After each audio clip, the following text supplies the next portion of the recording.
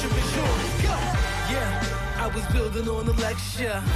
Verses coming daily under pressure. Working on the plot and the scheme. The true stock trademark is at the edge of your dreams. I'm talking one shot for the kill. The priest cut threes up, straight dropping the chills. I'm talking taking over pieces and shares. A bomb race sky high. Check the movement is here. Yeah. It's one art, one shot. Now the future is yours. Go. Yeah. It's one art, one shot. Now the future is yours. Go. It's one art, one shot. I'm turning dreams into reality. In the lab with the formula and chemistry. The memories spark and motivate and make the industry shake. We put the bars in the brakes. I'm talking one chance at best, yes. Painting pictures for the culture, keep the brushes fresh. Flip the color, work the drummer, passion never rests. Freedom is a teacher under pressure, now we blessed. See, I was so go for the go. It's one art, one shot, now the future is yours. Go! Yeah! It's one art, one shot, now the future is yours. Go!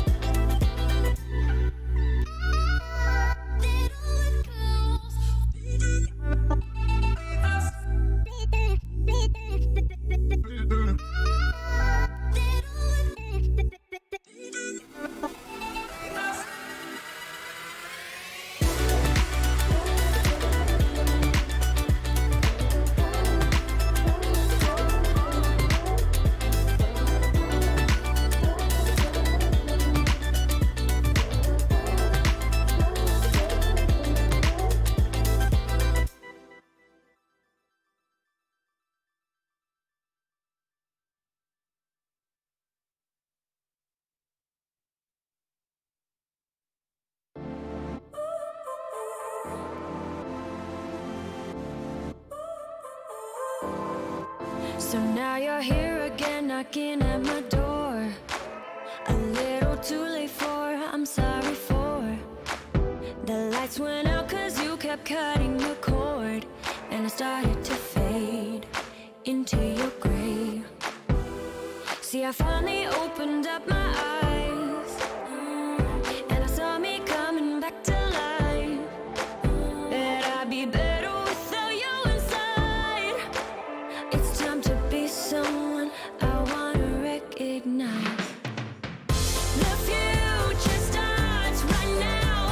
I made a reservation, but you never came, so I'm checking out. The fire you stole away, I know one day we'll come back around. The future is now.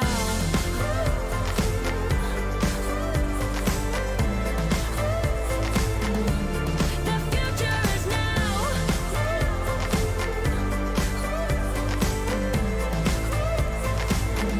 The future is now. I waited for you in the passenger seat. There's only so far I can ride in your dreams. While you were chasing everything else but me, I'm starting to break out from your gray. See, I finally opened up my eyes, and I saw me coming back to life. That I'd be better without you inside. It's time to be someone I wanna recognize. The future starts right now. I made a reservation, but you never came, so I'm checking out. The fire you stole away, I know one day we'll come back around. The future is now.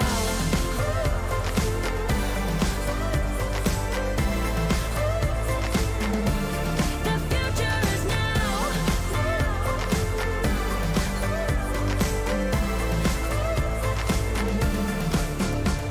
I'm not backing down, cause the future is now.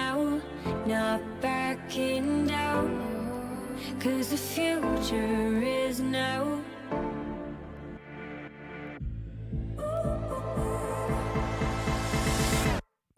The future starts right now. I made a reservation, but you never came, so I'm checking out.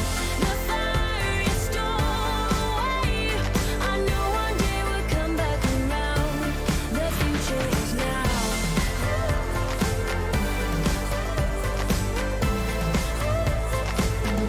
The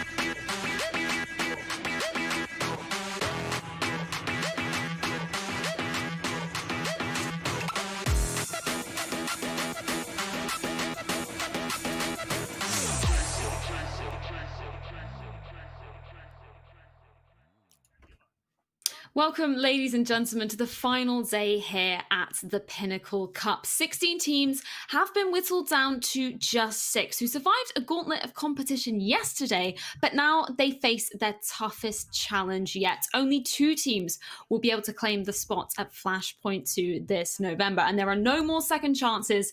Today, we will be finding out who will be claiming them. Of course, joining me for the duration of the day to guide you through all the action, the wonderful Dust and Vince.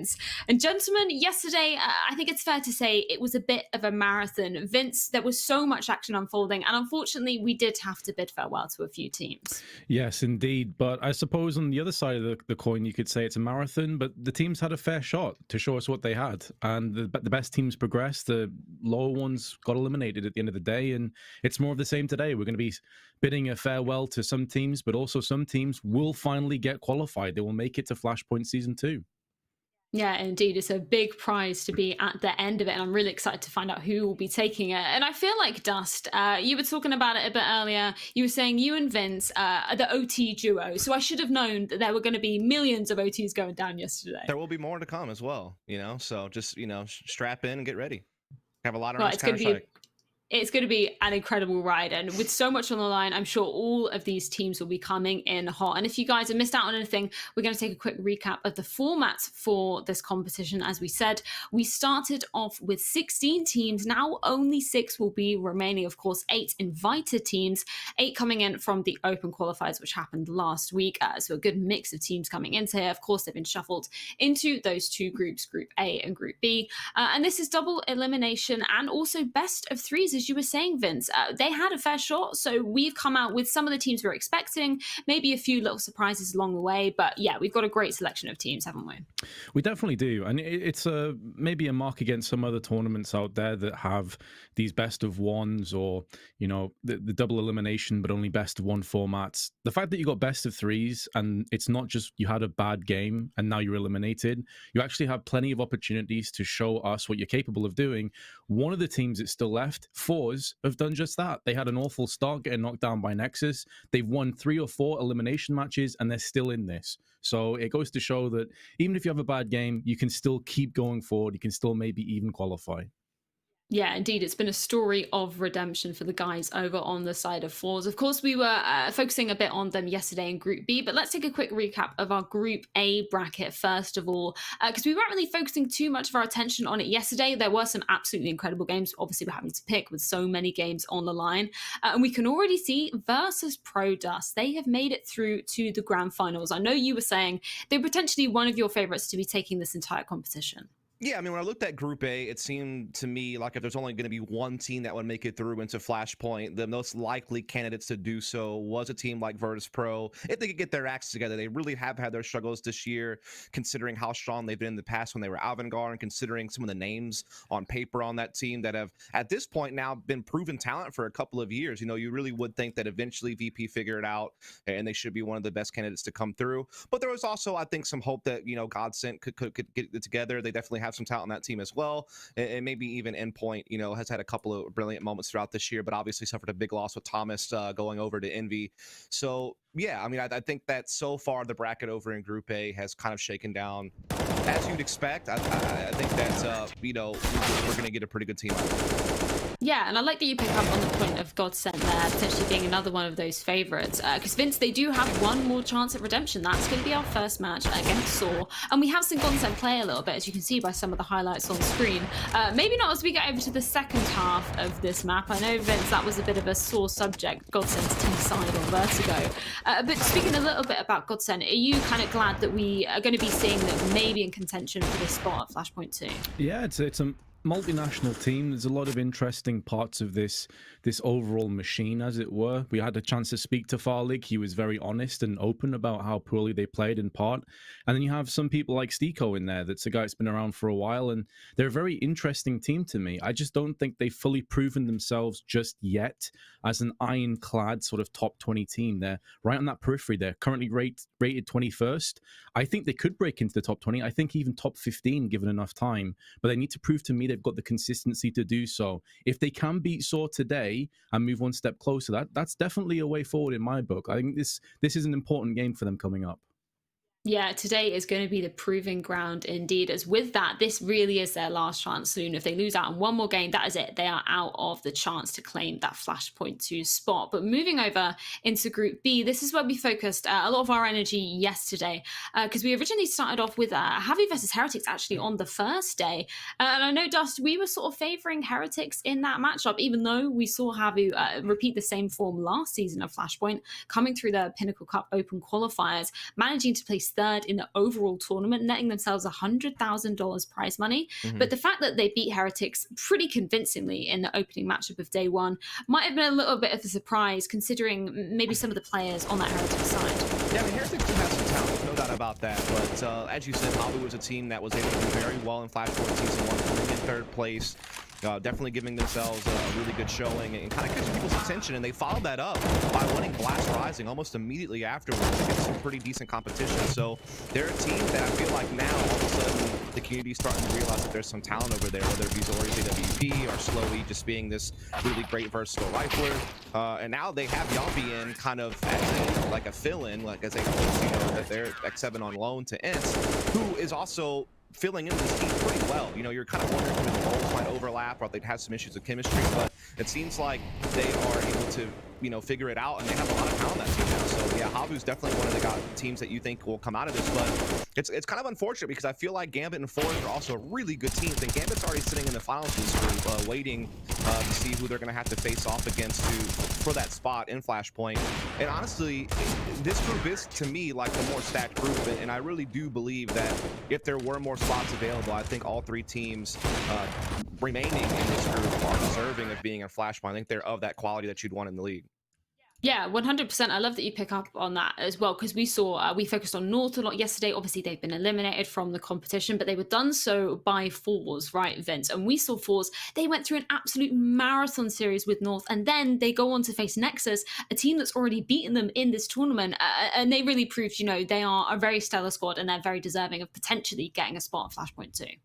Yeah, but I think it's not without some slips and slides. They're a team that if we went back sort of 6 to 12 months ago, we'd have thought they'd have walked this pretty easily for us. Having dipped down this online period, I don't think has necessarily been the kindest to them, but at the end of the day, you have to adapt, you have to evolve.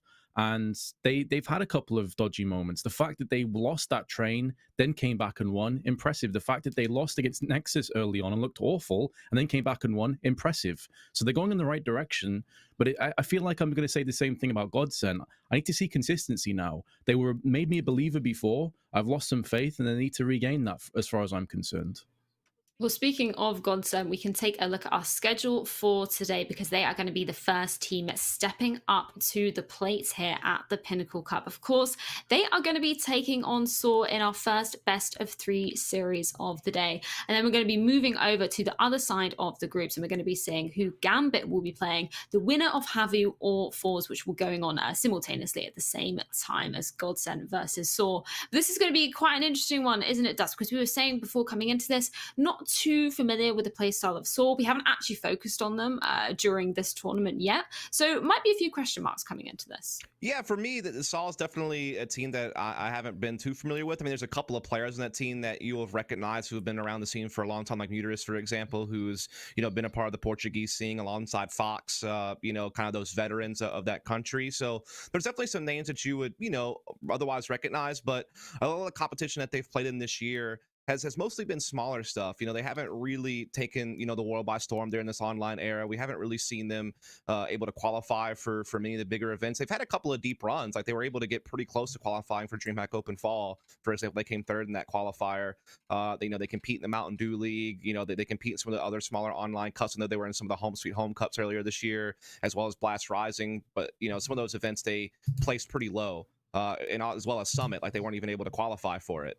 They came like last in the open qualifier. So there's definitely been a lot of bumps in the road for this Saw team where they haven't really had the best resume coming into this qualifier, in my opinion, at least. But they've had a couple of little moments here and there where they've had some good results or some upsets. So, it'll be interesting to see. They've obviously done pretty well to make it this far in the groups here of the Flashpoint qualifier. But to be fair, they haven't faced the bigger names, right? I mean, they haven't had to face against some of the teams that are stacked up in Group B that are quite, flashy. They played against some of the smaller names.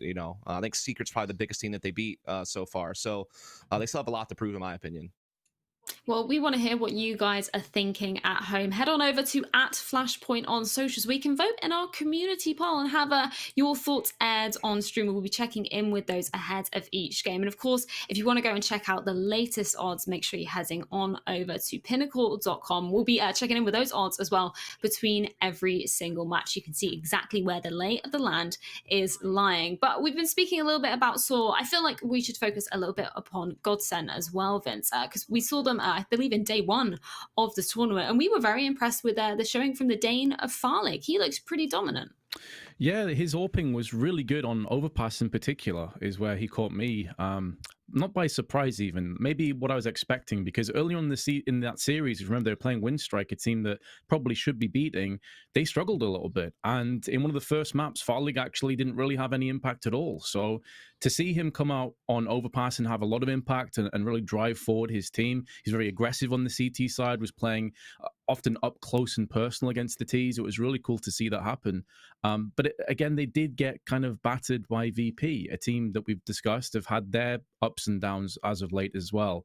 So yeah, there's a lot of pieces with this Godsend team that make me interested, that excite me, but I need to see that cohesion. I need to see them gel under Crystal's leadership. We mentioned before about Devil Walk. We were speaking about him yesterday as their coach. I'm curious to see what kind of an impact he can have and steer them in the right direction. And I would expect them to have a pretty good showing today. That's what I'm hoping to see.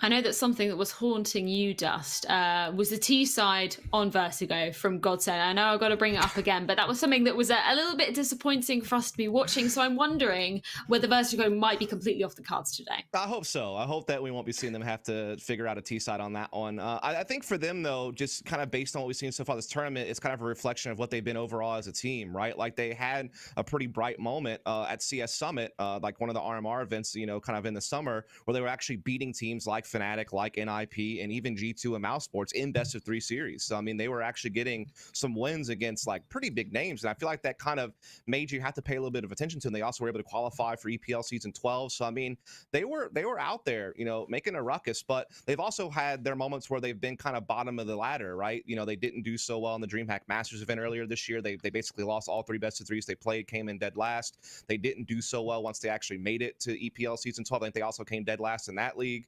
So, they've had their pitfalls as well, I guess is the point. But at times they've also shown that they're capable of good things. So I think that, they can beat qualities of teams that are in this tournament, right? They've beaten Gambit in the past. They've beaten Havu in the past. They've beaten some of these names that are in this tournament. So I definitely think that they come in as the favorite against Saw at the very least. Well, we're talking a lot about the teams that they've beaten, but interestingly enough, I was looking on HLTV earlier, and I don't think these two teams have ever faced one another. So this is going to be really, really fresh. And I'm wondering, from your perspective, Dust, do you feel like anything's going to be going into this map, Vito? What are you kind of expecting from the picks and bans here? I mean, when it comes to picks and bans, a lot of the time, all you can really do is just kind of look at like what teams normally play and what they feel comfortable with. And what we know is that Saul doesn't play Mirage, so that's probably going to get put off the board. That's definitely going to be their ban, I would imagine, coming out right off the top. As far as when you look over at Godsent, they're probably not going to be too unhappy about that because they don't play Mirage either. So maybe even you might see some gambling going on here where both teams float it and neither team bans it in the first round, and they try to let it go to the second round and force their opponent to ban it, perhaps, because I know that Godson also don't really like to play a whole lot of Dust 2. And so Godson is going to go ahead and go for that Dust 2 ban. And I'm curious to see, does Saul ban Mirage, or do they realize, hey, Godson doesn't play Mirage either. We can float that and we can get rid of something else and not have to worry about, Mirage coming out probably anyway. And if that Saul does that, then the map that they've had kind of more struggles on would be Inferno. They play it a lot, but their win rate's not that great. So I'm kind of curious to see if they just want to stick with their permaban or if they want to go Inferno. But no, they do go ahead and get rid of Mirage, which again, Godsent's loving that. They've basically gotten 2 of their weakest maps off the board already. So I think that Godsent are actually kind of ahead right now in this pick ban phase. So in terms of the picks that you're expecting to see, Vince, where are they going to be laying? I think there's a lot of shared maps between the two teams. As Dust said, though, Inferno, although they played it a lot, maybe steer away from that if you saw, because Godsent have an 83% win rate. Nuke is a potential. They both play it quite a bit, towards 10 times, both around the same win rate as well, of about 55%. I feel like Train is also a possibility. And then even Vertigo could be a shout, because Saw have played that the most out of any map that's available to them. And we've already seen Godsent play it so far in this tournament. So it'll be curious to see if Godsent have learned much from that previous performance that we were discussing before, and if they've made any changes, if they've made any alterations, or if they're going to try and go for it again. Look, if I'm Saul, I'm picking Vertigo probably because, Godsent have looked really shaky on it, and it's a map that is probably one of the most played from Saul and one of their most successful besides Train. So I think either a Vertigo or a Train pick is probably going to come out here from Saul. No surprise really to see Godsent go for a Nuke pick. I mean, it's definitely one of the maps that they've been favoring. Ever since they got Farlig on board, they've put a pretty good amount of play into that map. Probably one of their best aside from Overpass, which I would have thought maybe they would want to go for Overpass, to be honest. Seems like they've been pretty good on that, but they don't. They go for Nuke, and there is that Vertigo pick from Saul. So I have to unfortunately watch Godsent try to play a T-side on that map again. So that'll be a whole lot of fun. Hopefully they've went back to the drawing board. I mean, at least Farlig admitted in the interview that he knew that their Vertigo was bad, and so maybe they've gone and looked at it and made some adjustments. We'll have to see. And now it all comes down to the final map, which I think Godsent would like to see Overpass here. So they're going to ban Train, and it's up to Saul to decide whether or not they want to see an Overpass or not, and this is their map. Let's see what that third map is going to be coming out to be. Oh, it's actually not. So it's going to be Inferno for that third map. And I think that leads us nicely into our predictions for this segment. I'm going to start off with you, Vince. Who are you going to be signing for this first best of 3? Ooh, I'm probably going to edge with Godsent. I'd like to feel that with Farlig coming out and basically saying that they were trash on Vertigo, that they've really went back to the drawing board and worked on a lot of those kinks, and they've just dealt with them and tried to iron them out as much as possible. I think coming into this game, I felt like Godsent were the slight favorites anyway, but don't sleep on Saw. These guys absolutely could win. I'm going to say 2-1 Godsent, though. Yeah, I think that's actually a really good point, because we've seen with Saw, they've been grinding as some of these smaller online tournaments. They've also made it as the EU RMI in just a couple of days. So, don't sleep on Saw. Maybe that's going to be the sentiment from today. I'm wondering, though, Dust, are you going to be siding with them, or are you going to be going with the slight favorites here in Godsent? I mean, the thing is, Godsent picking into Nuke, I mean, that's one of Saul's better maps aside from Train. So I don't know that they gained like a huge edge by going that direction. And then Vertigo, again, we can hope that they've improved upon it since, the last outing that we broadcasted, but we can't know that for sure. And we know that that's like the most played map from Saul. So I think that when you look at the maps that are being played, I feel like it has really given Saul their best chance to give their best showing at the very least. But I think that I just keep circling back around to the fact that Godsent for me is a more known value, whereas for me, Saul's a little bit more mystery box. And part of that's my own fault, my own ignorance of not, just having as much research in the Saul as I have on some of the other teams. But I think part of it too is just the level of competition that these teams play in and the proven results that Godsent have gotten when they've played in things like CS Summit or the EPL qualifiers, or, that they've actually played against some of the bigger name teams. They've been able to put up results at times against them, whereas Saul, most of their wins are against lesser levels of competition. competition. I mean, they had like one upset over Complexity when they qualified for DreamHack Fall, but other than that, it's not as if they've really set the world on fire by toppling over giants or anything like that. So, you know, I kind of have to go with Godson as well, though I do think the series will be pretty close. Yeah, I do think it's definitely be a close series. And I really do like that we've got some more unknown teams or slightly more unknown teams coming into this. Yesterday, obviously, we had Nexus. You know, Vince, we were learning a lot about them as a team, and it was really enjoyable to see the type of Counter-Strike they play. So coming in and watching Saw, maybe for some viewers that aren't so familiar, is there a particular player that we should be focusing in on from this roster? Yeah, I've casted these guys a few times on a lot of like open IP and closed qualifiers. Stadodo is typically their player that I would look at. I think statistically he's one of their better players. He's actually got a very aggressive style from whenever I've watched him, and he's a really interesting player from Portugal. So Stadodo for me would be my player to watch out for here. I don't think I've seen him play Nuke before, so that's kind of curious. I'm not too sure what he's going to bring to the table on Nuke, but he's my guy to watch. Well, let's quickly take an updated look at our Pinnacle odds as well. Of course, if you guys want to get involved with the action, then head on over to pinnacle.com where you can see all the odds for all of our latest matchups as well. But I think with that, we can head on into the first map of this series, gentlemen. It's going to be a big one, so take it away. First game of the day, Dust. I'm looking forward to this one. Just the two best of threes for today and plenty to play for. We will be crowning 2 qualifying teams, and both of these teams still in with a shot, albeit they'll have to go the long way around. So, I mean, coming into this, in terms of Nuke, you painted a very interesting picture about Nuke being a map that maybe even favors Saw. It's a map that they definitely feel comfortable with. They will be starting on the CT side as well, so maybe that gives them the advantages to kick this off and really get a huge amount of a lead in play.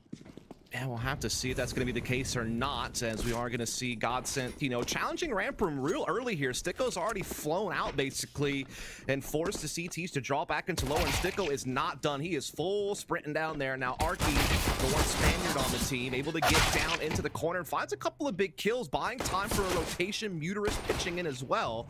And so this is actually going pretty well for Saul, though. Crystal has at least gotten one back there. Godsent with 2 remaining. Madden alongside Crystal. Not their 2 heavy fraggers that you're not expecting to get a bunch of kills, but with them both perched up in heaven and control of the bomb, maybe they can drop down and have a little bit of impact yet. Crystal was tapping across with USP, and I'm fairly sure that Saw must have a good idea as to what's coming up here. Now Just goes in first, missing a whole bunch of bullets, now starts to land. Madden dropped to 11 HP, but Crystal, also with the HE, at range connects it. Muterus, without the kit, in trouble. Has to try and fake this and draw the remainders out into the open, and Crystal's not falling for it. He's expecting that there's no kit in play. Surely you're going to peek at some point here, Crystal. He's gone in finally, takes a bit of damage, but he's still alive. One of the most awkward 1v1s that you will see on Nuke, but it should be going the way of the tease. There's not enough time. Saw can't get it done. There's never more of a nightmare scenario than being in a 1v1 as a CT and not having a kit. So there's really no way that you could even pose the threat of a full defuse. I mean, sure, maybe you can try to make your opponent think that you have a kit when you really don't, but if Crystal's smart, he just counts to, you know, 3 or 4 seconds in his head and then decides to do like a little, you know, less risky peek each time to try to, you know, pull him off the bomb or see if he's sticking it or not. And it's almost unwinnable at that point if you're Saw, especially without the kit. It seemed like they were going to clean that one up how it started. I mean, Arky did some great work getting those first 2 kills on the initial lower push, but Godson able to kind of scrape their way back into it. 3 players involved in that. Crystal with the 2 huge frags as well as the 1v1 clutch. So the in-game leader kicking off pretty well.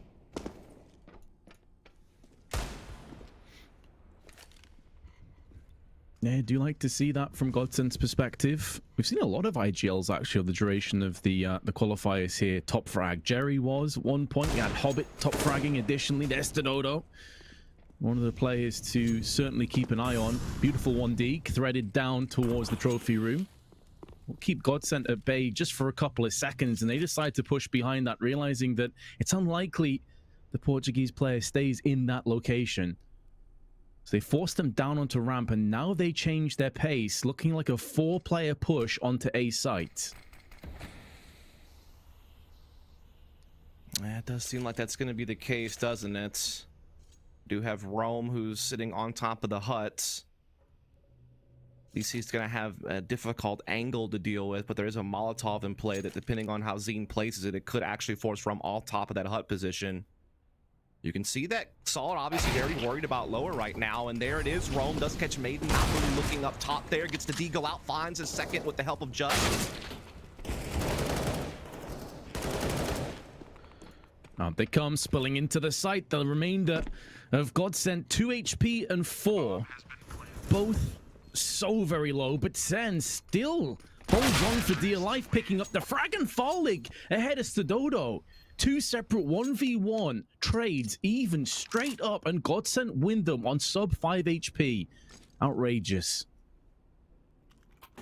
Yeah, Saul made a pretty good little run out of that round. I mean, it's a round that you don't really think they're going to win, though the Deco and the Scout does give them some hope. And again, Rome and Just were able to combine together in the upper side for the first couple of kills, but then eventually that superior firepower kicked in for Godson, able to trade out very effectively. Farlig with a couple of big kills there, I feel like was kind of the ones that had the impact that reeled it back in. And now again, it's still just upgraded pistols for Saul here. Still no money yet to buy, and Zine's already been able to open up here. He's taken down Just. Arky forced back into the lower site.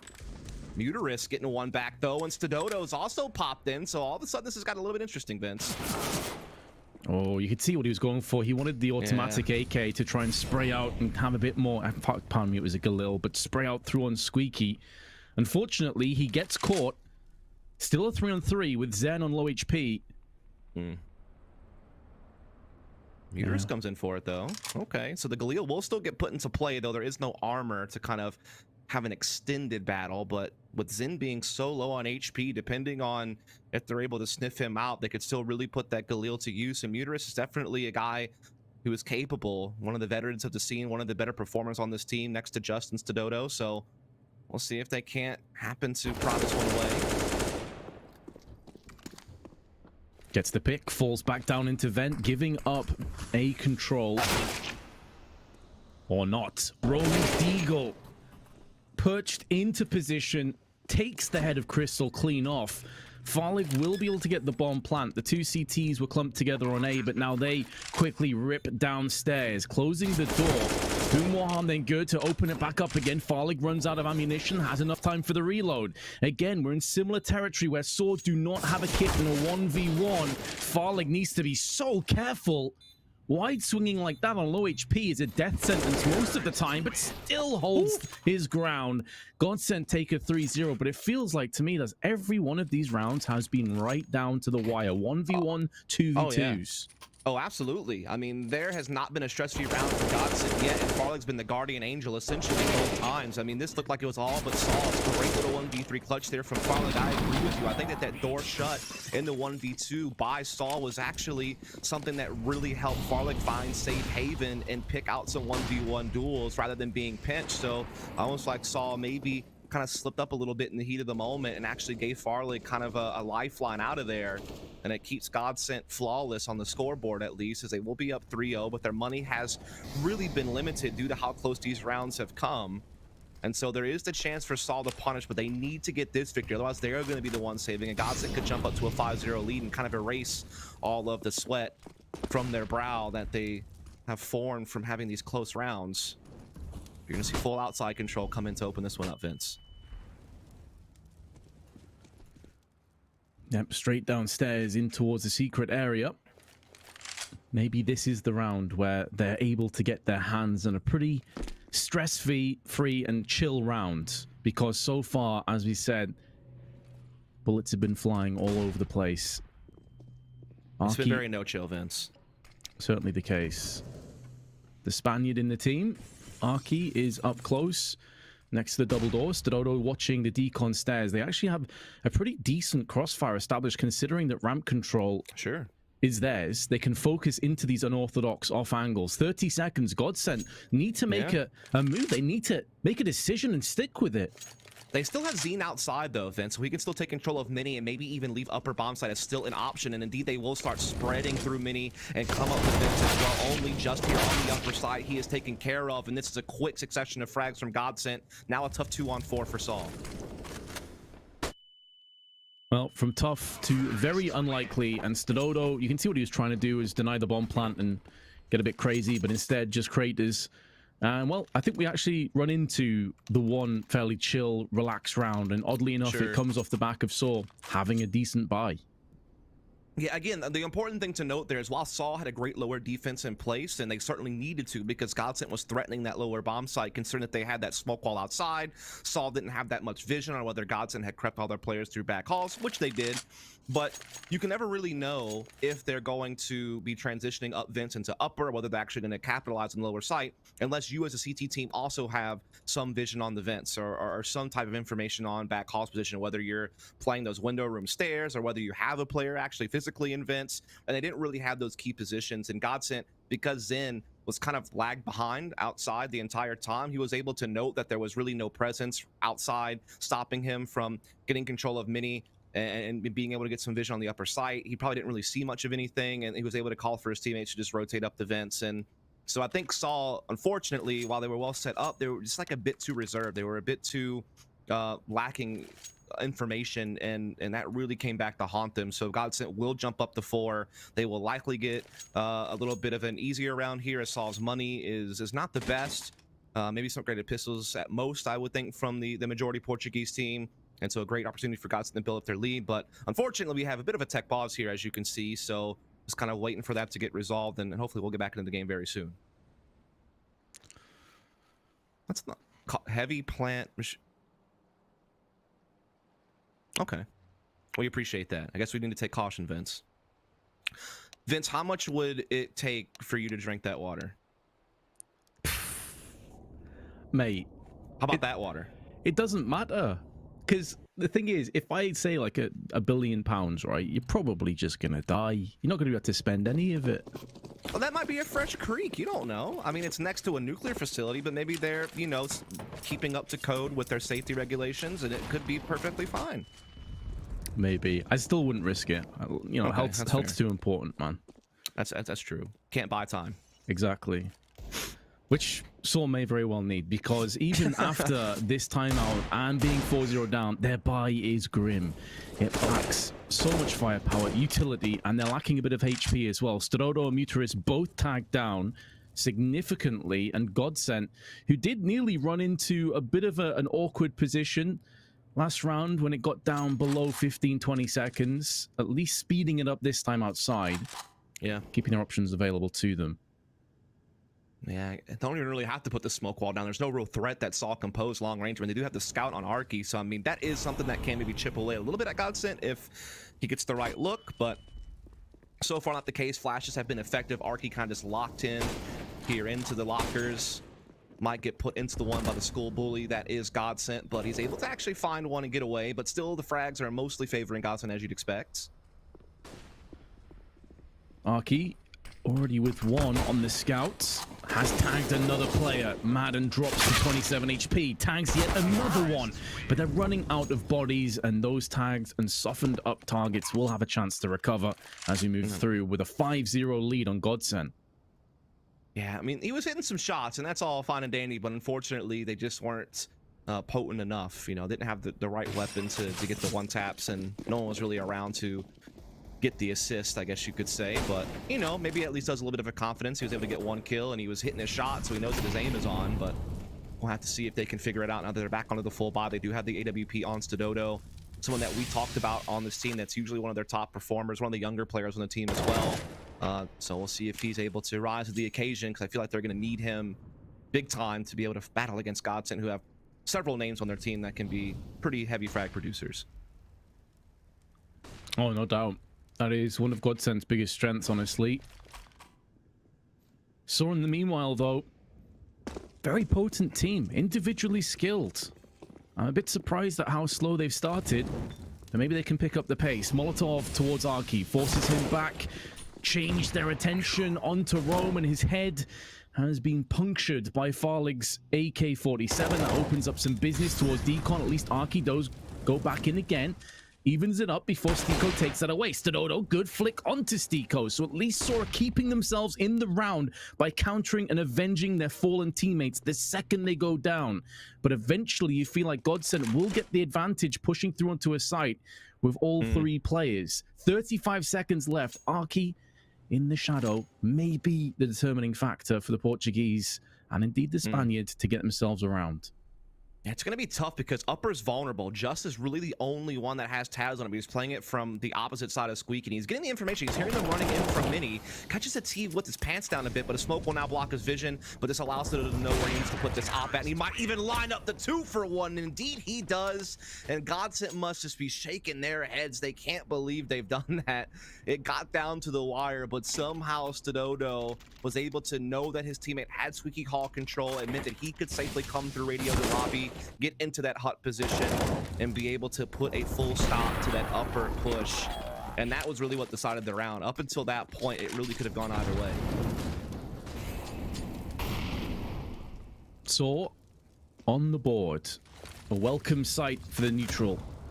Hoping to get another competitive map. We've been very fortunate over the duration of the last few days. A lot of close games, a lot of overtimes. I'm hoping for more of the same today. Rome with a flashbang to go and peek in. No one really home. The T's playing it a little bit more patiently before Crystal breaking the deadlock and drawing first blood. Muteris, the veteran, has been folded. Farlig and Crystal significantly tagged up, but still alive to tell the tale.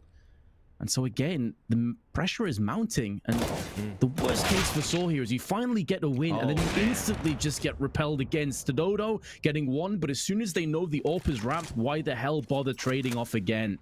Push elsewhere.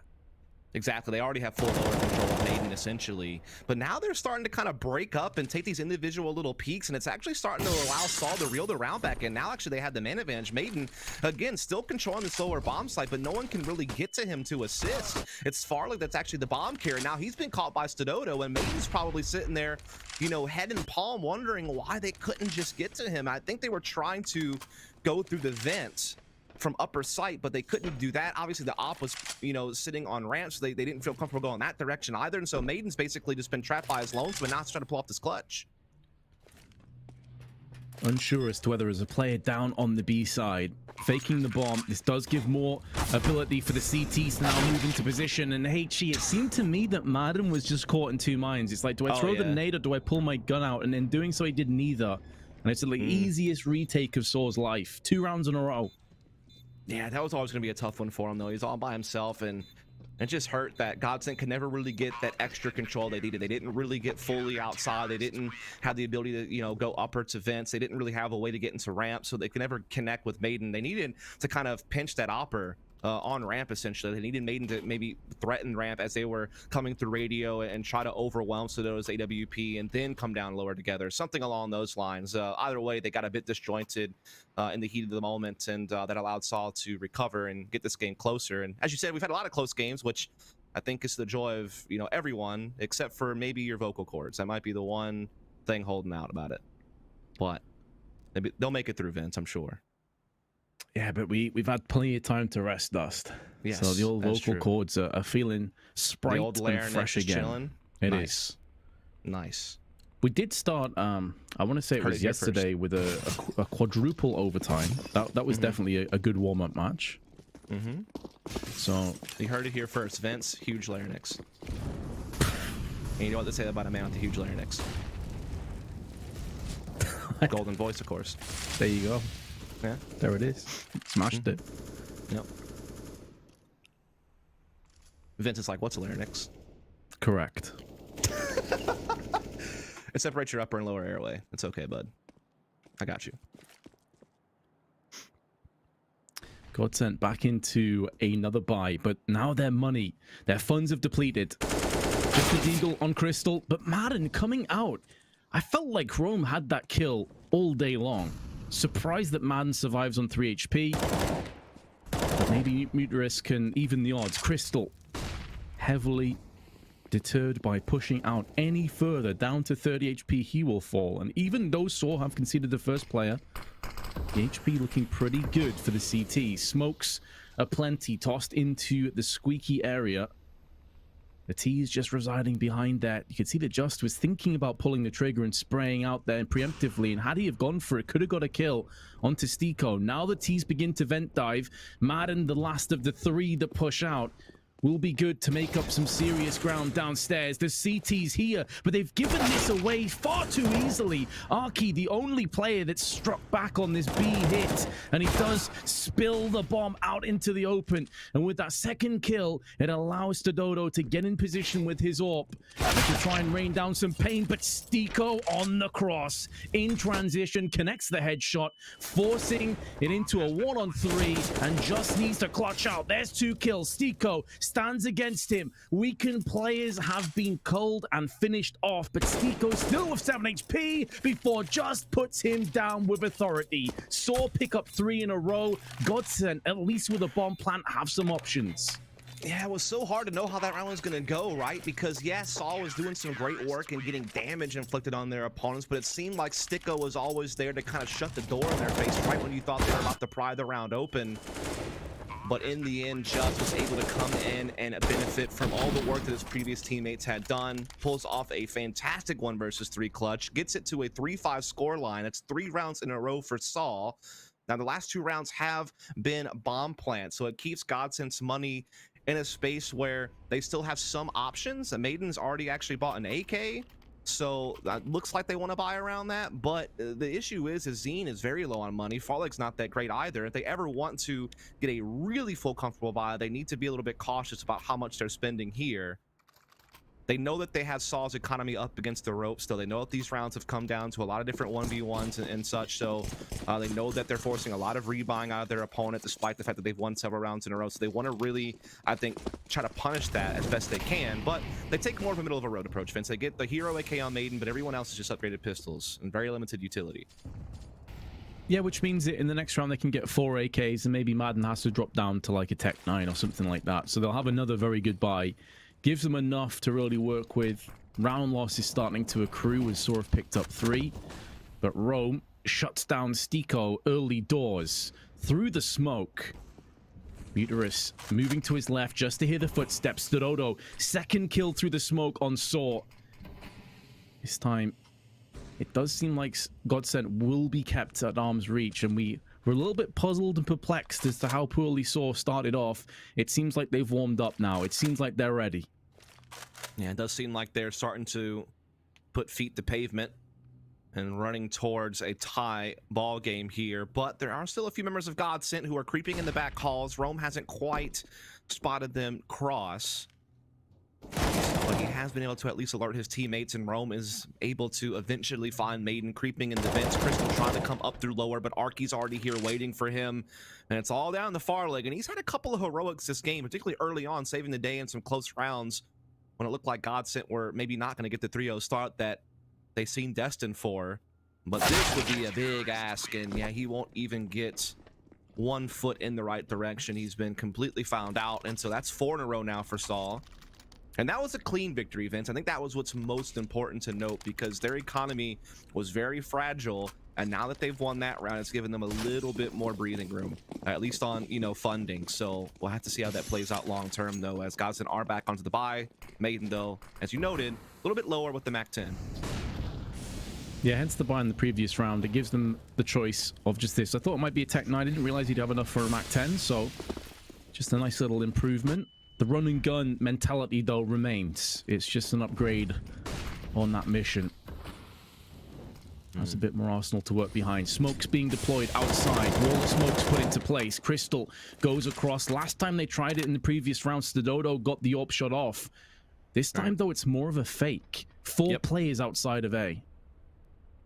Yeah, I mean, they've been going heavy back hauls very often this half, Vince, if we're honest, and maybe they're trying to give Saul that read once more, where in reality, the bulk of their forces is still not committed anywhere. Really, they're just kind of holding lobby, waiting to see if Saul's going to respond by peeking into hut, which does sometimes happen when you don't have information outside as a CT team, and you know that small coil has gone down. There's a chance that players have crept into the back halls. Yeah, you're going to send a player lower to kind of watch that cross, but you also may take a look into lobby. I think that's what Godsend was kind of hoping for here, but they're setting up the utility to eventually go for a set piece and upper site, maybe have their back halls player come up the vents and kind of help them collapse, or at least lurk and try to pull rotations. But either way, we should find out here in a moment.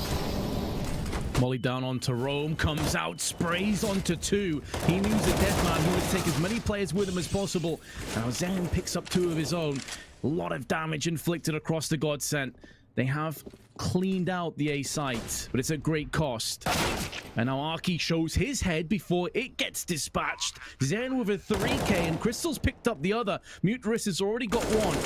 And now it's down to Zen, doing a little bit of damage, but nothing too serious before he finishes off Muterus. 4k has been connected, and Godsent, their first round in 4. Yeah, it was a solid execute, but it wasn't as clean as they would hope. And I think really the X factor there was the fact that Rome got 2 on his way out. I mean, Rome was burning, but he was able to get something on his way to the grave, and that really helped keep the round in close contest. But eventually Zine able to figure it out. But against another close victory, I feel like Godsent have not really had, except for maybe like one stress-free round this entire game in their 6 victories. Like they have had to work tooth and nail for every single bit of success. And now Sido's already put this one in contest, finding Maiden early at Squeaky Door. So Godsent again will have to work extra hard to figure this one out. Nice shot. Farlagoni survives because of the wall, but this time, not enough health. Stadodo puts the final nail in the coffin. Saw looking to rip into another round, but again, Crystal able to get downstairs so easily. Yeah. This is something that we saw a lot yesterday as well. This is the constant, isn't it, for Godsent, being able to get Crystal or someone down here wreaking havoc. Even if it's not frags, it's pulling attention, it's causing rotations, it's causing Saul to second guess themselves, and it's giving more breathing room for the other members of Godsent team can safely start clearing out upper. It's an even trade. It's going to help out Godsent. While they are still a man down, they've gotten full upper bomb site control, but they need to be able to get together. They are pinching this Vince player. That's big. It gets it back even. Back even, but the weaponry anything but. Rome in the back. Shuts down Crystal. Stiko's turn for a clutch. Or perhaps his turn to fall flat. Stiko pulling back, post-plant bomb behind the silo. Spotted the first player. That much is for certain, but doesn't want to give his position away. They're not sure if he has actually fallen back to decon. Now they know. Stiko lining up the flashbang. Muterus may try and push in. He doesn't have a kit. Closing the door. It would have to be a full-on defusal. Flashbang out. Stiko can see him, but running out of ammunition, and Muterus will stick the kill and should have enough time for the defuse. Another excellent round for Saw.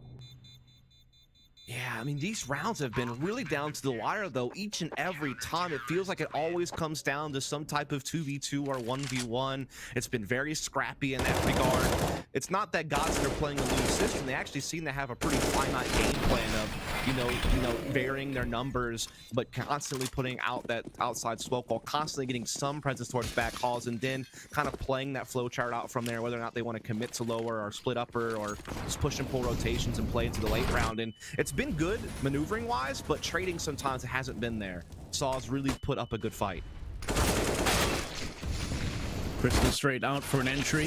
Just wishes he had an M4, wishes he had an AK. Only the one kill goes his way. Now Stadodo playing ring around the smoke, spraying with his own FAMAS before he gets shut down from Maddox, who then goes down to the hands of Arky. It's just a bloodbath, blow for blow. So much action in amongst a short amount of time, and Muterus is the only player left standing, the lone survivor, taking Saw into a 6th. Godsent have the funds to maybe go for some kind of a buy, but what a comeback from Saw. Yeah, they've won 6 of the last 7 after being down 0-5. But as we talked about, each and every round has been close. I feel like both of these economies have been on a razor's edge all the way through this game. You're seeing a lot of mixed buys, a lot of people having to go for lesser weapons like FAMAS or having to pull out MAC-10s. We've seen just so much scrappiness in this game. Just been an absolute slugfest. Again, so many 2v2, 1v1 situations at the end of each and every round. There's been no dominant wins really, other than like maybe 1 or 2 rounds the entire half. So it has been quite the brawl, exactly what you'd hope for in a game that has so much weight on it. Loser eliminated, winner making it to the grand finals of the group for a shot at a spot in the league. So there is a lot on the line, and in this particular round, Godsent won't have a whole lot to say about it. Just the 1 AK on Crystal, and it seems like they're getting picked apart here. I know the player bars aren't showing it, but you can see the kills on the feed. Just a couple of T's left on this one.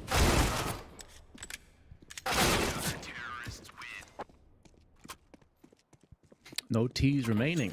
Saw will take the lead. 7-6 on the side of the 4 Portuguese players, and Arky, who is from Spain, and now Godsent on the back foot. They decided to go in for a buy. What you can't see now is I'm assuming that their money is probably around the $2,000 mark. I'll be surprised if they... Actually, they do go in for a force. Okay. And they've got AK, so I think it may have bugged just beforehand. So ignore what I just said. Yeah, it's all good. We'll get it sorted out in a second. As we are going to see full buy in place. Smoke wall outside once again being imposed upon Saw. They're used to it at this point. It is kind of the bread and butter of Nuke, to be fair. I mean, it is just a basic part of the meta that each team is going to implement. Sometimes teams mess up smoke placement, and there's going to be little gaps and stuff, but other than that, it is kind of just the norm. Muterus is actually already down here as well, watching that cross. He's got to smoke up. He's going to flash now as well, so he's doing his best to stall. And this time around, Godsent's putting a lot of, pack behind this punch. It's not just, one by themselves. It's a full swarm of teams, but Muterus doing a great job getting a kill, fading back, using the nades, buying so much time, but Stickles found a couple of kills. He has. Now a 3v3. Muterus gone down. Important part of the defense on Saw. If he'd have been able to stay alive on those staircase, maybe he could have thwarted the bomb plant, bought up enough time for Arky to get up close with his FAMAS, but instead it is post-plant and will be Arky looking to save. If he can hold on to this, they can afford the last round of the half, but obviously they would love to have been able to take this round and start to get some daylight between the two teams, but it looks like we're going to have another 8-7, potentially 8-7 halftime score. It's been a while. I thought, like, with Muterus getting that first kill and using his nades effectively to stall, that he was, doing a pretty good job buying time for rotation. So I thought, strategically, Saw were doing all the right things there. But then it's like Godsent just tore through it with brute force, Sticko and company trading their way in. We didn't see a couple of those kills, but it seemed like they were able to find some favorable duels or just out-aim their opponents and find a way to break into that lower spot, despite the fact that Saw, were on the right track as far as how they were moving around the map. And it's going to tie the game up at 7 apiece. Money is going to be a bit slim in this final round for Saw. You're seeing an MP9s having to come out for Justin Arky. Muterus able to hold on to that FAMAS. 1 M4 comes out from Rome. Stododo is also in a tough spot where to get armor, he's also going to have to go for a FAMAS or an MP9, depending on what kind of utility he wants to have. So this is definitely going to give Godsent a pretty solid advantage going into this final round of the half.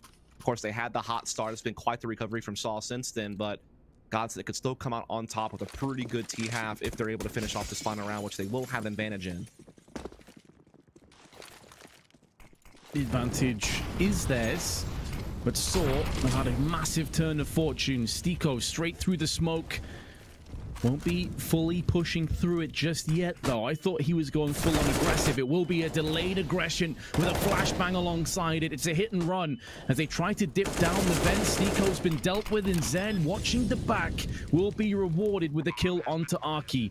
Player advantage in favor of Godsent, and Saw will be looking to try and push in. This is where the lack of purchase will cost them, though, you may feel. Lack of nades, no kit between the three of them, but with Rome perching up the first kill in this retake, does give them a few steps forward. Bit of an advantage now falling upon the CTs. They forced out one of the terrorists over on Farlig, but Zen from the backside will make sure that Rome can't have any further part in this round. Zen back out against Stododo, rushes straight in with the FAMAS, but he doesn't have a kit, so it falls on deaf ears. That's a bitter pill to swallow. Nice try, but Godsent lead at halftime. Oh man, that's a little bit of a tease once Stododo goes in for the double spray, but then you realize he doesn't have a kit and you're like, well, that is unfortunate. As that was a pretty wacky round, right? I think that Rome was threatening by having decon position, but just couldn't really handle that outside flank was still in play through the back halls, and the T's were able to capitalize on that and pull off a pretty big half. Again, a hot start, and they're able to close as well. 8-7 will be their lead as we go into the second half, but not before we take a short break. Stay tuned, we'll be right back to complete map 1 here of the Flashpoint 2 qualifiers.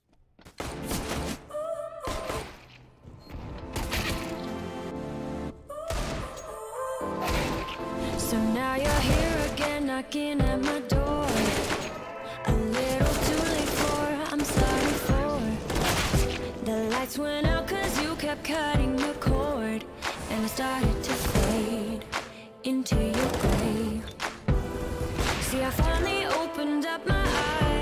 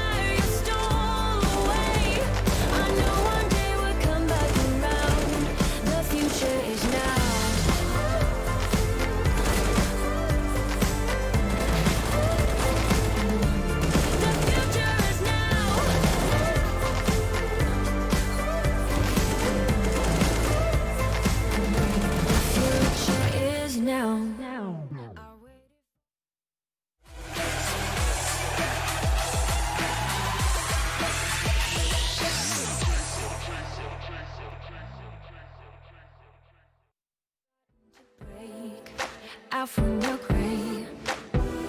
See, I finally opened up my eyes, and I saw me coming back to life. That I'd be better without you inside. It's time to be someone I wanna recognize. The future starts right now. I made a reservation, but you never came, so I'm checking out. The fire you stole away, I know one day we'll come back around. The future is now.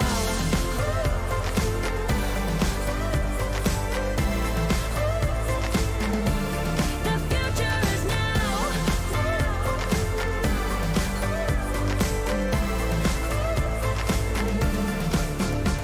I'm not backing down, 'cause the future is now. Not backing down, 'cause the future is now.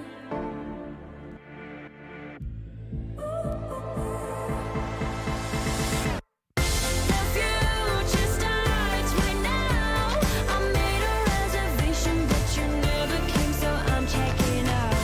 The fire you stole away, I know one day we'll come back around. The future is now.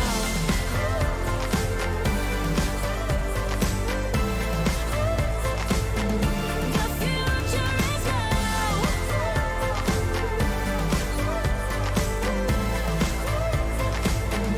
The future is now.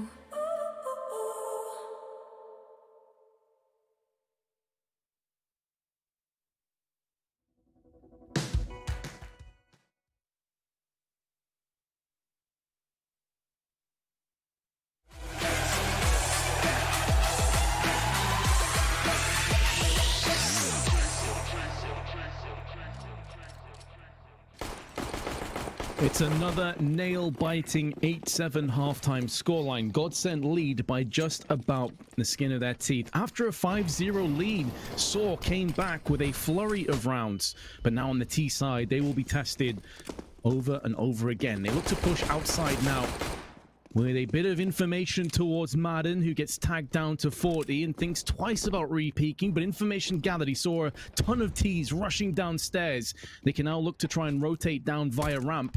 Zen and Stiko with their USPs on point. Only Nucleus is able to really post up anything in return, doing plenty of damage to Farlig, but now he's stuck behind the silos, and he knows that he is not long for this world. Rome round the back with the Glock has been spotted by Madden. Call will come through, and you'd expect that Rome probably will end up falling as he's raised by Farlig. God sent 9, Saw 7, and the second pistol does go the way now of the team that you felt like had the slight edge coming into this match. Yeah, I mean, they had a really hot start in the first half. They obviously did start to crumble a bit at the end, but it didn't seem like it was crumbling due to necessarily poor decision making or, you know, not having a game plan. It seemed like they had some pretty good strats. It's just sometimes in the trading, you're going to go 1-for-1. It's going to come down to, you know, 2-on-2s, 1v1s, and those rounds kind of went back and forth a little bit there towards the end of the first half. But yeah, Godsent, definitely the team that came in as the favorites, and it's been a good competition though. Saul's definitely shown that they're a capable team that they have in a couple different online tournaments this year against teams at this level, and they've had some pretty good performances so far, particularly out of Romans to Dodo. So we'll see if they're able to kind of keep waging war here against Godsent, though they have to do so with less resources this round, just to the Eagles, but they have been able to at least, you know, pose some threat, but unfortunately they've already lost one player and several are low on health, and now they're being finished off. Just a Dodo and Arky left. Yep, just the two of them have to try and make something truly special occur. Conjure a magic trick. Mad makes them both disappear with his M4. Godsent hit 10, but Saw don't really have too many options available.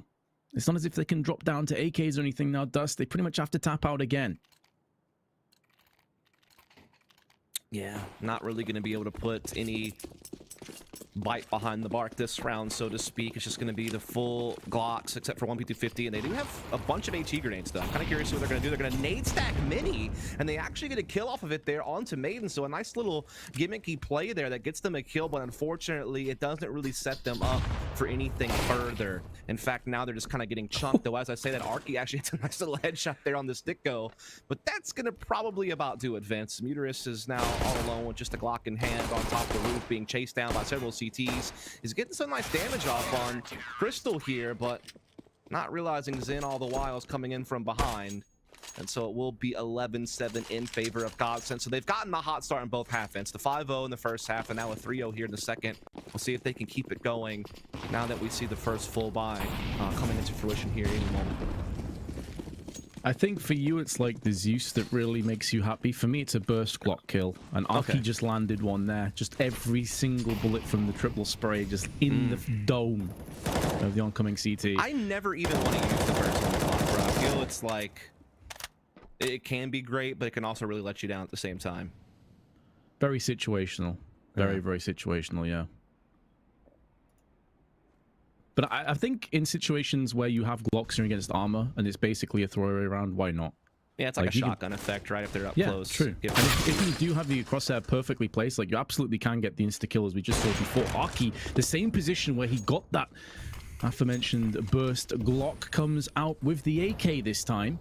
Same results, but Godsent instantly counteract onto Muterus. And now the T's making moves and inroads downstairs towards the B side.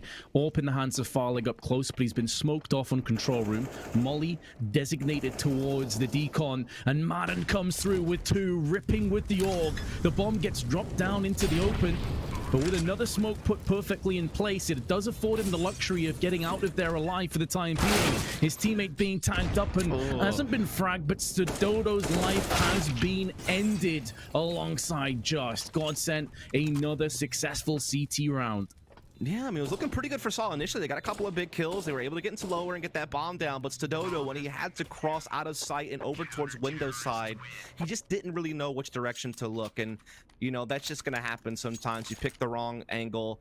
He got caught in the side of the head, and that pretty much wraps up the round. So it will be 12 now for Godsent. So far, flawless here in the second half. It's starting out much like the first half did, where Godsent are able to get rolling and get that huge economic advantage. They already have $10,000 on Zen post-buy, and several others are looking pretty when it comes to money other than Maiden. In the meantime, Saul are kind of a buy-save rotation. They're able to full buy here, but the loss means they'd have to save, and that's where Godsent can jump up to 14. So this is a big round that Saul have to must win to kind of stay in close contest as they take control of ramp. Stiko intelligently, though, just gives it up. He doesn't have any sentimental value on ramp. Gives that one up, relocates, keeps himself alive with the AK, and now he pounces into action. 2 kills go his way. I was going to say anything else would be a nice cherry on top. He's done enough for Godsent to just constrict out the side. Even if it gets into a post plant, they have tons of utility. They have an additional man in play. A weakened Muterus and also an AWP. Everything edging towards the CTs to get 5 in a row. However, Saw are a tenacious bunch. They will not give this one up loosely or lightly. And now Stododo, the timing could not have been worse for him. Very unfortunate. More of his teammates fall down around him, and not only is it Godsent taking the retake, but it's a flawless retake at that. The only corpse was Stiko, who valiantly held off against 2 players by his lonesome. And Godsent, it seems like this is impenetrable. Yeah, I mean, that's just kind of a perfect illustration of how to play ramp effectively. You know, Sticko just being intelligent, you know, not going for too much, fading back, playing these little headshot angles here from down below, getting his team a man advantage, buying time for rotations. And then Godsent were very patient on their retake. They made sure that everyone's in the right place, their utility was set up properly, and then they attacked together. They didn't have one player overextend or go for a hero moment. It was just well-composed, disciplined Counter-Strike, and that's the type of results you're going to get off of it. And now, Saw force buying off that bomb plant that was able to get some money. They're trying to split us up for sight. They're got good positions, but they're not finding the trades just yet. Now finally they get some opening, but the response from Godsent is Swift. It's all on Rome now, and he is also not long for this world. That is 14 for Godsent. No bomb plant this time. Money limited for Saw. And Godsent are just a couple of rounds away from knocking on the door of a map 1 victory. It's going to be a map 10 buy up right now and a Galil. So again, Saw forcing up. They don't want to give map point for free, but it just means that they're never really going to have the ideal buy unless they can win a couple in a row. A couple in a row after not winning a single round in 6. Yeah, tough definitely ask. bleak.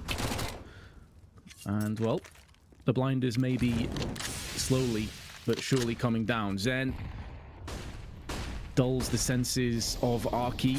Madden posted up at the back of the vents, has a flashbang alongside him, but he's fine with that. Typically you want to throw a Molotov to this position, and that's why Madden can wide swing into action.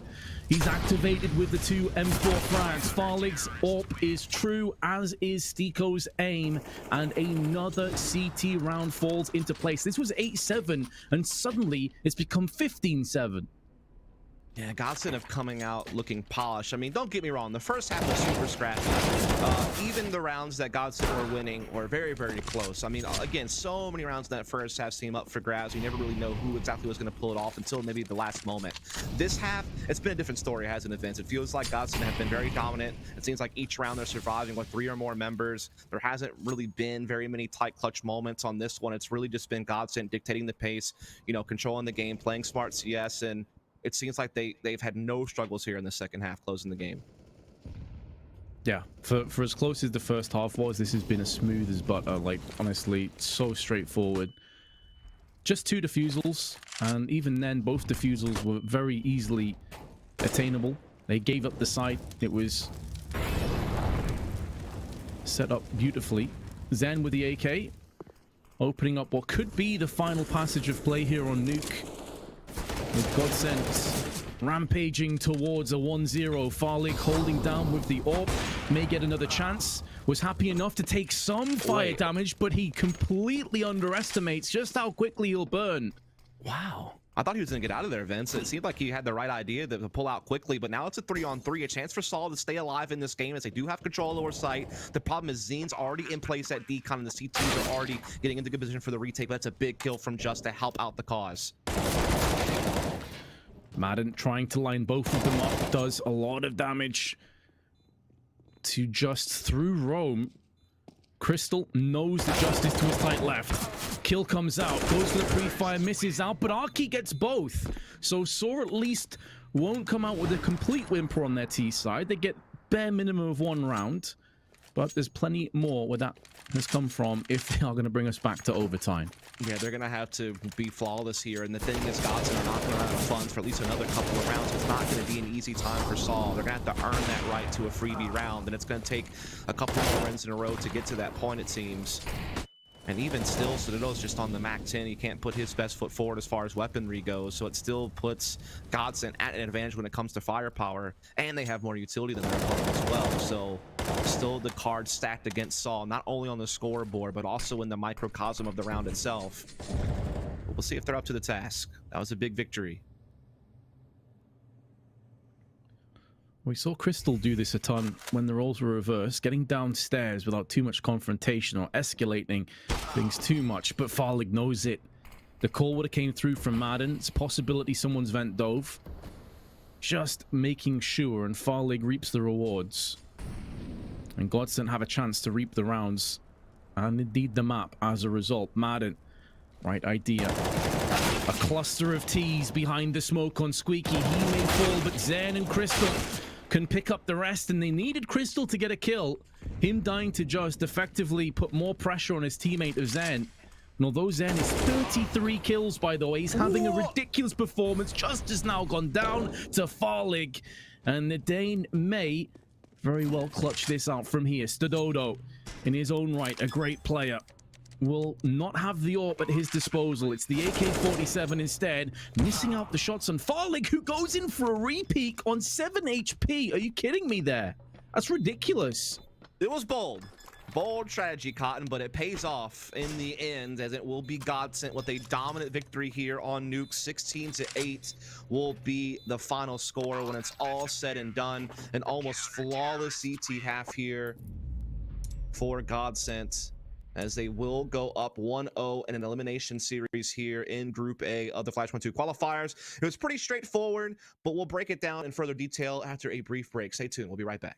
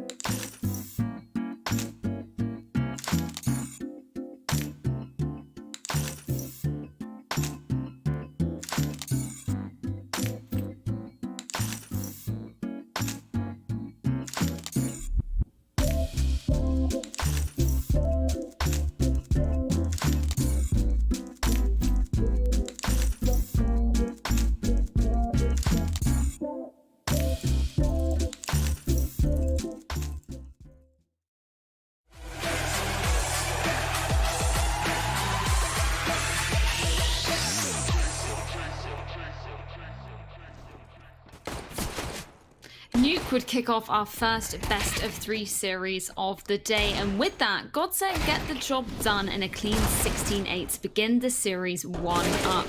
An almost flawless CT side would help them cement their win convincingly, and Vince, maybe that's where we should begin our discussions of this map, because after ending that first half 8-7, literally as close as it could possibly be, how did Godsent then begin to dictate the pace so much on that second half and make it such a struggle for the T side of Saw? It's a very good question. I think the fact that they got the pistol and then they got the subsequent sort of early CT jitters out of the way by not instantly just getting crushed really helped them a great deal. And it seemed to me that Saw just never really had themselves that many strats or really a cohesive idea as to where they wanted to push. It felt like they kept getting stalled. They had a couple of vent dives here and there. I think it was mainly Just or Arky that was getting down there, but it never felt like it had the same level of impact as when Crystal dropped down. They weren't pushing outside. They weren't really pressuring ramp that much. And so there was no reason for Godsent to over-rotate and to get weak in any of those angles. Godsent also would like to just highlight that they really stepped up. And Zen in particular, by the way, was an absolute beast. He ended that with over 30 kills. I think he was towards 35 kills. And considering that map ended 16-8, that is outrageous. It was absolutely insane. You're totally right. He ended it on 33 kills, 119 ADR, head and shoulders above anybody else in the server. How did you kind of see his impact coming from this, Dust? Because he just looked like it was so in control of his flow throughout that whole map. Yeah, I mean, it's one of those things where it felt like his team in general was just always controlled throughout that map. I mean, when you're getting a 5-0 start bare minimum at the start of each half, you're going to have a good time. I mean, especially whenever you're starting on T side and you're really picking apart the CT economy. They really benefited from that. I mean, I will say, tip the hat to Saul. They had a really good recovery in that second half. They wound up making it 7-8 despite being down 0-5. And as we noted, every single round that first half was down to, small number of situations like 2v2, 1v1 clutch moments that could have gone either way. It's just Godsent were able to do that a little bit better to make sure they came out on the half on top. The story of the game then at that point is, what can Saul show us on the T side? And unfortunately, it was a lot of nothing. Just didn't really seem to be able to find any success. A lot of those rounds were much more dominant.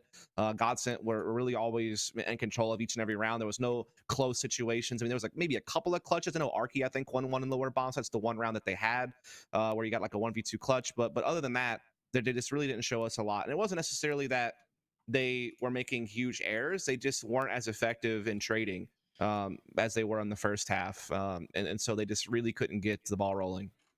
But I think that's the really interesting storyline about this. We want to say it's a tale of two halves, if you will, just looking at the scorelines in each. Because, we were talking about at the beginning, Vince, that Saul were actually making it very, very close for a lot of the Godsent rounds that they got in that first half. So where did you kind of see maybe some of the strengths of Saul coming out in that initial side for them? I think one of the main strengths was the man that I was expecting to see do quite a bit of work, and that's Dodo. I mean, he's their upper, but also sometimes with a Deagle, he was having these really crushing entry frags, whether it be CT or the T side, and having a lot of impact. And I think what they managed to do very well actually on that first half is even when they were losing rounds and they were conceding some CT rounds, they never went fully with panic station. They never pressed the panic button too hard. They kind of had a bit more reserve, a little bit more discipline. They didn't just throw away on these dodgy kind of buys. They waited and played to their strengths, which is Stododo with an AWP, everyone else with full utility, especially on a map like Nuke. I think that set them up well. They also made a lot of decent reads when it came to the 5th or 6th round, where they were starting to plug in the gaps outside. They were stacking 2 players there. Stododo was perforating the smoke with his AWP. They had a secondary player that was, I think it was Just, who was in Garage spraying up through the smoke as well. And they did a really good job of punishing Godsent when they kept going for that smoke wall into plays. It forced them to alter and diversify. And to be fair to Godsent as well, to shine a bit of a light on them, once they did adapt, they did very well when it came to ramp plays and when it came to A plays. So it's almost a victim of their own success in a strange, twisted way.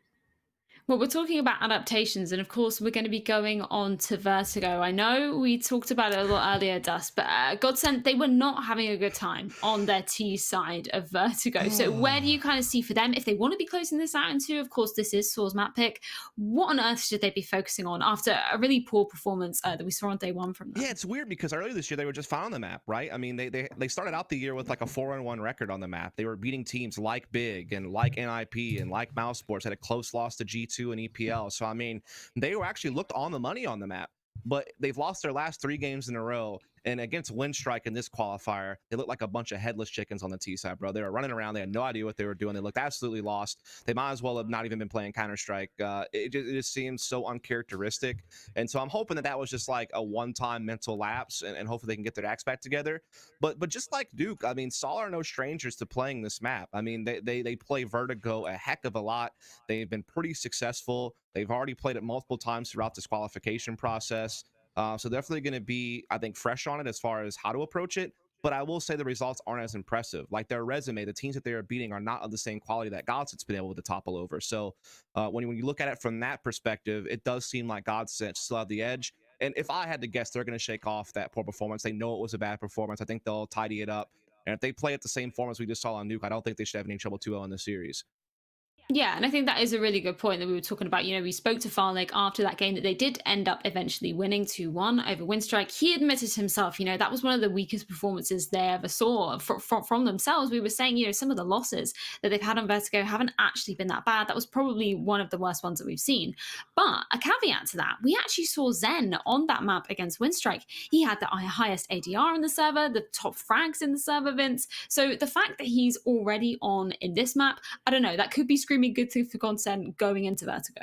Oh yeah, and he's one of their players that you often look towards to have the big impact, and it's kind of what we touched on. I think Dustin and I touched on this briefly, that Godsend are the kind of team where honestly any one of these 5 players can have their days. I'd say Crystal's probably the least likely, but then again, he's the brains behind the operation.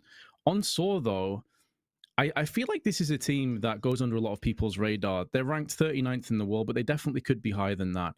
I just want to see them have a good performance here, Freya. I would hate them to get knocked out 2-0 and be eliminated with a poor performance. Like, show us what you've got, please. Well, of course, we're going to see what the fans have to say about this one as well. We're going to take a look at our updated community poll and see exactly where you guys are siding for this one. Let's take a look and see how this is going to pan out. 66% going with Godsend, agreeing with us, gentlemen. So you must be pretty happy about that, Dust. You know, I just, like everyone else out there, I put my pants on one leg at a time.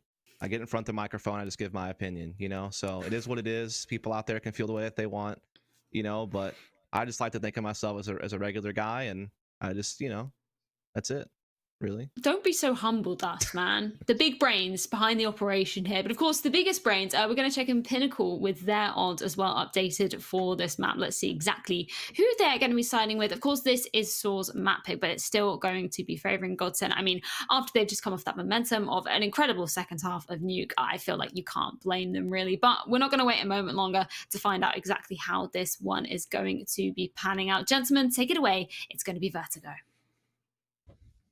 The players are ready. We're certainly ready. Let's get into this. And just going back onto that point about Farlig as well, I'd almost be more scared for Godsend if in that interview is like, nah, we were fine. Like, we were just a bit unlucky, there's a couple things went a bit wrong. Like, we're all good. The fact that he came out and he's like, basically, that was trash. That gives me a lot more faith in what we're about to see. But of course, now, we need to see if they actually will improve because they're starting on the T side. Yeah, I believe the term he used was an alternative for feces for how their T-side was, which I think was apt to describe it. But we'll see, as they are going to be knifing for sides. It was funny because the way their T-side started, I think their first gun round, they tried to run boost Dicko, and then he fell off the map. And then from that point forward, it was just a done deal. They just never really got their heads back right. Yeah, I forgot about that. So, yeah, I mean, maybe when Dicko fell, he cratered his brain, had a bit of a concussion. They kind of lost track of, their thought processes. But either way, they have a new day ahead of them, and they will be out on the CT side first. This is Saul do or die moment. Godsend already a map up. Again, this is for elimination. Winner moves on to the finals against Virtus Pro for a spot in Flashpoint. And here we go. Saul, what do you know? They're heading towards A. Shocker. They have been heard, though. Plenty of footsteps preceding the push. Not trying to hide or be stealthy. Up in the face. Stand and bang. Arky and Madden have traded kills. The plant still yet to go down, but will do briefly. And Zen already making moves behind the T's. They may wait for him to show his hand before they start to push in alongside him. But with Farlig going down, they can now afford to retreat one of these T's to look down on the ramp. And it's Arky that dispatches of Zen post-haste. They are going to go for the full-on defusal. Crystal goes for it in the smoke. He had a kit. So nearly got it done, and you could see they weren't sure if both CTs pushed in there, so they went in for a knife as well. Stiko is pushed up just outside of it. Time is running scarce and runs out of bullets and health. Saw do get the first round. Great news for the neutral. Yeah, I mean, that's like a textbook, Vertigo round, isn't it? I mean, a quick A-take, a retake opportunity from CT. CT's, having smoke wars with their opponents trying to ninja defuse. Like, that is just very reminiscent of really Vertigo's full track record. Very A-heavy map, very much playing for retake a lot of CT teams. And in that situation, Saul were just really good at getting space early and never really giving it up. Just being able to get that bomb down, be able to get good post-plant positioning, never really let Godsend have a way back into the round. So well handled there from Saul, who will now upgrade their weapons. Just some pistols here for Godsend, as well as a scout for Stiko, so a full force. So we'll see if they're able to find any benefits with these Beagles and Scouts. So far, they have lost a player, and they have tagged Muterist, but still certainly favoring the majority Portuguese team, as they are now pivoting back over towards the A side of the map, which is being spotted, I believe, by Stiko's Scouts. So we'll get early intel. Let's get a tag.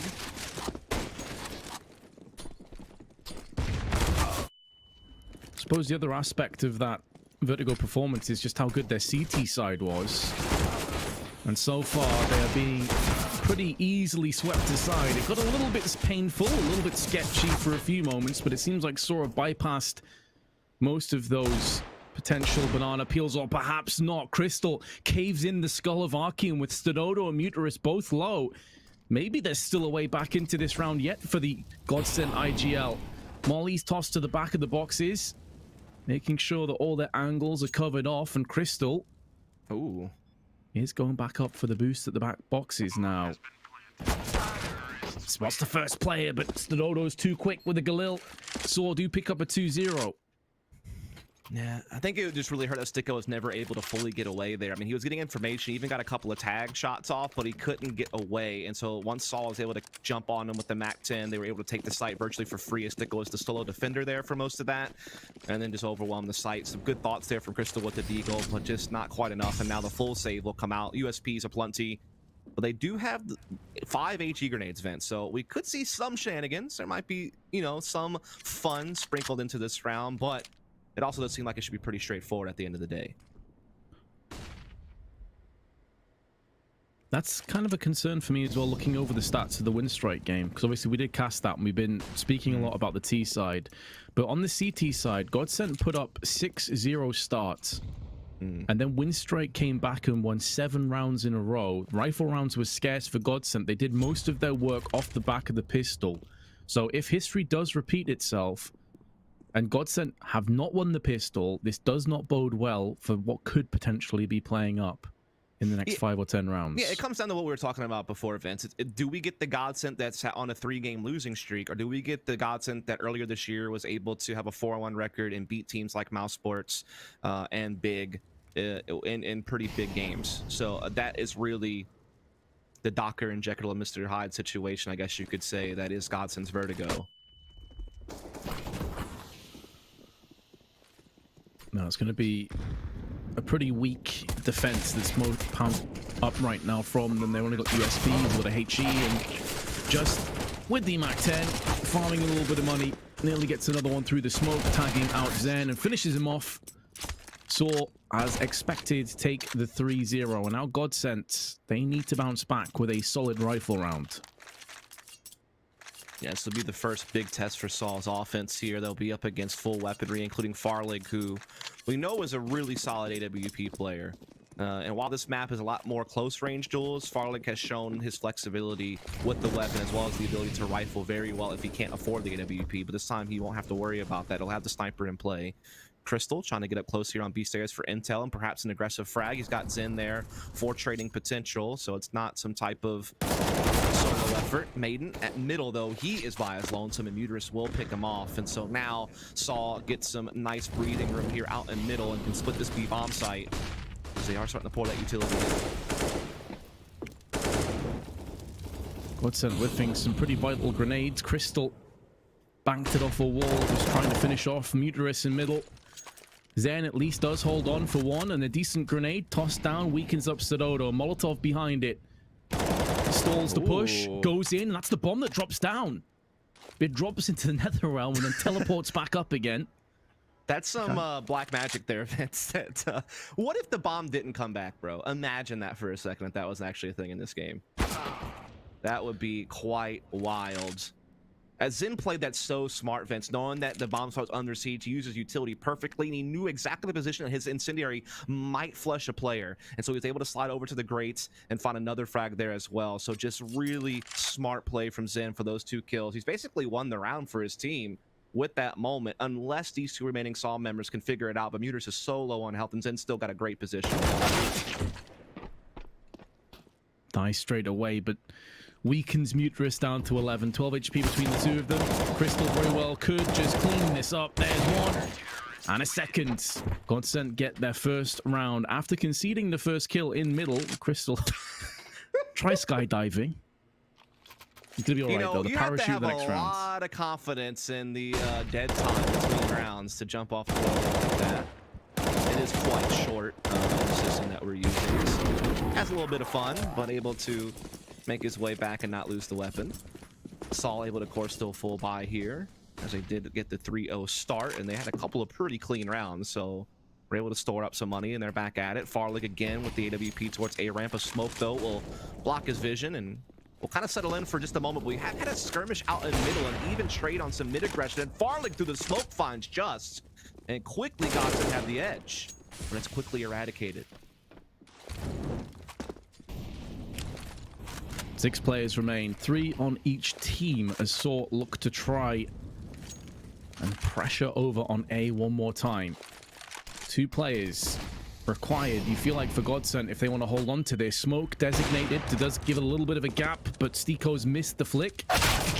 Goes back in for more, and Sododo had the perfect angle. Crosshair on point, instantly eradicates Stiko's position. Now Zen behind the smoke. Can't see the T's pull back. Roam up close on the right-hand side. Crystal spots Arky shoulder peeking. But the CT's in real trouble, and after Godsent have finally got themselves a win, finally got themselves a bit of victory, it seems like they maybe put back down a peg or two. Crystal sprayed through the wall, and Arky seals the deal. 4-1 Saw. Yeah, it was a good start to the round from Godson. I mean, they were able to get the even trade at middle. We did see the op pick come in from Fraud through the smoke. I think what really hurt Godson that round was 2 situations. First, Dodo was able to come up sidewalk and grab a pretty quick kill to get it back even.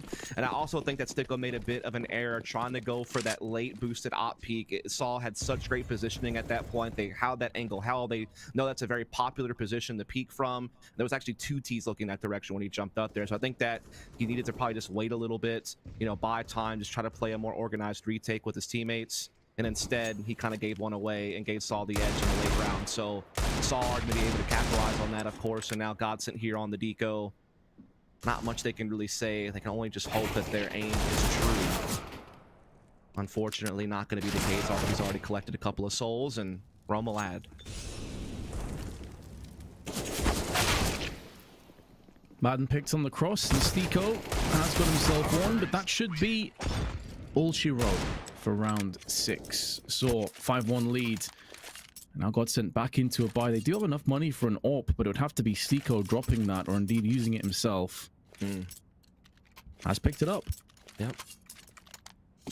Depends on spawns, I imagine, if he's going to keep it or give it over to Farlig, but no, he will indeed be the one to keep it. He does have the best spawn to go for the A ramp peak, so it does make sense that he would be the one holding on to it for now. See what he's able to come up with. Ah, the utility's too strong. He's forced to just concede and retreat back. Might even pass the op back over to Farlig here at some point. No, actually gets boosted up for a new angle. This is a little bit unorthodox of an angle, so it might work out. Just depends.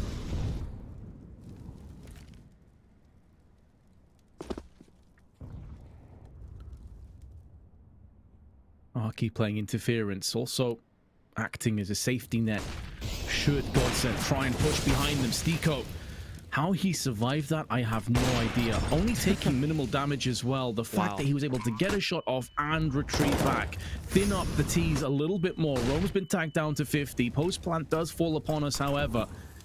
So bare minimum, Godsent need to get back in amongst all of the dangers and threats that lay ahead of them.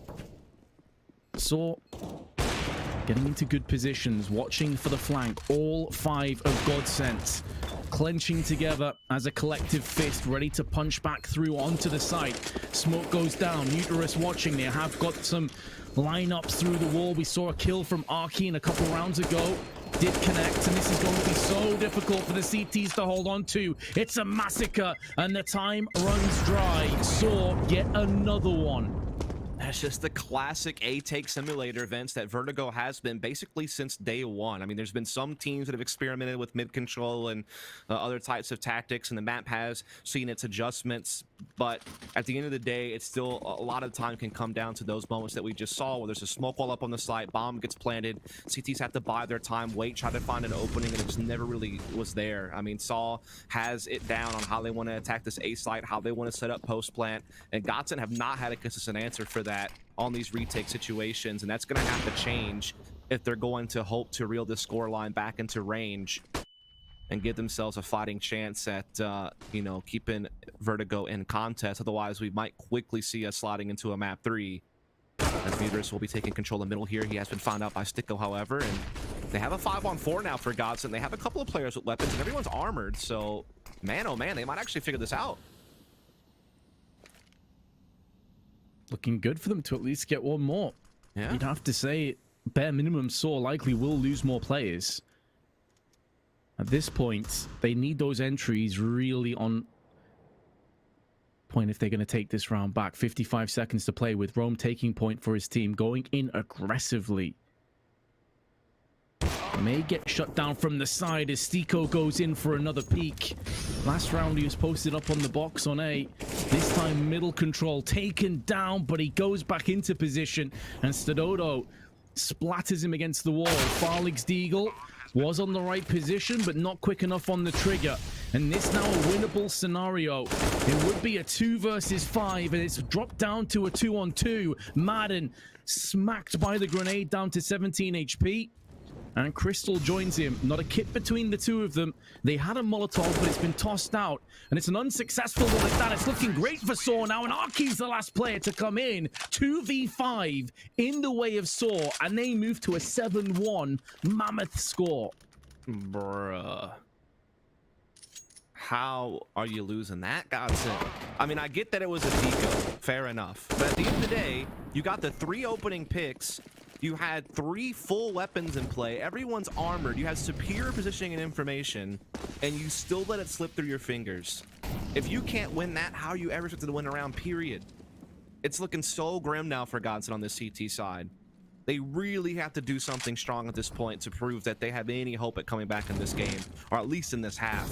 They're on double op now, so that is the adjustment that they've made, but they need to make it work. It's a very expensive investment. Their money is very low. If they lose, they're right back to saving, and they've really shown us no hints of brilliance on this CT side, at least not yet.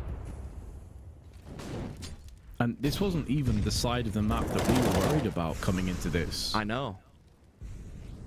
Yeah, that's what makes it even worse, but at least Maiden's able to get the opening frag here.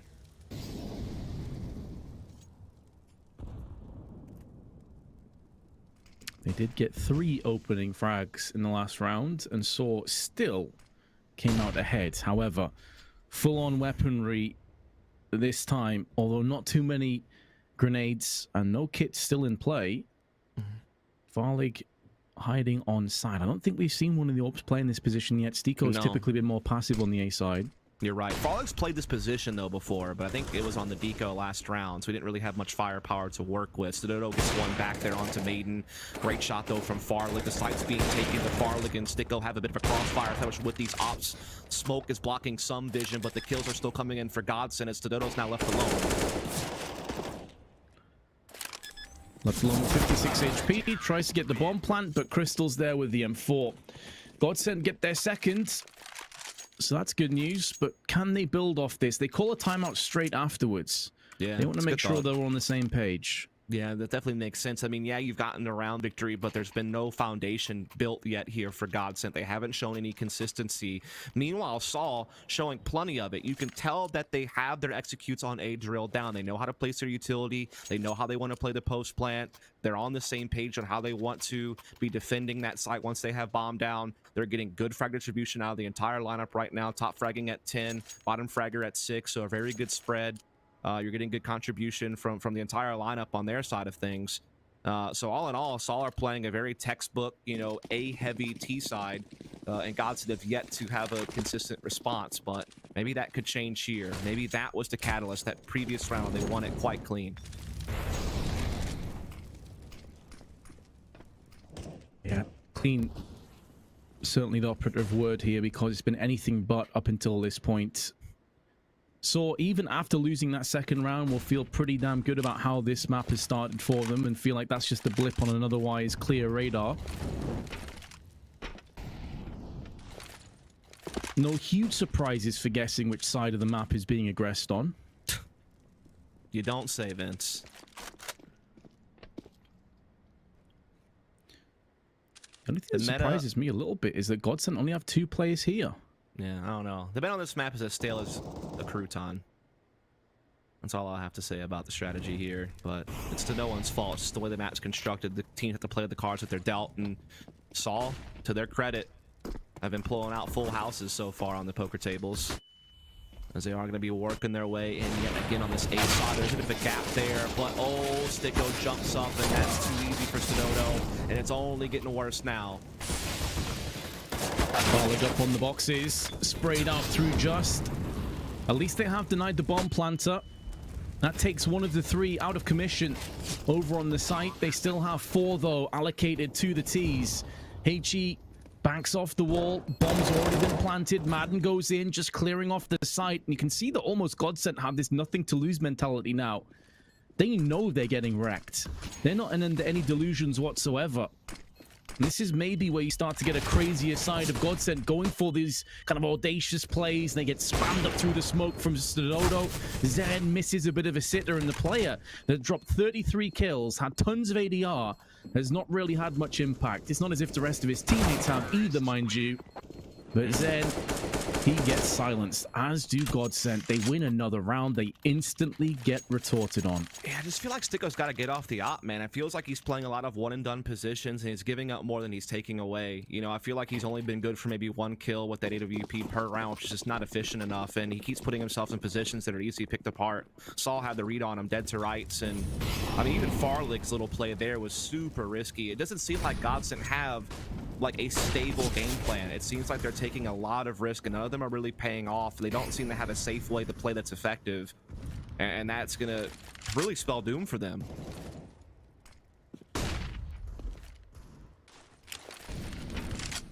Oh, I feel like the Godsent Doomsayers are already there, Dust. Oh, They're yeah. on the street corners. They've got the billboards out.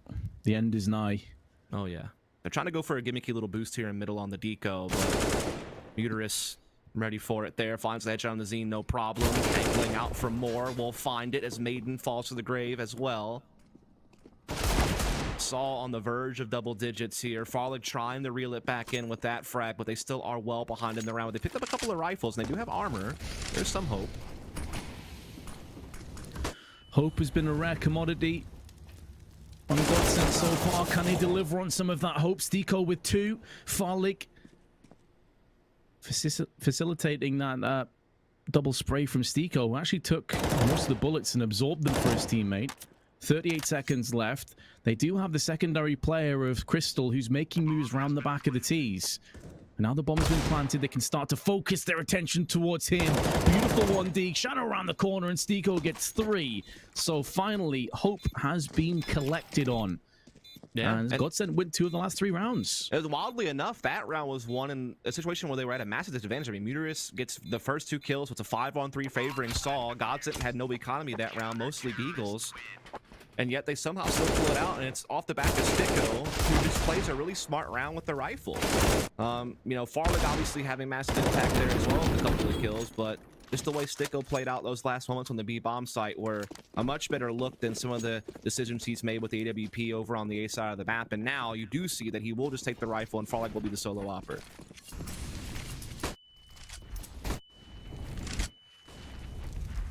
Yeah, it's about time. I'm waiting for. It does also allow Sticko to play into his strengths, which is getting up close, which is getting that assault rifle into play. Yep. In tandem with his teammates. Lots of damage. He actually burns down the 25, and did he just molly himself? He ran into his own Molotov. I think he thought the smoke would have extinguished it and he would be able to run through and be safe, but unfortunately for him, that was not the case. The smoke hadn't landed exactly where it needed to allow him safe passage. It was risky in itself. He didn't just fall back sidewalk as soon as he got that first kill. I think he was trying to do a little bit more and try to be a bit of a hero. Luckily, his teammates have responded in very efficient fashion. They've gotten a couple of big kills here. They've gotten it back into a 3 versus 2. They still have positioning on both sides, so they're going to be able to get tabs on the movements of Saw. The one thing open is middle, but I think they actually felt like is watching with the op. Yep. So that is going to be pretty much all she wrote for this round, Vince, unless Muterus could come up huge. Yep, pretty much it. As Muterus was walking into a trap. And Crystal springs it with the AK. 3 of the last 4 rounds now, Godsent. Maybe it's their turn to really somewhat stabilize. We saw go for a similar comeback, although I will say this would be a much bigger task if they pulled it off. Now that I've seen that replay, I was trying to give him benefit of the doubt on the whole smoke, but he knew he threw his incendiary past it. I think he maybe thought he banked it off the wall a little bit harder and that it would go a little bit deeper and that he would have some room on the other side of his smoke, but not going to be the case, unfortunately. Doesn't matter, though, in the end. His teammates did their jobs and they were able to come up with a victory. And so what will be the adjustment from Saul? Do they have some more pages to the playbook? In particular, they need to know what to do in an eco situation because they do not have the money to spend this round. They have to kind of save for the last couple of rounds, so it will just be P250s and the Deagles on Arky and Just.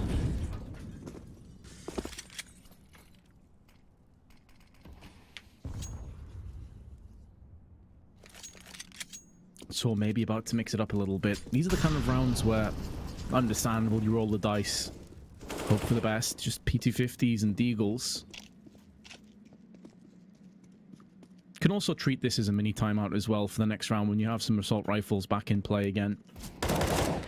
Not really expected to do anything. You can just go autopilot, see if you can land some 1Deeks, convert into that. Keep the economy as honest as possible. Also, by playing slowly, you can draw out more CT's utility, which can start to post up, you know, $1,000, $2,000 mark if you're getting a bunch of smokes and incendiaries out. You can see there's not too much left on the collective belt of Godsent. Stico now getting pressured, getting fragged. Not like this, Godsent. This was your golden ticket back into this half. And then M4 traded hands and minimal damage actually inflicted across the saw. It's only 16 on Stododo. And now that they're making moves up towards the site, it will put more pressure on Godsent. Crystal wants to go for this peak, but if he gets 1D down, this round gets really sketchy, and it's an AK that falls alongside him. He went too far out. He had no cover, no way of retreating after getting the kill. And although it looks like maybe sanity has fallen back on, it's at the cost of 3 players. Thank God for Zine if you're a Godsent fan, because it looked like some terrible decision-making was going to come back to hot Godsent once more on this A bomb site. Luckily, they were able to recover thanks to some great individual efforts from the Finn. And so they will be able to get another round there. That's 3 in a row. It's 5-8 score.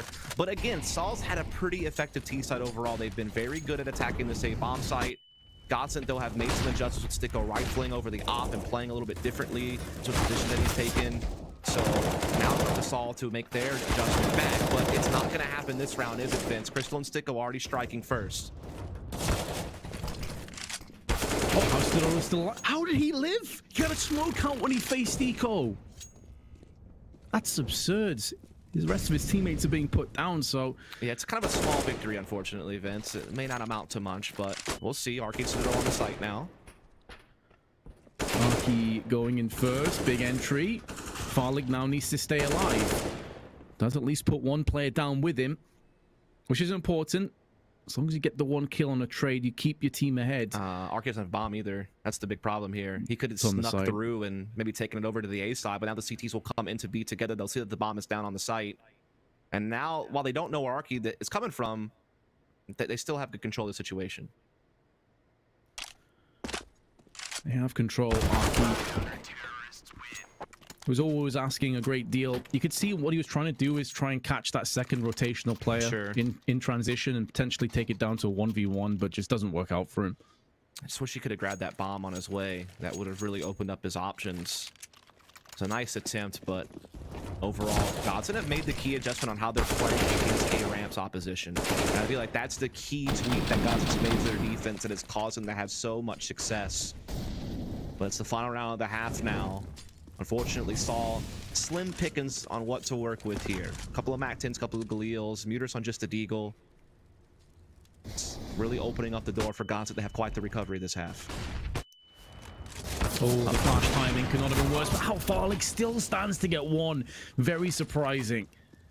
I felt like that flash was the death note that was coming down. Now HE's raining from the sky with Molotovs. MAC-10 in the hands of Stododo and Just. It's only Muterus that has the assault rifle. Just up close gets smacked from Zen's M4, and now Muterus with the aforementioned AK is coming in last. Flashbang over, and Muterus sprayed out of commission. That will be all she wrote. It's another 8-7 half. Yeah, wild times here. I mean, Godsent go from 0 to hero. Vince made an anime reference in a broadcast, and you know, I'm ready to go, man. Like, let's keep it rolling. Let's keep the good times flowing. As Godsent made some key adjustments on the defense to make this a close game. Vince, I see you're confused about the whole Death Note thing, but it's okay. I'll explain it to you a little bit later. And we'll explain to the viewers at home a bit more about what happened there on Vertigo after a short break. Stay tuned.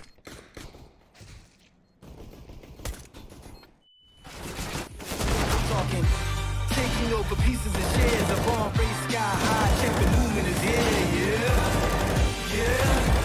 It's one art, one shot, now the future is yours. Go! Yeah. It's one art, one shot, now the future is yours. Go! It's one art, one shot. I'm turning dreams into reality. In the lab with the formula and chemistry.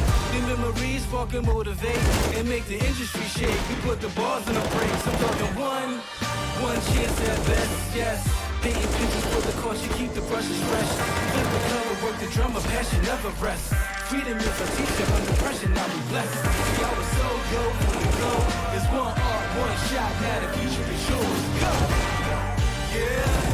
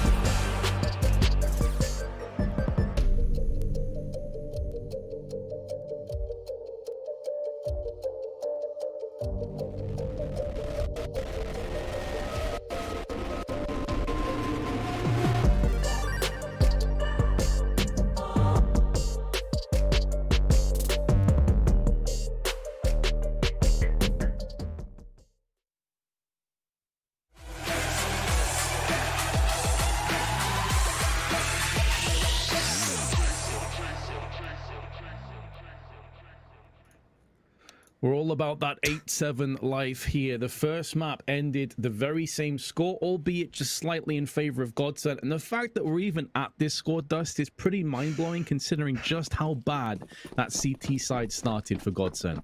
Yeah, also my bad, because I threw this like it was going to be a post-game segment. We actually have a whole other half of Counter-Strike to play. So I know people are probably really confused while I was talking about how we'll break it down. We're not going to break anything down. We're going to continue on where we left off instead. Maybe some breaking down of walls if you are Godsent as they try to push through on middle and B simultaneously. Two players out there through mid, just bypassing the T's through on the side. Madden got one, but just shuts it down on B single-handedly. And Muterus elsewhere also gets 2 kills, so it's suddenly fallen to just Zen. However, I think this split and conquer kind of approach is maybe thrown them for a loop because they seem to assume this has been an A hit. So Zen's got a couple of players that have rotated off the site. He's now moving in, but just has connected for a third time. Great round, and saw pick up the second pistol. Yeah, you can see that the wheels were turning there for Godsent. They had an idea about some type of split or fate that they were trying to operate. Unfortunately, just got busted up too much early on. They couldn't really recover in the end. Azine was left alone in a pretty much impossible situation. So good job there by Saul. They'll be able to go ahead and get the SMGs in play as well as 3 rifles. It's going to be mostly a Glock save here from Godsent, short of a Deagle for Maiden. And so it's going to be kind of just farming for frags for Stododo here on the A ranch. You'd have to imagine there's already been some damage here with the MAC-10, or MP9 rather. Rome will also be there with the MP9 from the sidewalk that combined for a couple of kills quite quickly. distributing bullets. And headshots aplenty. Stododo picks him with 3. That's money towards his AWP fund. He'll be happy with that outcome and can just hold on to it if they want to go for the good old bonus on top of it. Yeah, I imagine you're going to see those sticking around. Definitely some close angles you can take with the MP9, and they can still be very effective. And so indeed it will be that bonus round. Full AK buy from Godsend. And what did they have for us on the gun round, Vince? They were looking really disjointed yesterday. I'm hoping for a better look because I'd like to see a close game, as they are trying to approach these B stairs to kick things off here, and not wasting too much time on it either, Vince. They're moving fast. Moving fast, but still it costs a lot of HP. They don't check that close angle, but Just is always going to get instantly counter-fragged. It's a one-and-done position. It does supplement Arky to get in spot with his FAMAS, though. And his headshot with another one has dropped the bomb down, and Godsend on the back foot again. They didn't go for B a huge amount of times yesterday, so to set up on B twice already, a little bit surprising. Maybe bemusing, Saul, but it hasn't worked out for them. Yeah, unfortunately, they keep trying to do like this split play where they take some mid control. They're trying to do like a late flank or something through heaven. The problem is, though, the bulk of their attack is getting shut down too hard. They're not trading efficiently enough on the way up to the stairs, so it never really allows that mid portion of the attack to really be able to come in and cut off rotations and, you know, keep tabs on the defense. You know, they all of a sudden have to become a big playmaker in a late round situation where they're a man down. And so this game plan with these B splits are just not really panning out. Saul has won both pistols this game. They've gotten 3-0 starts in both halves, and they have definitely looked the better team, the more fluent on Vertigo, as now we just have the Tech 9 buy essentially from Godsend. 5 smokes. So plenty to try and smoke screen their way onto the site. Big kill from Farlig. AK trades back into the hands of the T's. Into the capable hands of Stiko. A bit surprising considering he's actually one of the players that doesn't have Kevlar, so he might throw that to one of his teammates, or perhaps they just have supreme confidence in his one-tap ability. No, he's thrown it away. He's given it to Zen. Understandable. Over 30 kills on Nuke. A player in form. 13 kills here on Vertigo. Top fragging for his team again. Spray is perfect. So nearly takes down Arky. Falls to 13 HP. They're posing a threat on this round, Vince, despite the fact that they really only have the hero AK and some upgraded pistols. They've already gotten 1 frag to get it even at 4-on-4. They have Arky down to 13 health. They've caused everyone essentially to rotate here towards A. They have a backstab in motion with Crystal that has so far not been detected. But as I say that, oh no, Arky sniffs it out. That's really ruined the surprise factor that Godsend were hoping to put into play. But maybe they can still tear this side open with brute force alone. It seems like they're doing so far. But as I say it, Stododo has a response. Farlig taking the close angle again. Remainder of the CTs both very low. Stododo nearly finishes off Farlig as he runs and out of bullets. The depleted magazine will cost him his life and costs Godsend the round. Arky and Stododo's crossfire is good enough. Wow. So close yet so far. Dude, I thought Stododo was about to go the way of the Dodo and go extinct on that box, bro. He was so low on health for so long, just kind of, you know, playing whack-a-mole with his opposition, peeking up and down, but somehow he was able to survive and bait his team, or excuse me, his opponents into a crossfire and was able to secure the round. Now, it was down to the wire, though. That was pretty close considering Godsend had very little to work with, so Saul do win the round, but not at the cost of some heavy labor.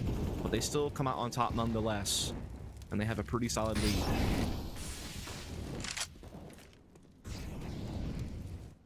Godsend have a chance, though, to grasp the map again in their hands, and Muteris slaps the hand away. I feel like they need more mid-presence early. It can't just be one player kind of playing an aggro lurk. I feel like if you're going to go for that, you need to make sure you at least have a trade potential, because you know that someone's going to be watching it from heaven, or maybe from like CT spawn, rotation points. So you need to be able to control middle early with numbers. And I feel like that's maybe one of the kind of sunk costs that Godsend have been facing each and every time. It always puts them on the back foot. But we'll see what they can do with the remaining 4 as they try to make this A split work. Farlig coming up the sidewalk. His position so strong, but it is a one and done.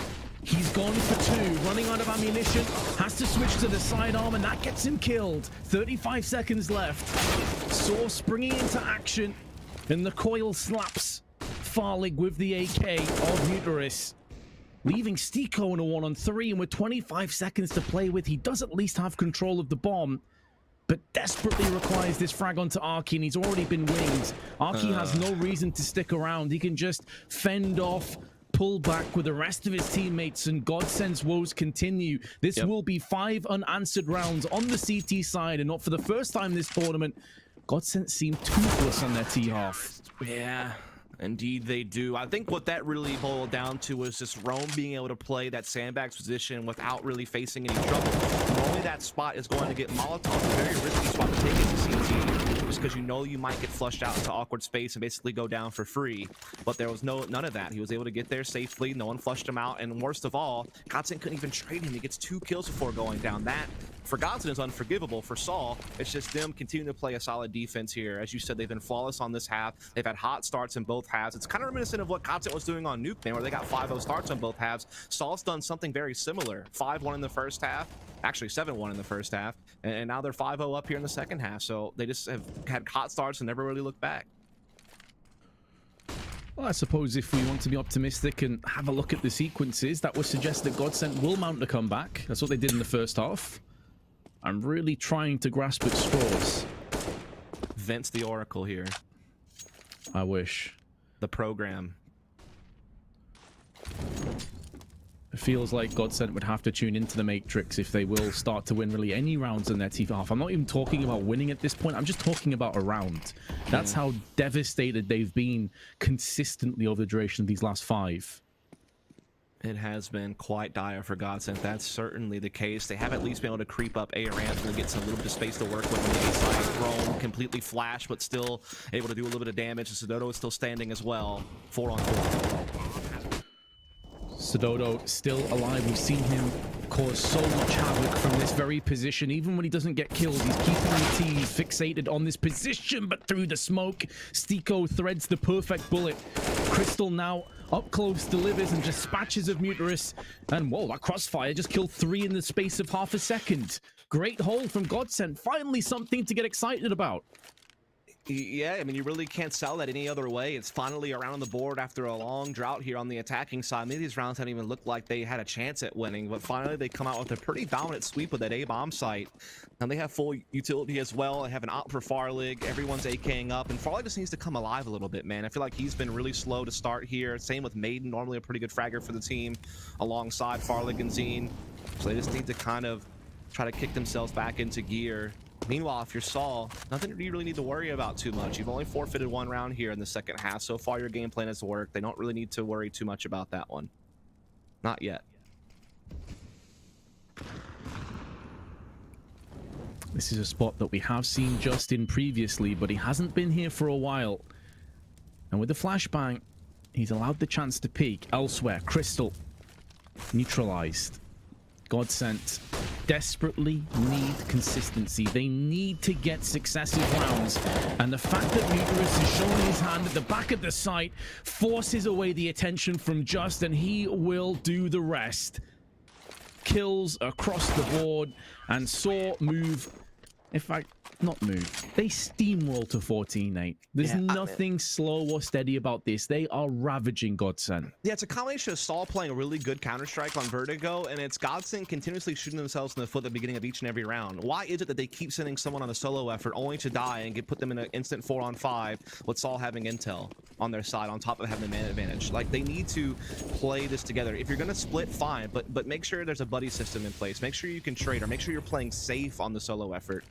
They're just giving up too much early. The way too many opening picks have gone Saul's way for Godsend to have any hope of building consistency on this T side. And now it's coming down to the final moments, perhaps, unless Godsend can make a couple of rounds work in a row. They're trying to once again approach this A-ramp position. Rome caught with a nade out, so that's a good little break for Godsend, as they'll get a couple of huge entries on the A side. Yeah, both Sododo and Rome were caught with nades in their hands. So Godsend, surely this is your moment to get a second T round. Muterus and Just, their economy in tatters. They have to save this. Absolutely. So finally, Godsend catch a break. The thing is, though, what hurts me is it feels like Godsend are winning rounds off of, I wouldn't say luck truly, but they have been a bit fortunate. They've caught some crazy timings on Saul, you know, kind of in transition on how they're setting up their defense or how they're putting out utility, and they've kind of caught a couple of players, I think in both round victories now, kind of just in awkward space or like not prepared to fight. And I don't think that's going to happen consistently. Again, Godson have yet to show me anything that proves that they can win many rounds in a row and actually close the gap on the scoreboard. I need to see, you know, 1 or 2 really solid round victories before I can get behind the idea that Godson could actually cause a true comeback. But at least they're starting to lay down some of the groundwork. They've won 2 of the last 3. They're 1 away from double digits. They have Saw on low economy. Saw will buy around against these saved weapons as much as they can, and it will be, you know, pretty decent. A couple players a little bit lower on firepower, but not bad. But if they can win this, that's whenever they can force Saw to save. That's where it can get interesting. Pretty big hump to get over, even if there's a couple of awkward weapons thrown in there. Big grenade, nearly 100 damage from a $300 investment. Stadodo and Rome, the walking wounded. Smoke banks off the pillar and will be locking down ramp, but not before Crystal's moved into position. Oh, the spray transfer, the spray control, I should say, is not quite on point. Stadodo should have been a goner. And with him staying alive and them clumping up on ramp, look at the amount of damage that Godsent have retrieved in turn. They've been battered. Farlig, Crystal, Zen, all from the high ordnance of HEs, knocked down significantly. There's been a lot of trading of jabs so far in this round, Vince, but no one's really struck that strong right hand yet from the traditional boxing position. It's been really still walking a tightrope for both these teams as it's coming to the final moments, though. Now they have to commit, Vince. Come up close. From up close, getting himself 2. HE went a little bit too deep, but wasn't required at the end of the day. Godsent keeping themselves in this round just about, and with 30 seconds left, one more push. Farlig straight in with the AK. Molotov towards the boxes. Stadodo's played this angle so many times, it would stand to right that he could be there. One more. Flashbang's good, but they line up for Stico. And the 1 kill becomes 2, becomes a 10th round for Godsent, and Saw's economy finally in shambles. Yeah, that round was teeter-tottering there for a while. I mean, you really didn't know exactly who was going to come out on top. I mean, again, we're seeing a lot of damage, but no one's getting fragged. Rome decides to step up and play up close to Famas. He trades 2 for 1. That's really making things look positive for Saw, but Farlig got that key entry up on the sidewalk. They were able to get some good positions on the site. They caught the rotation through elevator. And that is a sealed deal for Godson, who will jump up to 10 and very likely will find an 11th. There's a very small chance Saw find victory here with just base pistols. Arky, though, has already pushed into T-spawn and is flanking, so, I mean, I don't know. It caused a little bit of a ruckus, but yeah, never mind. Zene's like not having it. Gonna find 3 kills very quickly. Knows that they're flanking. AK will get picked up, but it's not gonna get it away. Crystal not allowing that weapon to escape into enemy hands for the next round. You know, that was actually a lot further along than I thought Neuters would get, but still not going to find the frags, and that's an 11 for Godsent. And here comes the next real big test, I think, to see if the comeback actually has any use to it. This is going to be a great buy either. You got 2 Famasses in play, Sure. no AWPs, which Stadodo typically loves to pick up. Right. Does afford them more utility though, so that's good news. For some reason, I still just don't believe yet, Vince. Like, I know the score's close now, and I know that Saw still have low weaponry in this round, but I just am not sure yet if Godsent have the grit to really consistently put rounds on the board to actually force an overtime or win in regulation with a flawless record at the end of the half. Hard to say, really. Well, they've closed the gap, but they're not quite there just yet. If they win this round, I will begin to believe fully. Because you're looking at a reset economy. Yeah, true. 14-12, likely a 14-13 score, but they do need to get past this first. I think some of it comes down to the fact that even when Godsent have won, a couple of times they've caught Saw in awkward positions with grenades out, those kind of plays. But Rome single-handedly staves off 2 and lives to pull back and survive for another fight later on. That is a huge moment in this round, potentially a huge moment in this map. That's happened now 3 or 4 times this half where Godsent have done something like that and have basically gained nothing from it in return. They just give bodies away over to Saw and they put themselves in a really dire position. And it looks like it's going to happen again. And Stick goes left alone in the 1 versus 4, completely blinded. Oh my goodness. There's 15 for Saul. They'll avoid that fragile economic downfall that you were referring to. If Godsent could have won that round, that's no longer in the equation. And yeah, I just don't see it, Vince. I think Saul are destined for a third map at this point. They just seem to be the more composed team, the more consistent force on this map, the more fluent on how to play it, and they're making way less mistakes. Well, if they do convert one of the next 4 rounds, we would be headed to Inferno, a map that, statistically speaking, would favor Godsent if you look at the win rates, but that's not quite on the cards just yet. Stico has been obliterated by a HE. Sodono caught reloading out in the open, and now Rome shows his hand. There's 2 looking to try and transition into a third, and so many bodies hit the floor. It's only Stico that remains, but by a slither of health on 12 HP, has control over the bomb and has a bit of time at his disposal. Maybe he can catch Just at an awkward angle. He does, but be careful what you wish for. Just deals with him. That's going to be 1-1, and we do head to Inferno. Indeed, as you were kind of illustrating, it was a bit of a drowning pool situation there on the A ramps to finish off the round, as all the bodies fell for Godsent. That happened the majority of the time, and that's why Saul is going to be on top. They will force a third map, and we'll talk about it a little bit later after a short break. Stay tuned.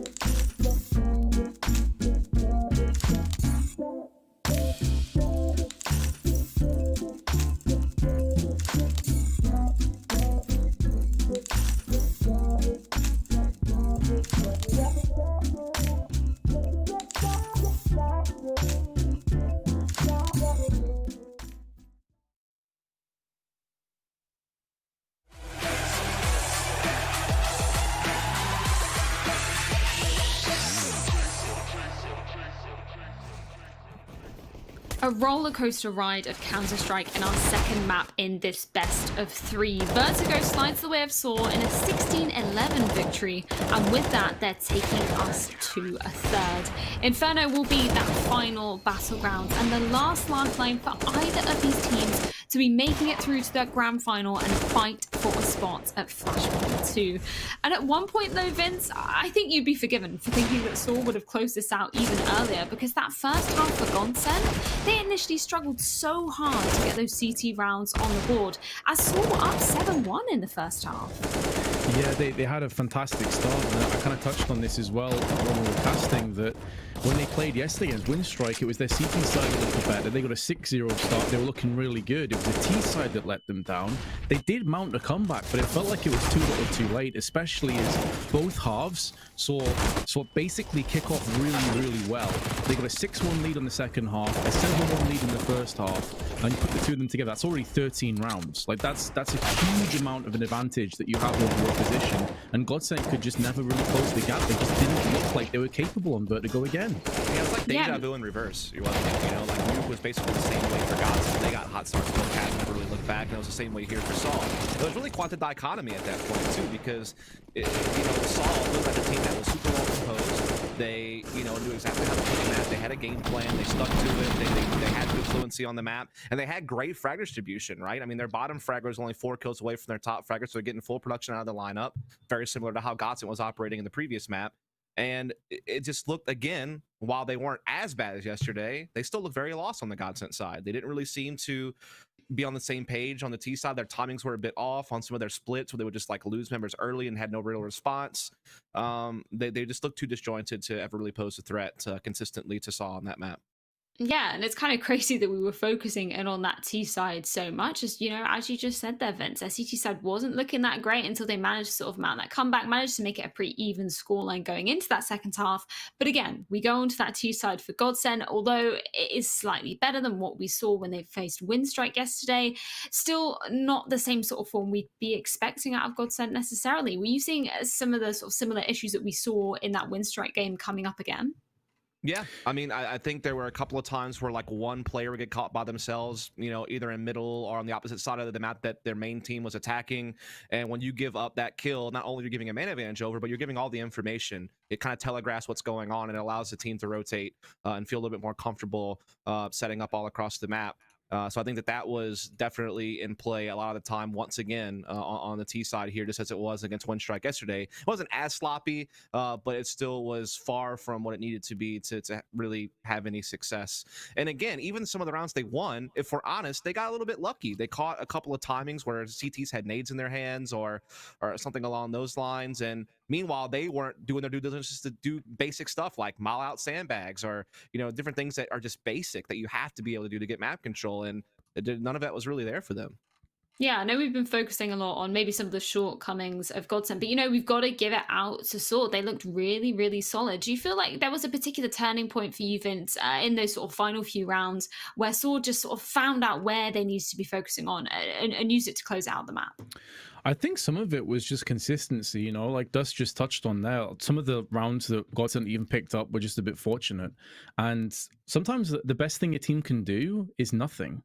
I know it sounds like a really strange, counterintuitive idea, but if you were successful, the enemy starts getting a little bit fortunate a couple of rounds. You don't need to reinvent the wheel. You don't need to make drastic changes. You know that you're solid enough, you know that you're good enough, and you have the right ideas to implement just a couple of minor tweaks. I think we started to see the side aspect of A utilized a lot more. Stododo did amazing work on the back boxes. He was constantly a threat up there, and it just didn't seem like Godsend had any real set plays that could deal with that. Like, for a map that is so heavily A-sided, it was somewhat mind-blowing to me just how poor Godsend were when it came to actually executing A. They didn't have set plays. They didn't really have the grenades they needed to toss in there. You go back and look at some of the top Vertigo teams in the world. Hell, even look at a team like North. They have so many executes when they go into the A side. Everything's smoked off. Everything's mollied away. Force the CTs back, get the plant, and then play for the post plant. They didn't even get to that point. They got shut down on top of ramp. Like, they never even got close. It was kind of crazy to watch.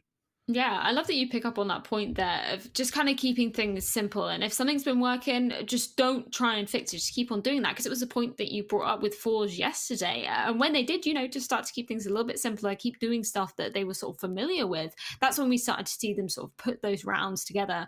But obviously, going into Inferno, it's a map that we didn't actually get too much time to talk about in the pre-game segment. But where are you if you're on the side of Saw, Dust? Where should they be focusing on in this map? Again, a very different dynamic to that of Vertigo. If they want to be closing it out and taking the series 2-1. Yeah, I mean, when you look over at the Saw side of things, I feel like Inferno's been a bit more of a mixed bag. It's not as a confident map for them as Vertigo and Nuke have been throughout the year. It's a little bit more kind of mixed results. They've only won 2 of their last 6 games. Granted, some of their losses have been very close against, quality competition. But when you look over on the Godsend side of things, I mean, their Inferno's a little bit of a different story. They've won 5 of their last 6. They've been able to, beat some pretty decent teams throughout the year. Their losses, again, have also been quite close to really like quality teams, like top 10 teams in the world. So they just have this slightly better resume, I think, coming into this. And it's really just going to be about whether or not they can kind of put that map away, reset, focus up, which is something they weren't able to do last time around, if you remember. Like last time around, they didn't really let Vertigo get to them. They were able to recover, play their game elsewhere. And I think that maybe this is just like a blip on the radar in the sense that they have like a vulnerability in their map pool that is a problem for the long term. But now they see in the moment of this series to just let it go and focus up. And I think they're still the favorite moving into their map. Yeah, and it's a very good point to be picking up on there, because the skill and the experience of this team. You look at even the coach Devil Walk. He has been on major stages. He's lifted major trophies in the past, so they'll know all they have to do now. They're basically even. It's basically like starting afresh. Hopefully, maybe for the Godsend side, but they've got to keep on just looking at this and not looking at that Vertigo loss and thinking we should have done way better. They've now got the final ground to prove themselves, and of course, we're going to take a look in with our community votes as well to see exactly where the fans are siding on this one. They have been favoring the Godsend side of life, but actually, Vince, we're going to be switching over to Saw. 55% of the community going with them as the favorites. A bit of a surprise to you, or maybe people are just discovering a new team that they want to be following? I think first off, you got like a Portuguese contingent that probably is voting pretty heavily for them, and the Spanish side of that too. But additionally, to be fair, off the basis of that performance, I don't blame you. That was really impressive by Saw. And when you look at the performances that Godsend have had on Inferno, and you look at the teams they've been beating, they have an 83 win percent. That's really good. AGO, K23, Espada, AGF, and ENTS. There's a couple of teams in there that certainly are decent. But overall, the tier of opposition they're playing against definitely isn't top tier. So I think that may skew the percentages a little bit and give a bit of a false narrative here. I do worry a little bit for Godsend off that performance. But as you said, Freya, yesterday they had the same situation. They still came out swinging. So I think it leaves it in a very interesting spot for us to get into. Well, and of course, we're going to check in with our Pinnacle odds as well to see exactly who they are going to be siding with for this third and final decider map. Of course, loser of this is going home. Winner will be going on to that grind final, actually swinging quite heavily in the favor of Godsend there, 1.41. And of course, if you want to try out your luck, make sure you're heading on over to pinnacle.com/flashpoint to keep up to date with all the latest odds.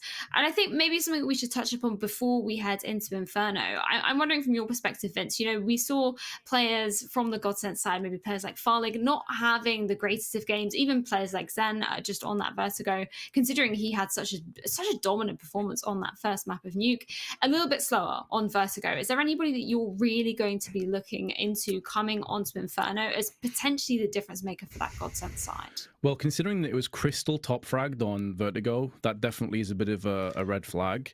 I'm not going to go with Zen or Farlig. I think they're two players you typically look at. I'm going to say Stiko. I want to see what Stiko has up his sleeve. I want Stiko to pull out some big performances here. I think he's more than good enough.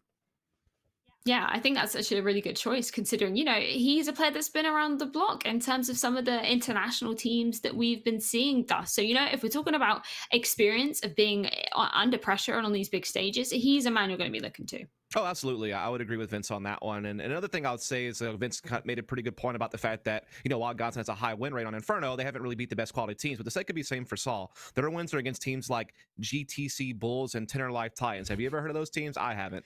A lot of their play is like an ESEA advanced, even with some of these results, or just like really local cups to maybe like Iberia. So I really do think that Godsend is still the favorite coming into this by all means. And I think that, again, they proved to us yesterday after a really crazy Vertigo loss that they were able to do a mental reset and come back and still win the series. And so that's kind of what I'm going to. I know the faith meter has shifted. It's always very fickle. It's always kind of based on recency bias. But yeah, I think that this should be a pretty fun game, though, all in all. I think that this should be a great battleground to decide who's the better team. Inferno is always the classic, and I'm looking forward to it. Standing by your predictions, I like that. And we're going to find out exactly how it's going to be panning out. It's the third and final map of the series, and it's going to be Inferno. Gentlemen, take it away. Third map decider on Inferno. Beautiful, beautiful link. And I can't wait to get started in this one, Dust. I think, honestly, for me, it's almost like a 50-50. As you said, it's not as if Saw have amazing results on this map. I think it's pretty evenly poised. One team progresses, one team eliminated, and Godsend start on the T side. They get the first kill as well, Zens. P250 instantly decapitates Rome, and Mutaris was thinking about trying to go over the top there with another repeat, but thinks better of it. Sees Stiko, backs away, and Stiko makes the most of that momentary weakness, going for information on Pit. I thought he was going to commit. Could have maybe even found a vulnerability, but doesn't. And yeah, again, just to remind you, the winner of this moves on to play Virtus Pro in Group A to determine who will move on from this group to Flashpoint's main season. On the other side, you have Havu taking on Fours, and I believe that is also in Map 3. They've had a pretty tight race there on that series also. As we are going to see Godsend starting to gather up the bulk of their forces for a B split. You can see it very clearly. They have 3 at top and in. They have 2 approaching the arch side. Arky trying to stay alive and back up into CT spawn and try to cut that route off. But it's certainly going to be the intended plan for Godsend to try to smash it on this B side. Mutaris has finally avenged his fallen teammate, and it's Stiko that goes down to his hands, but now Godsend start to rip into the side. Just is perched at the back of there with the USP, but only the 1 kill goes his way before Farlig will swiftly sweep him aside. Mutaris, last man standing. He's a veteran, been around the Portuguese scene, and indeed the Counter-Strike scene for a very, very long time. But this would be one of his finest plays in one of the more important matches that he's played in.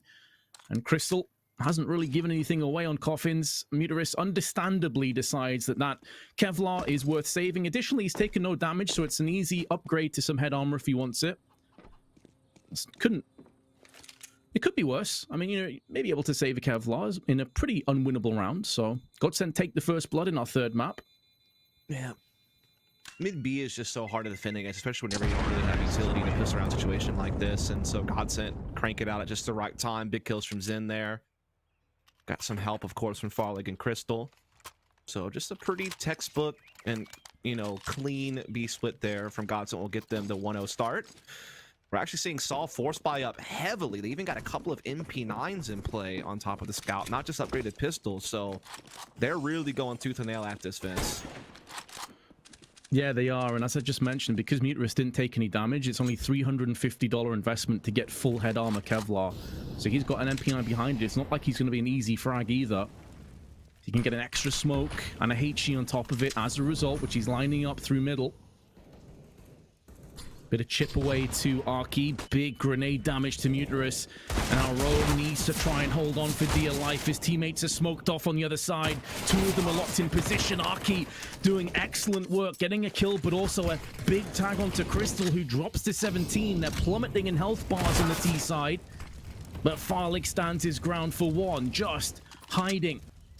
Using the boxes as a bit of cover and a bit of sanctuary, but it's quickly turned to ruins. As will the site if this continues. Stododo with the MP9 does come back with one of his own, and the health bars are pretty even considering a very low member has now been eradicated, leaving Crystal one-on-one against Stododo. Such an important moment to start this map off, and Crystal wide swings into his demise, and not enough time has elapsed that the lack of kit will be an issue. Saw successful defuse, successful second round force buy. That is a tough pill to swallow if you're Godsend. You've had a really tough loss on the previous map. You've come in, you've won pistol here on the final map of the series, and then you fall prey to the force by Assault, but it was a really well orchestrated force buy at that. It was very heavy-handed. They went for the MP9s even. Stododo showing you his capabilities, definitely the star of this team, delivered when he needed to there. Really well done. Godsent with the bomb plant, had the option to force right back. They will have the hero AK on Zen. They'll have Deagles and everyone else. They have some utility also to spare, and so they're looking to fight right back at them and try to keep this economic game of chicken going. The first to lose two will have to tap out though, and that's where one team can start to pull out in front and gain control of the half. Which team will it be is now the only question left to answer. See Godsent just taking it easy here, getting a little bit of presence towards middle and apartments, but not really committing.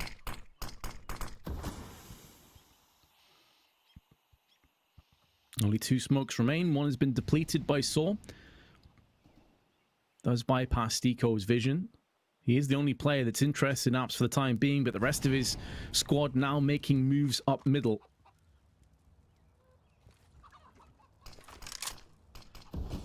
Yeah. Even though they only have the 1 AK, because they have these pistols and a Tech 9, if they can bridge the gap and get these smokes and flashes well placed, they can swarm out of apps. They can swarm down into pit and cause a real bit of ruckus on Saw if they're not careful. Absolutely, they can put that smoke wall down towards pit. They can also just block off lane side and just really focus in on the site, so it'll isolate these 2 players over here. May not require the Tech 9s. HEs are going to do the most of the damage for them. Muterus holding on with the MP9, buying up enough time for just and he blends them all. The MP9, rapid spray, rapid frags, and Saw into a second round.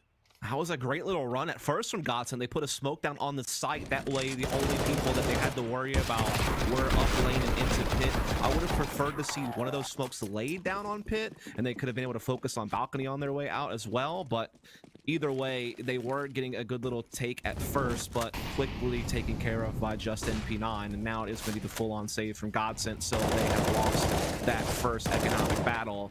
And so Saw will enjoy the spoils of that, with a likely rapid third round coming up on the scoreboard for them. They've already found 1 frag here.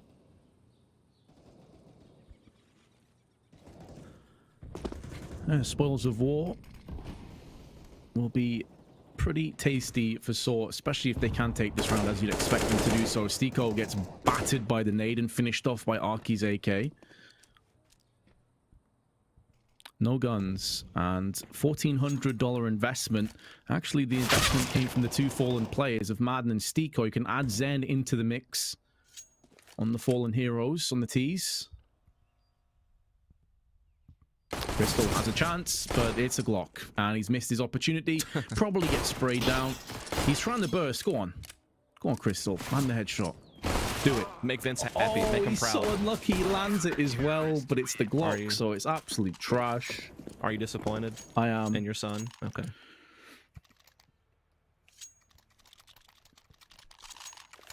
It is what it is. Couldn't really expect much, could you? AKs now will be out, though, in full force for Godsent, though their utility, definitely a bit more questionable. They're not going to really have, you know, what they would exactly want for map control as well for the set piece afterwards. They're going to have to be a little bit more cautious about how they use their nades, a little bit more frugal on how they approach certain areas of the map, but they do get the burn on just. It's a nice opening pick at top banana for Godsent to work with. Sure, that is certainly going to open up some avenues, some forks in the road, perhaps, or needing to spread themselves out a little bit thinner. Muterus will be rejoining his comrade over on the B side, which is Stododo. Nades now swinging to the left-hand side. Stododo gets one, pulls a smoke out and faces with it. That is an odd decision. Maybe anticipating only 1 player was pushing in, or that maybe Muterus was going to help him out sooner. Doesn't really matter what the reason was. The result will likely go the way of Godsent, and it's guaranteed now that Saw dip out and save their AK and MP9, but they may not be afforded that luxury because Zen is in hot pursuit. He will be looking to wrap around on towards the A side. I thought he was going to actually push archers, and you'd have had Arky pretty easily dead to right there. He's seen now he the spots first. Yeah, he knows what one of the 2 are, but he gets baited in. That's going to be Rome farming extra cash with the MP9 and being able to grade to an AK-47, so that's great news for him. It's all gone wrong as far as cutting off the saves, but at least the round will go the way of Godsent. Pretty clean little B take there. So, like you said, it seemed like he kind of panicked a bit. I think he could have thrown the smoke from cover behind oranges if he really felt like he needed to smoke off banana. Instead, he kind of just jumped out and was a free kill for Godson on the take. So just needed to maybe keep his composure a bit there. A little bit better, and he would have been able to perhaps shut that hit down. But that is now in the past, in the rearview mirror, so to speak. We now have to push forward down the road of Inferno. It is still going to be a full buy from Saul, including an op for Stododo. Good nades. Already to the top of banana. There's another one. Stododo has to run over, and the smoke's too late. That needed to come a second earlier. You've just absolutely wrecked your teammate. Dude, that's 2 rounds in a row that Godson have gotten an opening kill off of fire, not at the hands of a weapon. This time around, though, it was kind of self-imposed, wasn't it, from Saul? And now Arky gets caught with a nade in his hand. At least he's able to get away, but still the threat is imminent here on the B side. Yeah, that threat has been delivered upon. They're done. They're out of there. Yeah, it's so awkward as well. Like, especially considering that Stododo is one of your main players. He's one of the stars on the team. He's your primary AWPer, and he dies to effectively a nade and a Molotov. Like, that really is pretty much as bad as a round could start if you saw here on the CT side. Like, sure, they got plenty of rounds to kick things off. Their economy was building up nicely, but now forced into a 4-player save just to keep themselves above an economic collapse. Yeah. Definitely didn't have the utility to go for that retake, plus they were a man down, and one of the gun carriers is an op, which is always going to be hard to get into good position to retake on that B site with a lot of close range duels usually going to be coming out over there. And so they do the smart thing to just break out early. Sticko almost got there in time to wreak havoc and cut off some of those players and force some rebuying, but not quite quick enough, and so all these weapons will carry over for the majority Portuguese team. Op will still be in play for Stododo, but I agree. He's going to have to do a little bit better. I feel like his impact has been severely limited so far from Godson's utility. They've been able to put him in very awkward position a couple of different times here so far. I feel like if Stododo just kind of settles in, he'll be fine, but we'll see if he has the mental fortitude to kind of brush that aside and just get back to what he's used to. But again, the utility from Godson has forced him back, not allowing him a chance to take a shot. Yeah, I have to credit Godsend for their utility up on banana. They've had a really good stranglehold over this, constantly pushing back the CTs into more claustrophobic angles where they can take a one shot and they have to retreat afterwards. And that's pretty much the position that Stododo's in at the moment. Yeah. Was towards CT spawn, didn't want to be stuck there behind the smoke, so transitions back to the site side. In the meantime, Sticko putting the pressure on balcony, keeping the A defense interested, may even cause a rotation at some point. As Saul do have 3 at B now. They're actually going for maybe a late push, and D just will go through the fire with the pop flash, but Stododo, this time he's the one getting fragged with the fire, and just will build off of it with 2 huge kills. It's now all left up to Sticko elsewhere on the map, and he is not long for this world. That is a very decisive win from Saul Vince. That time, everything went according to plan. I love that little late push onto Banana. They wanted to get the extra intel and make sure that no one had fallen back. So had the added benefit of being favorable duel. What a nice change of pace there from Saul. Huge moment from Just in particular. Those 2 kills he gets at top banana. If he drops without killing either, they can just rush B and it puts more pressure on Stododo. And he only has the AWP, so he's not going to be able to just stand his ground and kill both at once. So huge individual performance. And now they leave Stododo alone on B. Yeah. Passively too, Vince. He's playing back from coffins. That's not going to give him a whole lot of room to make a good call when he needs a rotation, to have that rotation make it over here quickly enough to really support him. So you'd have to probably just draw back in the ruins and just kind of buy time and wait. And then again, you put yourself in a tough spot because there's limited utility. Luckily, none of it's really been used yet, so they would still have it available for the retake if so required. But right now, Gonson have really yet to commit or show their hand in any sort of way. Looks like B is going to be the intended target, though, Vince, as they are starting to gather up 4 players in that direction. Now, Mirage is already in CT spawn, so he's not too far away from rotating. He went in, and then I think the call was made that I've thrown a Molotov down. I've stalled them a little bit longer. That kill's huge. They are biting down on this. They were already setting up towards 4 on A. Must have been a read, must have been a tell. Stododo's still in close enough proximity to strike, but he's actually on the receiving end. of the AK, and Saw, it feels like they're their own worst enemies in that round. They have shot themselves in the foot. They've heavily bit down on Stiko's kill. They've baited in, and Godsent have punished them for that mistake. Yeah, it's always risky leaving an Opper by himself on Banana, but usually you mitigate that risk as a CT team by getting Banana control and posting up that Opper in a more forward angle. That way he can be more of an early alert system. He can spot that there's going to be some B presence, he can fall back, and then that allows more time for a rotation to set in. Unfortunately, you know, Saul went the more passive approach on that theory. They had him just playing back at Coffin, so there was really no way for him to be able to call for a proper rotation in enough time to really get the assistance he needed to put a stop to a B push. And Godsent took full advantage of that. Sticko also has been doing great work inside these apartments. That's now a couple of rounds in a row where he's been able to, you know, either get a kill or do damage and create enough presence to cause people to have to remain in place on the A side of the map and maybe even cause an extra rotation. Last time they couldn't really capitalize on it. This time they were able to, and that's now tied the game up at 4 apiece. Props to Arky, killing 3 and saving his AK, forcing plenty of rebuys on Godsent, keeping their economy low on a couple players, and also affording the chance of Saw to actually get a buy here as well. So very well done. This change from Saul as well. Aggressive apartments push fence is going to allow them a chance to get a little bit more information, maybe rotate a little bit more freely later on in the round, and maybe even get a kill. Sticko's been an absolute nuisance in that area of the map, and now he's been thwarted immediately. That is great news for Saul. That's a great little change of pace by them to get an edge in a very important round where economies are fragile for both sides. Yeah, T economy fragile, courtesy of Arky.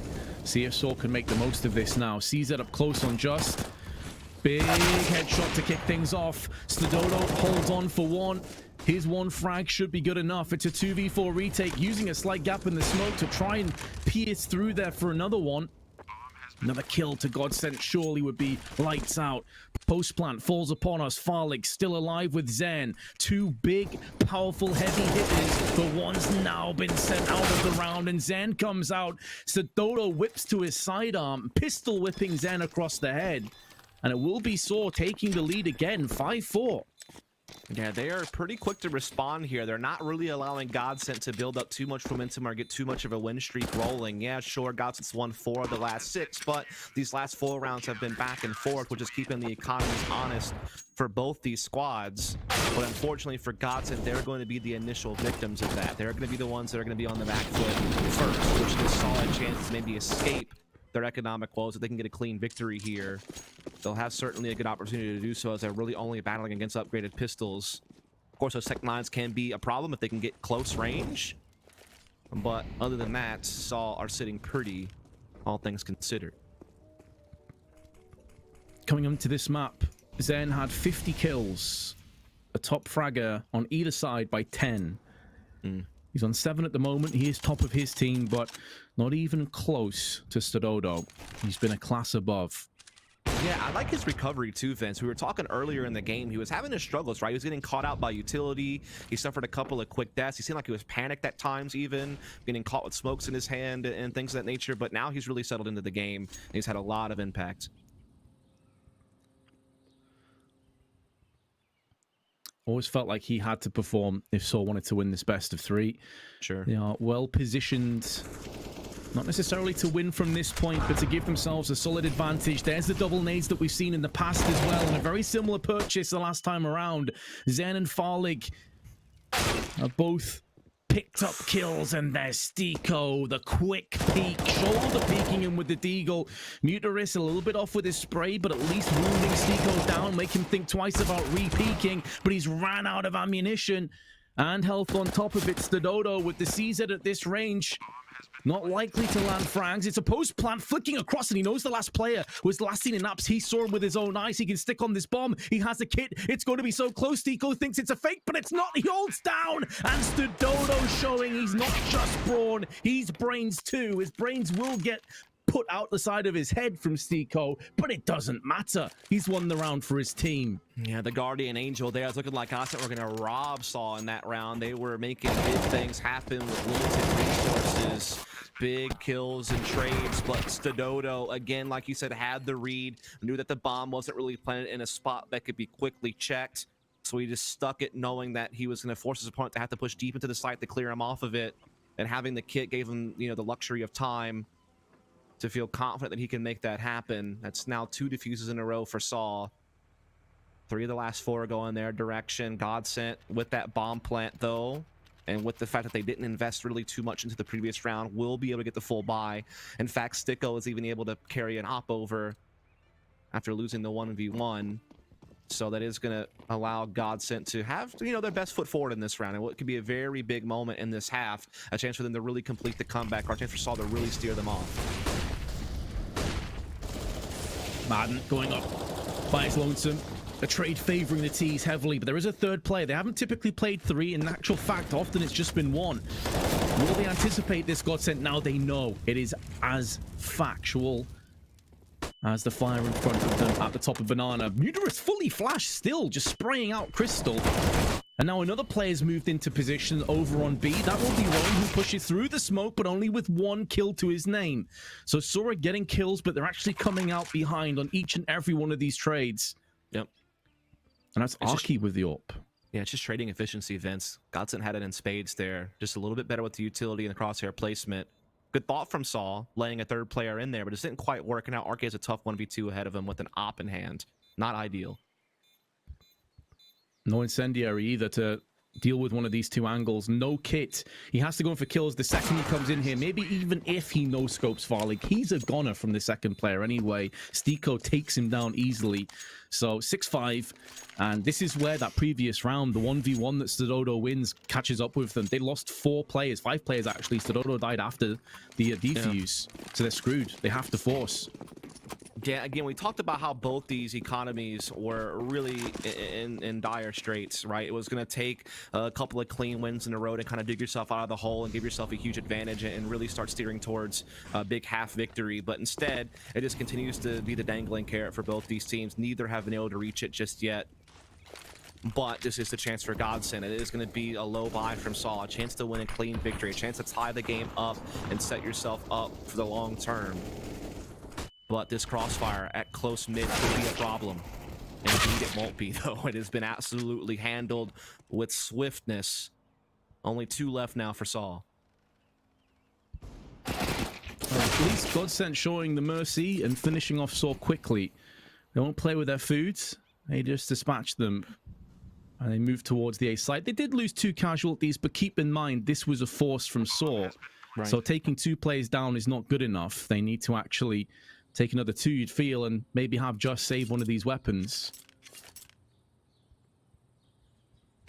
Right idea with the peek, but his aim was not afforded the luxury of connecting because Farlig's AWP rung out first. So here we go.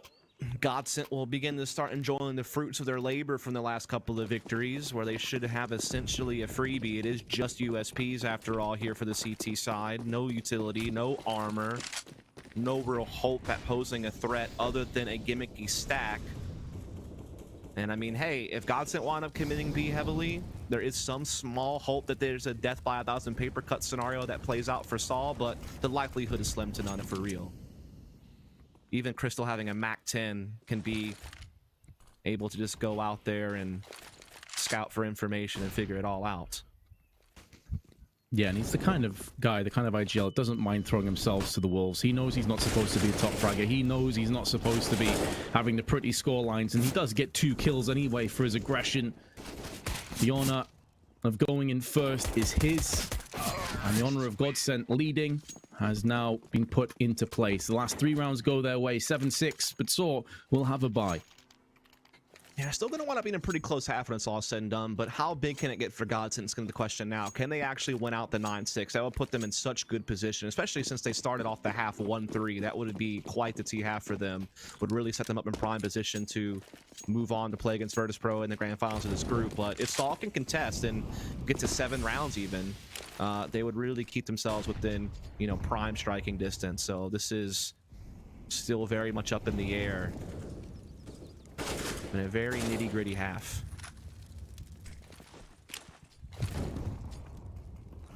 going very much the same way as the previous halftime scorelines have been. Both of them have been 8-7. This is looking like it could go the same way. 1-for-1 trade.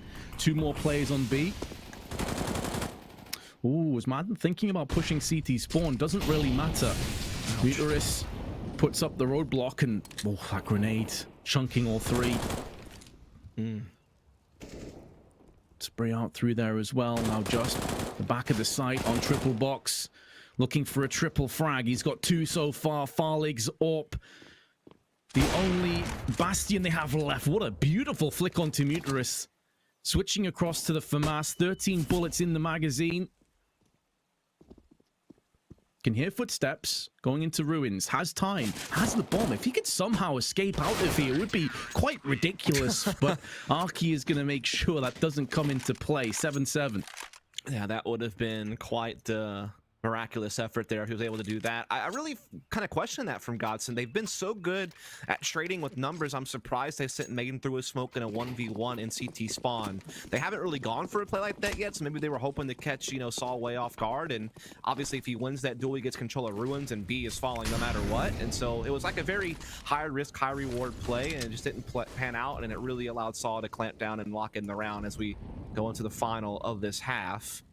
Tied up here. Saul still a bit on the back foot as far as firepower and utility goes.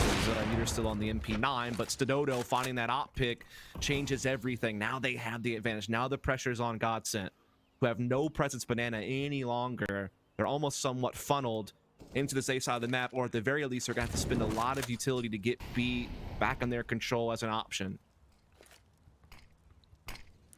Hoping that maybe that first kill would misdirect Saw into overstacking B, but that hasn't really happened. They've kept 2 players there, but the bulk of their defense still resides on A.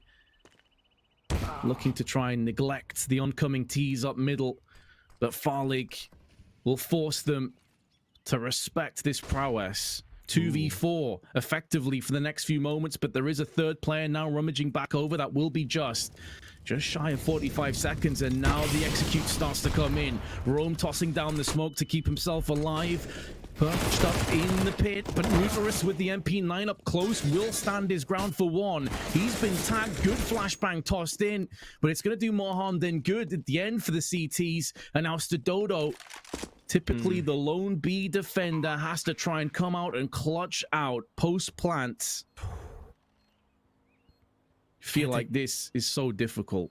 Yeah, if he can land this nade as a bank shot inside the site and kill 1, maybe he has a chance with another being on low health. With the op being his primary weapon of choice, it's not really going to afford him the chance to take full advantage of those unhealthy players. And Godsent will win 4 of the last 5 to take an 8-7 lead through brute force alone there in that final round. They showed that they were just a little bit better in that half, but whether or not they can keep that up in the second half is a question we'll answer after a short break. So stay tuned, folks. We'll be right back with the Flashpoint qualifiers.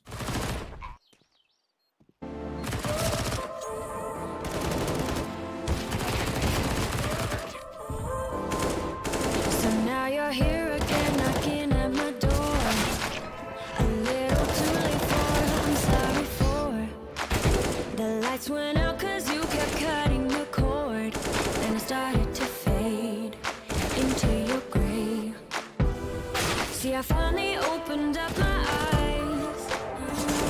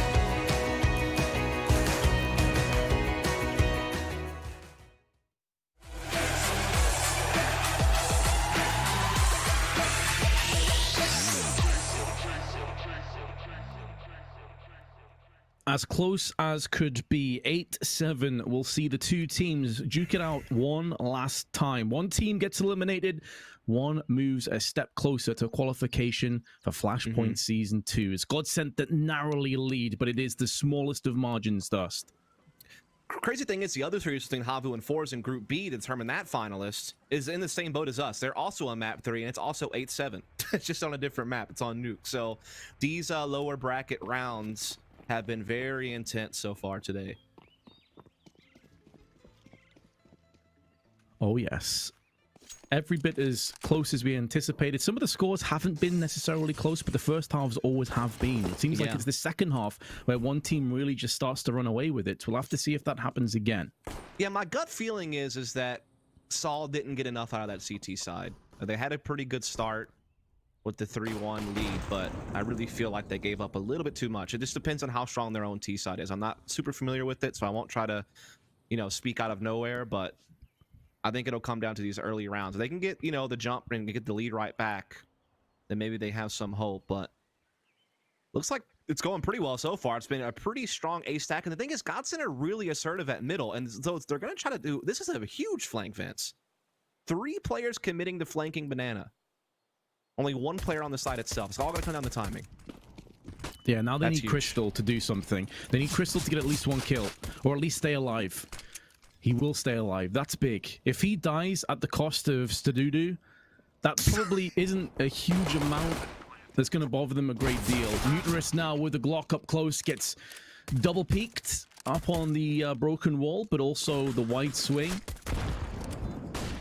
And the CTs will try the retake. It's going to be post-plant, though. Just with the Glock comes in for 2. Oh, and a 3rd as well. It's all headshots. He could be going in for a 4th, and he does get a 4th. He's on for the ace, and Stiko says, nah, I'm good.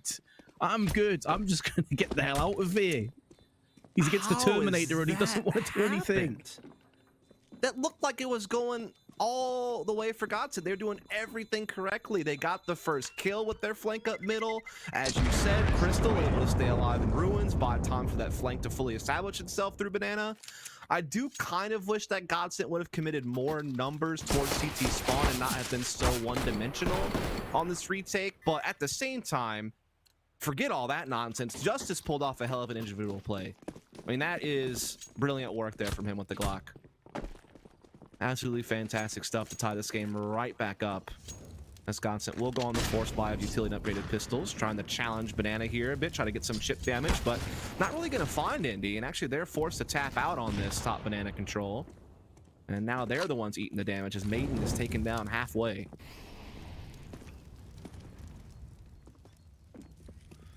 Now, my concern for Sora is if Scadodo isn't able to have a lot of impact, and a lot of T-side AWPers don't, then I'm not sure who else can step up. So the fact that Justice just pulled off a beautiful 4K definitely gives me a little bit more confidence in this Saw squad. That's a nice position for Zen to take, but he decides to back away. There's 3 players who will be coming up against him momentarily, so he has the right idea to pull back to the site with Farlig. Yeah, and they have all the smokes here on Saul to do whatever they want, whether it's to block off pit and work up lane or block off arch and library and wrap around. They have plenty to isolate these players, and they have the overwhelming firepower and numbers here on this site. Oh, the timing, Farlig. I feel so bad for you. Zen's going to get 1, but instantly popped by Muterus. He turned because of the flashbang, and the second he turns, he gets peeked. CS Gold in a nutshell. That is brutal. It's just also a smart way to use a flash, right? Like, it's basically like a double take on it. You're either going to blind them or you're going to force them to look away. So it's also really well used there by Saw at the same time. So they will jump up 9-8. They will do so cleanly. They carry over all their weapons. They still have the MAC-10 for Stadodo to clean up for some bonus frags, and Godsent will just have these couple of deagles. Can't really buy up around them, so should be Saw jumping up 10-8. And that makes the game interesting all of a sudden. I was a little bit concerned that Godsent, being the more fluent team on Inferno, the more proven track record, that if they were able to get off to a hot start, the CT side might have a pretty good T half, that they'd be in prime position. But now I think we're right back to having a really close contest.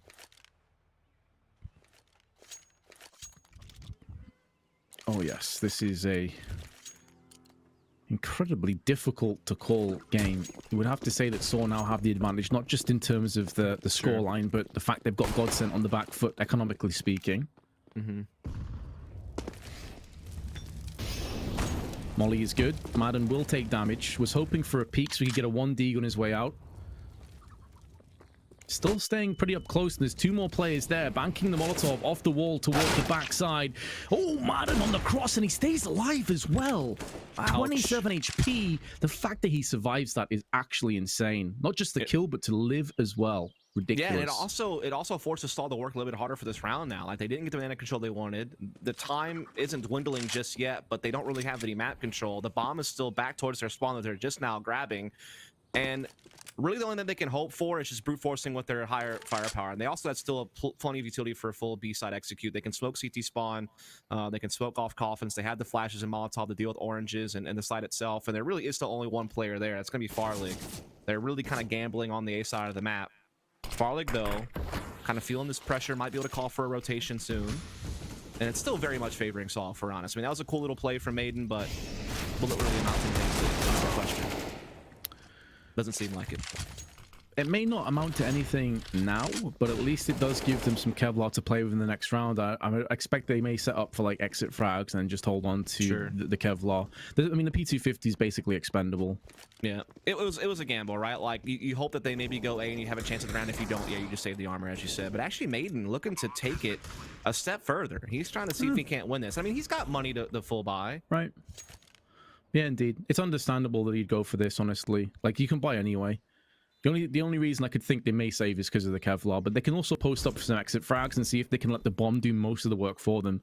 Madden will be fine going down with the ship, as long as he can get a little bit of firepower out of this. There's Stico. He's landed one. He gets traded instantly, and now Madden wraps around the side. Now, he'd love to go for a ninja, but he doesn't have a kit. However, he may be able to at least fake that that's a possibility and keep some of these T's around. Now they come down Banana. Zen is waiting for them. His teammate has been found and put down, and Zen runs in with a P250. There's the headshot. There's the AK. That's the whole point of that setup from Godsent, and it has worked beautifully. However, they still concede the round, of course, but now it's going to be a goodbye coming in. You know, I would pitch in Vince, but I don't have a feed, mate. Oh, classic. Yep, you know. They're working on it, though. Should be back soon, Vince. All right. You have fun. I believe in you. I know you can do this. You trained your whole life for this moment. I'm here for moral support.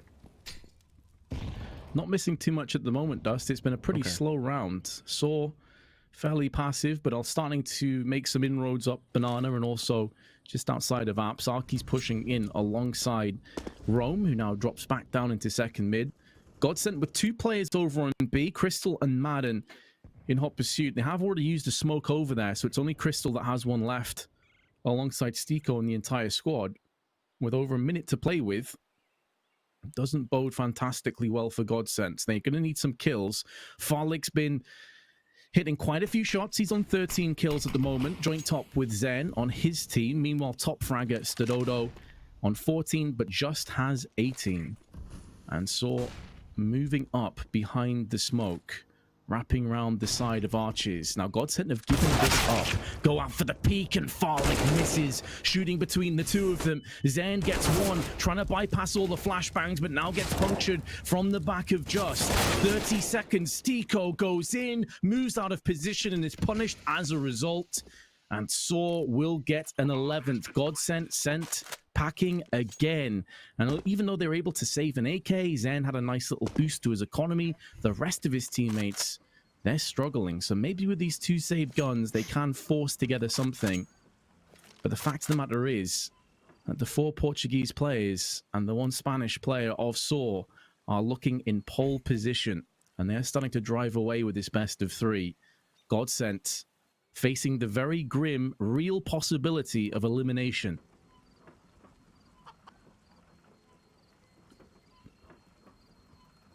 You're doing great, Vince. I love you. You're the best. That's all I can do. I give you the support best I can. Nicely done by Arky. So at least Madden will not be able to hold on to his assault rifle. And actually, had he have saved that, I feel like they would have been able to get a buy. Both Madden and Crystal could have dropped. They're going to go for a buy anyway. I'm back, Vince. Not fully, though. Welcome back. Yeah, dude, back in the game.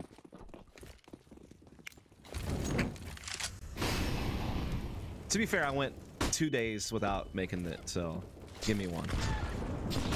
Am I forgiven? No? All right.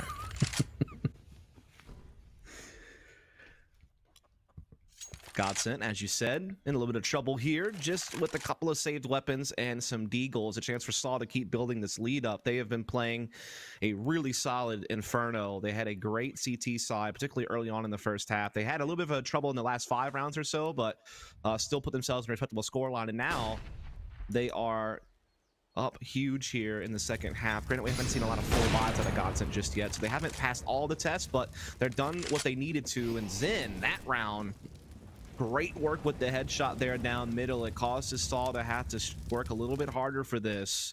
And in fact, they're running into a B stack with a couple of players, but it seems like they've fallen off with the bomb towards mid, so they're not going to necessarily have to deal with this problem. It seems like they have done well to avoid it. But they're also a little bit indecisive, I think, Vince. I'm not really sure exactly what they're planning. Well, that's a good question. It's a good query to raise, and the problem is they're going to have to snap out of this indecision because they've got 30 seconds left. Time will push them. It will probe them. The bomb gets dropped down. This lowers their options now. They have to push out, and in doing so, Farley gets a free drop onto Arky. That's an AK alongside it, and the 2 remaining Ts will be funneling their way through towards the pit side. Sododo caught in the back, and this is looking excellent for Godsent. Not only do they win the round, they keep 4 players alive and trade up significantly in the process. That is a huge victory for Godsent there. Zen with some amazing work with the AWP, being aggressive at middle, picking just the right times to peek, getting that bomb down, getting the opening pick on the round as well. They had the B stack in place in case it was a fallback. I mean, everything went according to plan for the Godsent side there. They're a bit of a bonus round, so to speak, and now they're back onto a full buy. They have economy of Saw up against the ropes.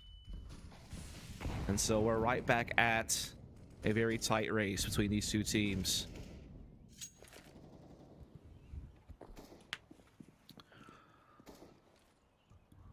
Godsent now waiting.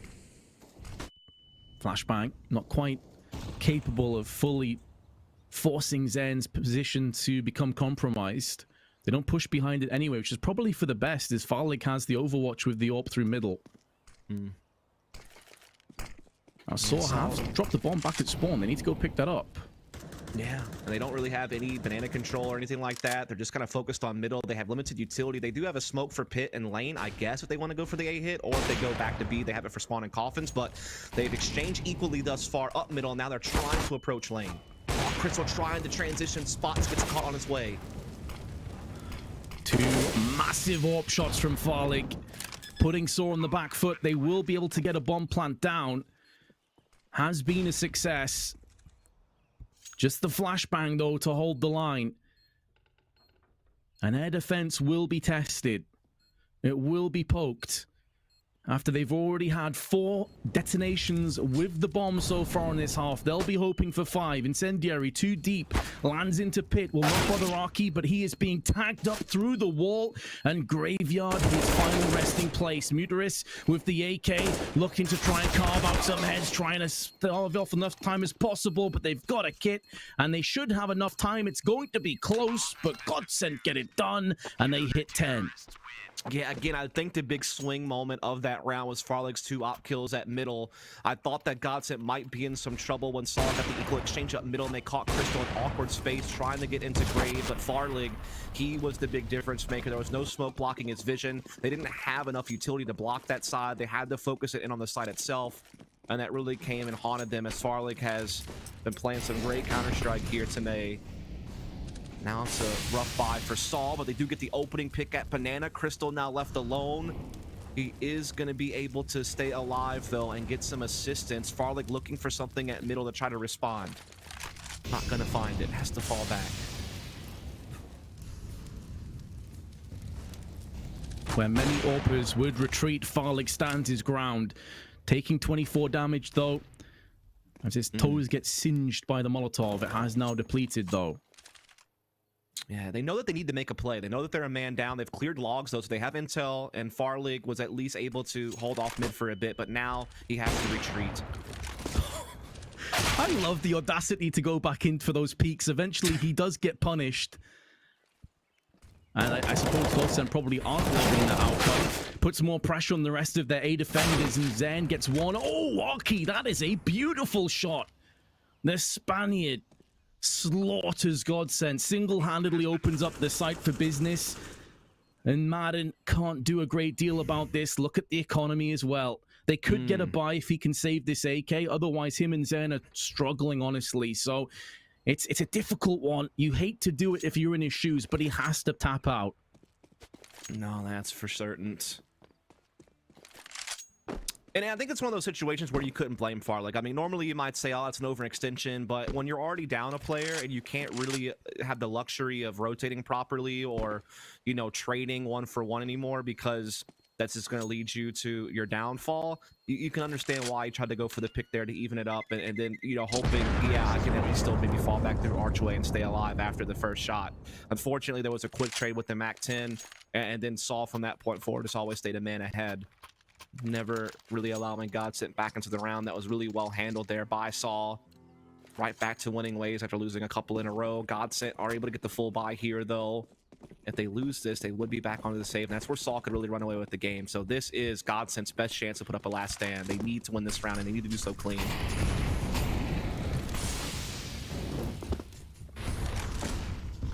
The last stand may be on shaky ground, but we'll see if they can get that equilibrium into effect. Only 2 rounds this half on the CT side. It's been pretty barren. Yeah. They did lead coming through at the second half, of course, Dust 8-7. Yeah, they did, but it's quickly withered away. You see utility being used to force Godsend to play more passive positions at the A side of the map and allow Saul to get control of that brackets portion of middle, which kind of is what you always want. Like if it's T-team, when you're playing default, your goals are always to get control of top banana and control of top middle because you're denying information, you're making it harder for Godsend to properly rotate, and you're leaving all your options open in the mid round to make whatever decision you feel is best. And they're starting to establish that. They're pushing top banana back right now as Farlig is going to get the shot to land, but not solid enough. It gets damage off, but it still gives Saul control of top B, and they still have presence at middle with Roman Boiler. They have Arky watching for apartments aggression. So they have all their options open. The one thing they lack, though, Vince, is utility. They can't really block off that many angles, especially if they decide to go on the A side of the map. That could be what allows Godsend a way back in. But they also lack time, Dust. 25 seconds. They need to move in right now. They're hoping for an over-rotation, and they may very well have got it. Madden gets 2. That rotation that was starting to come in now quickly swivels and pivots back into position on 8. And Stiko's flashbang is so good. So good, in fact, that Saw give it up. Yeah. They know they have a very low chance of being successful, and with an AWP and an AK and their own economy in trouble, they have to save.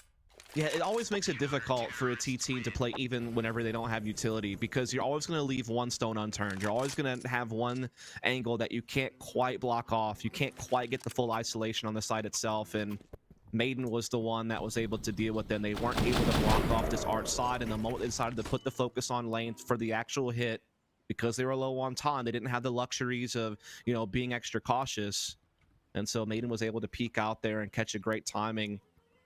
They've now won 3 of the last 4 rounds. They're starting to get their money in order. They won that round, you know, convincingly. They only really needed to replenish utility on the bulk of their players.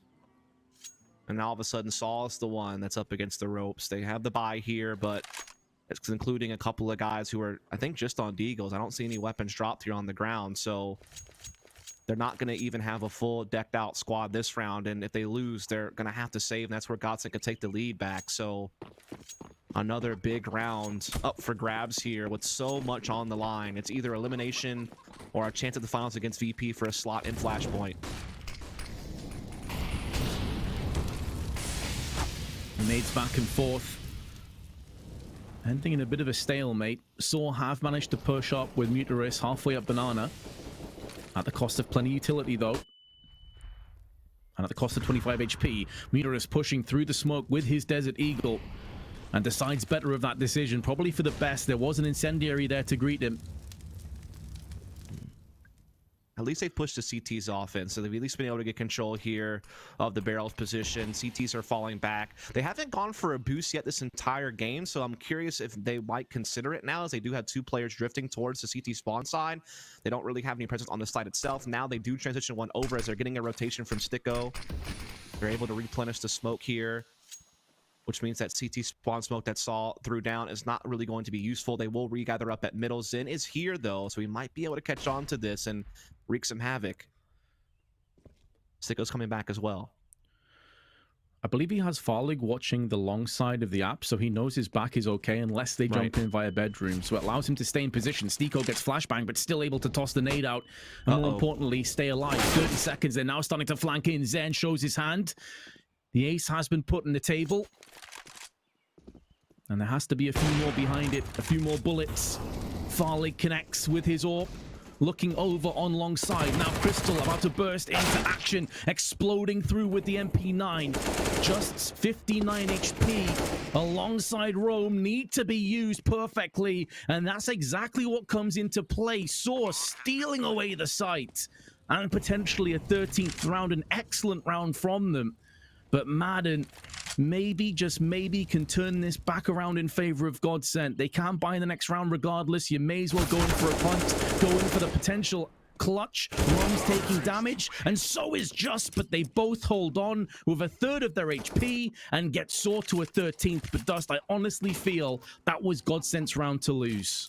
Yeah, I mean, they had good positioning, right? Like you said, Zen was tucked into Boiler. He had someone covering apartments for him. Sticko was on the rotation through Library. But Saul did what is so hard to deal with for CT teams, is they went into CT spawn. That caused, you know, Sticko to really have to worry about his backside through spawn, as well as still trying to cover the archway. His teammates had to play more passive positions inside the site and pit, so they couldn't really help each other out. And they were able to just kind of really cause a lot of chaos there. And that made it so hard for the CT teams to deal with. And now they're trying to fight back with aggression. They've traded even so far at bottom banana.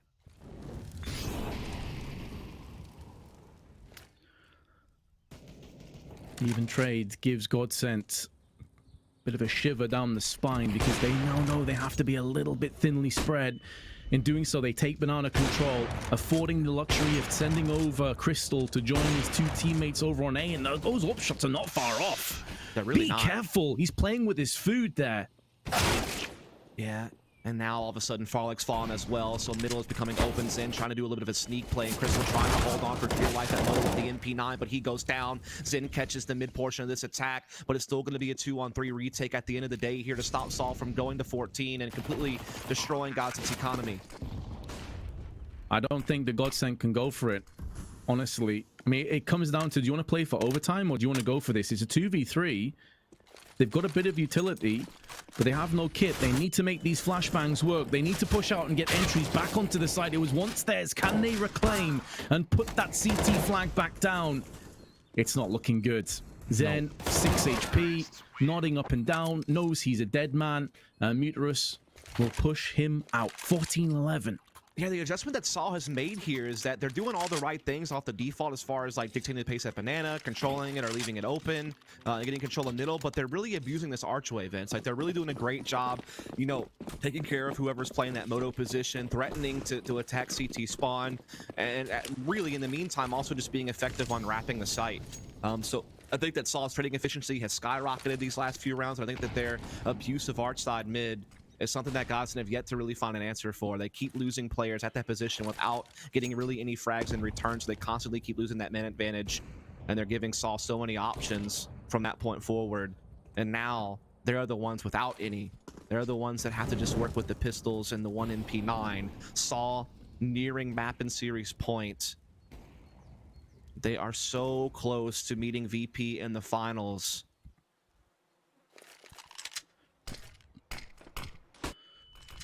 Godsent being taken to those very deep waters, holding their breath, hoping for the best. Now Saw, tossing in a couple of nades, have kept 2 of Godsent here, but it does seem like it's a fake, because now they're turning their attention over on the A side of the map. Typically, they'd have players in apps to pivot off. They don't. They need to be cognizant of these close angles being positioned by the CTs. We've seen Zen playing up close in Boiler a handful of times. He's now back on the site. Stiko has balcony under control. 30 seconds coming up. Most of the damage being inflicted to Stiko. Incendiary goes down, but a flashbang could not have been better placed. And Stododo straight away with the AWP, flicks into action onto Madden, and Godsent 2v5. I'd imagine Farlig probably sets up for some exits and tries to take an ache out of this, but in terms of the round itself, I mean, it's over. It's done. Oh, it's definitely over. Yeah, I mean, the moment that they decided to commit for that retake in the previous round in a 2 versus 3 and it didn't work out, they set themselves on this path where they were constantly going to be working with, you know, scraps. They were constantly going to have to just be, you know, trying to figure out a way to afford the world, but from a position of being frugal. And, I mean, that is... You just have to take the repercussions of their decisions. Again, I just feel like Saw has found the gap. They found the weakness in this Godsent defense, and they are now repeatedly taking it over. And honestly, we're just not seeing the best performances out of some of these Godsent members. Maiden has been missing all map long. Crystal has not really been able to pitch in.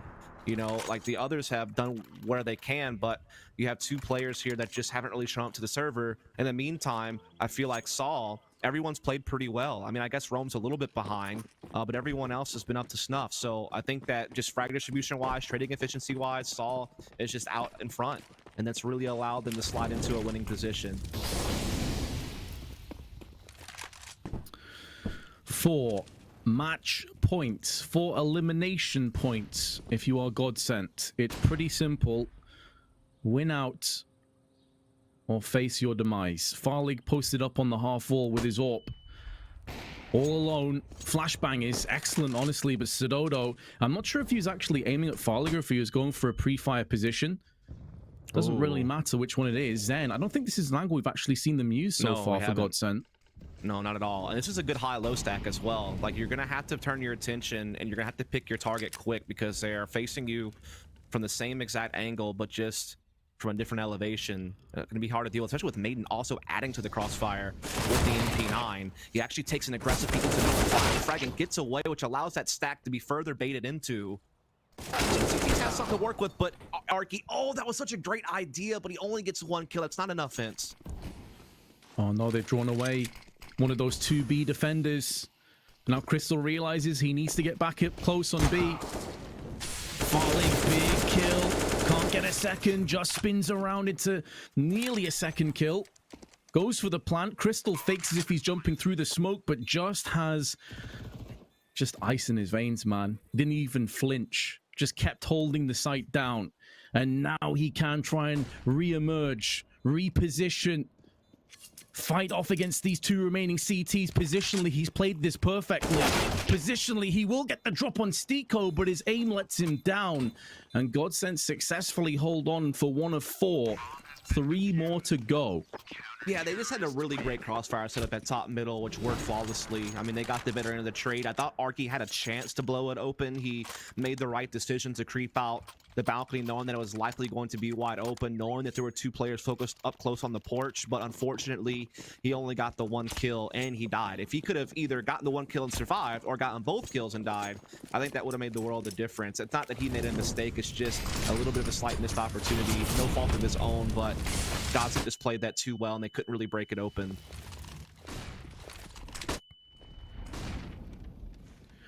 Oh no, they're on the other side of the wall. Flashes and smokes. I thought Madden was going in, decides better of it. And Crystal pays the price, pays the penalty. Oh my. So looking strong again. You see, Madden wants that gun. He does eventually trade up there. Saw, though, prime position. They have a 5-on-4. They've, you know, really forced a rotation here towards the B side. That's left A very vulnerable. It's really just Sticko with the M4 for now until Zen makes his way over, which it seems like he will get here in time. But again, they have been able to overwhelm this arch side so many times. Zen will now be the one tested. Great flash. Pop flash into the peak, but doesn't anticipate that he's going to get wide swung from a very weak and just 3v4, but Godsent's HP bar is actually slightly ahead. Stiko's about to get punctured from above, though, and it's just, again, who is playing such an exquisite Inferno. Down to Madden, 1-on-4, surrounded, outmanned, outgunned, and Godsent just beaten down on Inferno. Saw take it 2-1 from behind to actually win out. So well done. Yeah, now we're actually going to bring Freya in to talk about that a little bit here. No break required this time around, but I want to open up just by saying that obviously Saul had a great start in the second half on their T side, but I think that the really big thing was that they were able to also adjust. Once we saw Godsend start piecing together some CT rounds, making the game close, I felt like Saul made the really great tactical adjustment to start putting more numbers through Archway, because they knew that there was really only one person able to cover that angle. There was really no support factor able to assist him. And so when they made that change late in the half to keep putting, 2 or 3 members of Arch, they kept limiting that Moto player to 1 frag, and then they could just wrap the site. And they did it like 3 or 4 times towards the end of the half, and I think that's what made the big difference. Yeah, it really was incredible to see from the men from Saw. Of course, they will be advancing on. They will still be in with a shot of claiming that place at Flashpoint 2 later this November. Of course, it will be Virtus Pro that they will be facing up against. So no easy feat in themselves, but commiserations for the side of Godsend. I know we were talking about it a little bit before we were getting into second half dust, but you were saying, you felt like Saw needed to get a few more of those CT rounds, and then coming onto the T side, I feel like they impressed all of us with their performance. No, absolutely. Again, I really think that it was really up for grabs. There was a lot of moments where they were playing rounds with low utility, and so Godsend were able to kind of expose them for it. But then again, those last few rounds of the half, you just kept seeing them just putting overwhelming numbers at Archway, limiting the defender to 1 frag, and then all of a sudden the guy in pit or the guy in site has to worry about his arch wrap, and he also has to worry about what he's mainly responsible for, which is going to be laying in apartments. And I think that just playing those numbers, working out those splits effectively, they were timed well. They had great spacing. They were out trading their opponent. They were out fragging their opponent. Again, like their frag distribution was really tight compared to their opponent.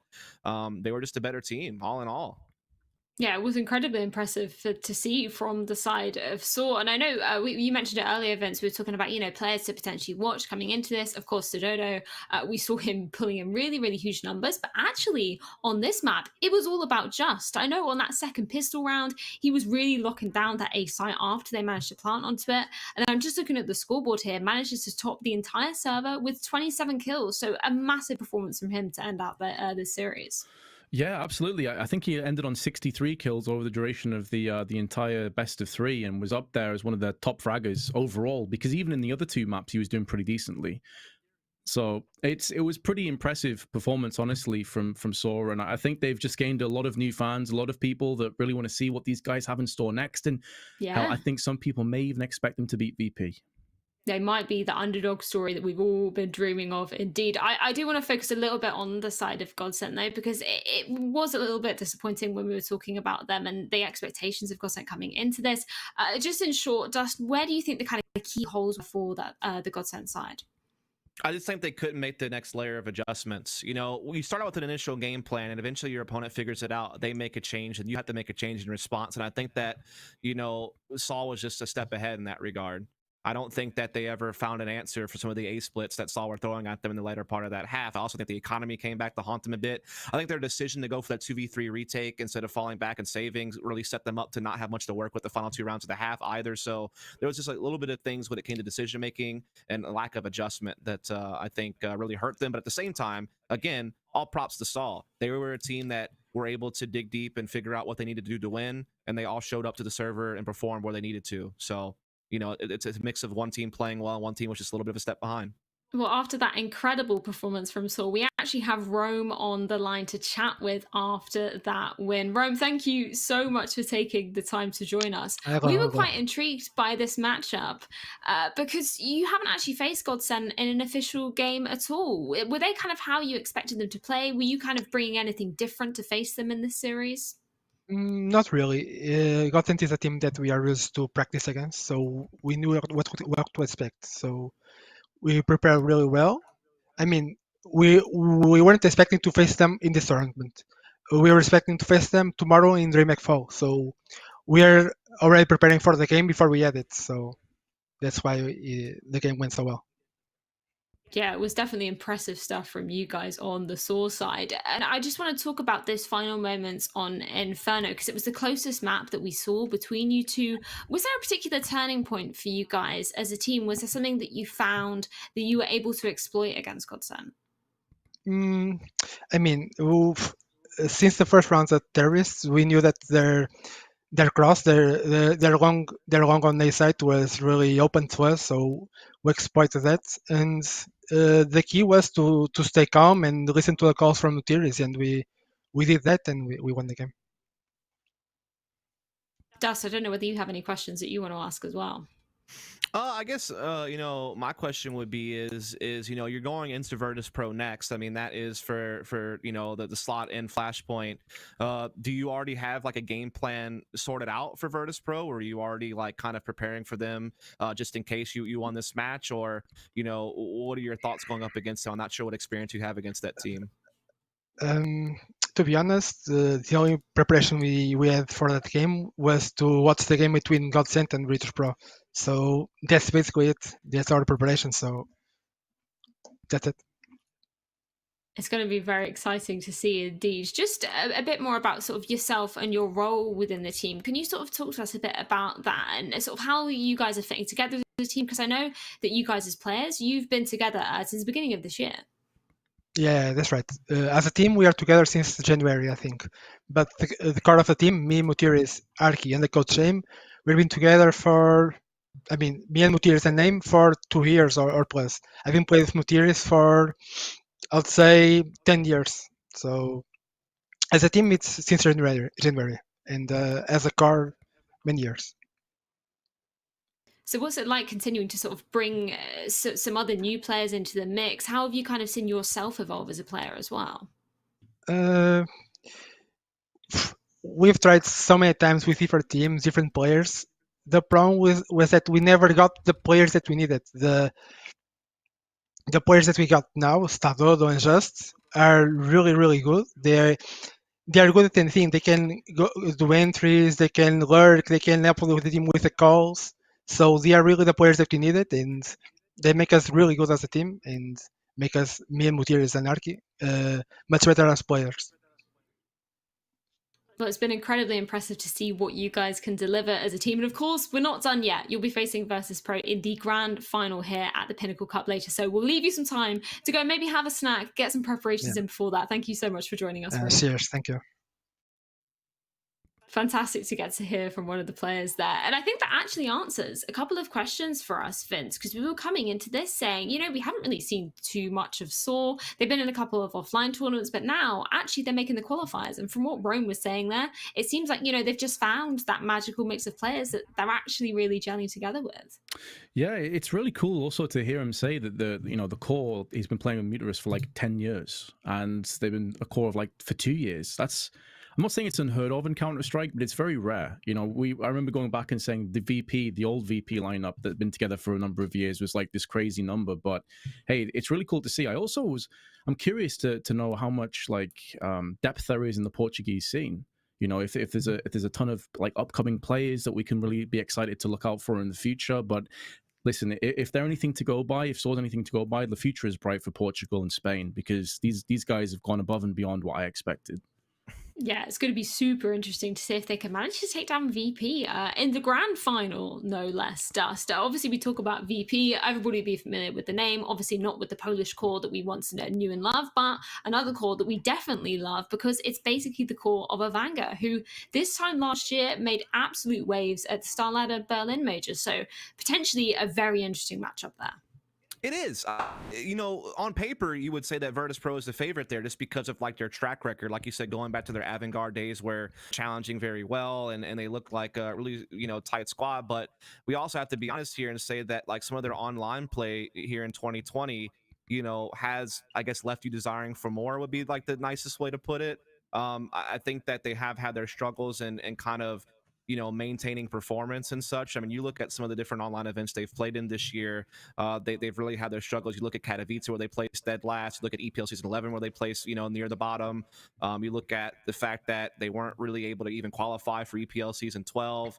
Some of these smaller online cups, they've had a couple of good results, like in the We Play Clutch Island, for instance, they placed top 3. So, I mean, they've had a couple of things that have gone their way, but it's been a little bit more of a struggle than it used to be for them. So I wouldn't necessarily count Saul out in that matchup. I think that the recent form of Virtus Pro Online has shown that there are, flaws in that team, that there are, chances to be able to beat them. They've been doing pretty well so far in the Flashpoint qualifiers. They've done well in some like the loot bet stuff, and they've done okay so far, in IM New York. So maybe they're getting their acts back together, but they have shown some vulnerability. So I think that could be a fun match. Yeah, it's definitely going to be a fun one indeed. And with that, we can take a recap of our brackets and we can see exactly how Virtus.pro got to this stage at the grand finals. Of course, the only map that the only team rather that they dropped a map to was going to be Endpoint. Then obviously taking that 2-0. As Saw just said, that was going to be how they're going to be doing their practice and preparation for Virtus.pro, a team that they haven't really faced up against too much. But obviously with that win from Saw, that 2-1 win, no less, they'll be going into that grand final. And I think, Vince, looking at this bracket now, we were looking at the beginning of the day and saying, not too many upsets in this one. This, I think, could potentially be one of the biggest upsets we would have seen. Saw managing to come through after maybe not such a great performance in the earlier stages, but looking very convincing against Godsend. Yeah, and it's very impressive to me, and it also goes to show a lot of respect towards Saw. These guys lost their first upper bracket game, and they have come through to the grand finals through the lower brackets, always facing elimination and winning 4 times in the process. That's really, really impressive, and it goes to show the mental strength that they have. So, listen, a part of me, I'm now a Saw fan. I want to see them go the distance.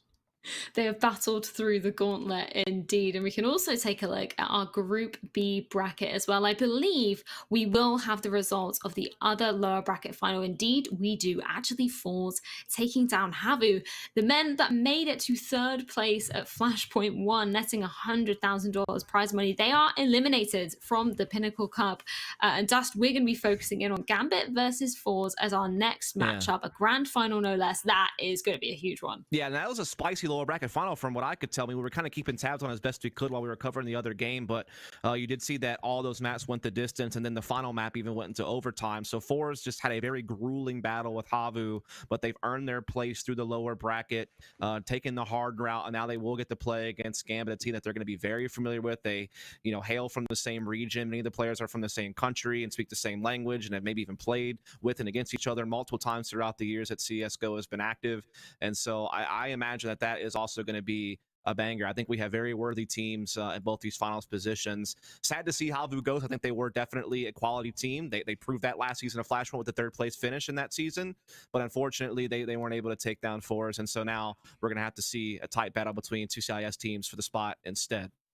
It's going to be an absolutely huge one indeed. And I love that there'll be some familiarity coming into this, because I believe they are going to be fighting tooth and nail for this spot. Of course, 4 teams are remaining, but only 2 spots at Flashpoint 2 this November. We'll be jumping straight into the match after the break to see who will be taking that spot.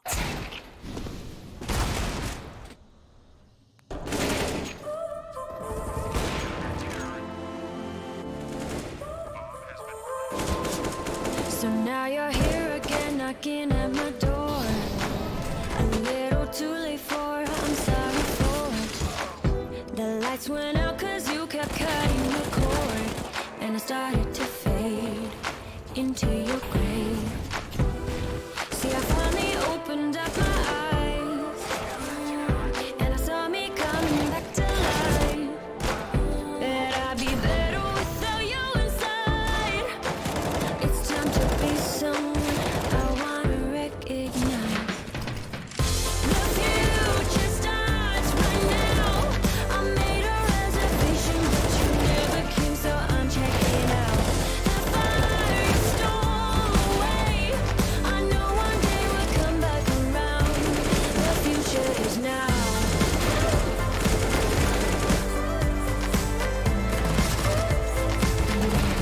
The future is now.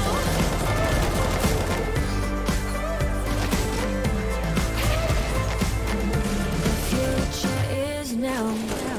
I waited for you in the passenger seat. There's only so far I can ride in your dreams, while you were chasing everything else but me.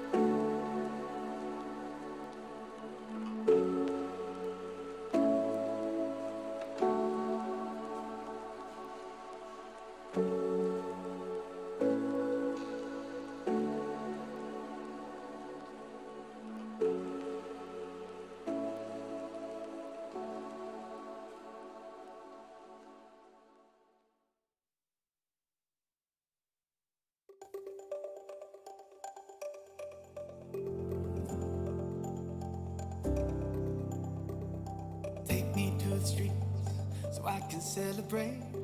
Never knew a feeling better than today. Means to a beginning of a brighter day. Letting in a feeling, mending what we break. Find the solace in a dissonance. You control the way you see the world. We've come so far, and now let go. Let the feeling take its toll. We've worked so hard, now don't you know? This is music for the soul. Let the music take control.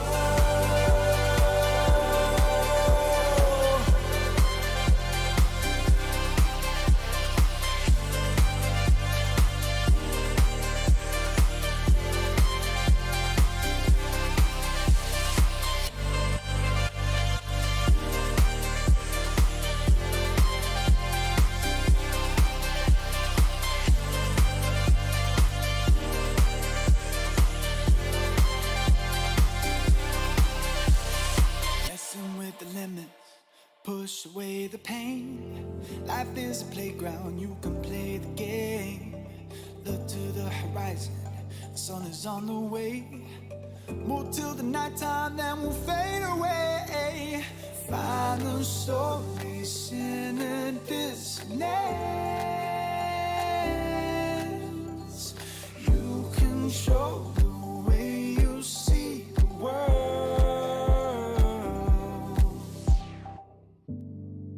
So far, and now let go. Let the feeling take its toll. We've worked so hard, now don't you know? This is music for the soul. Let the music take control.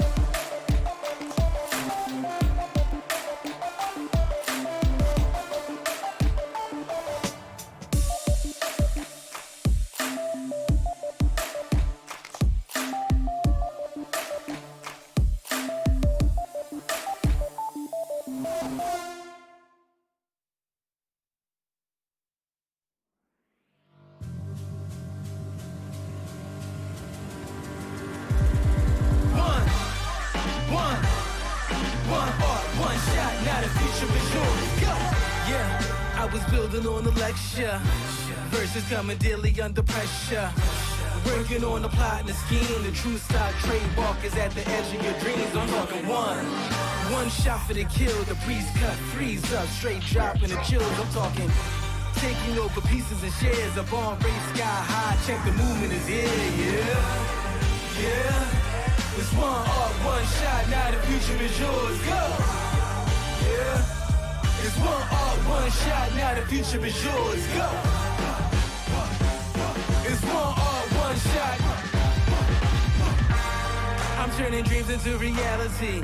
In the lab with the formula and chemistry. The memories spark and motivate and make the industry shake. We put the bars on the brakes. I'm talking one chance at best, yes. Painting pictures for the culture, keep the brushes fresh. Flip the color, work the drummer, passion never rests. Freedom is our teacher, under pressure, now we blessed. See, I was so go for the go. It's one art, one shot, now the future is yours. Go, yeah.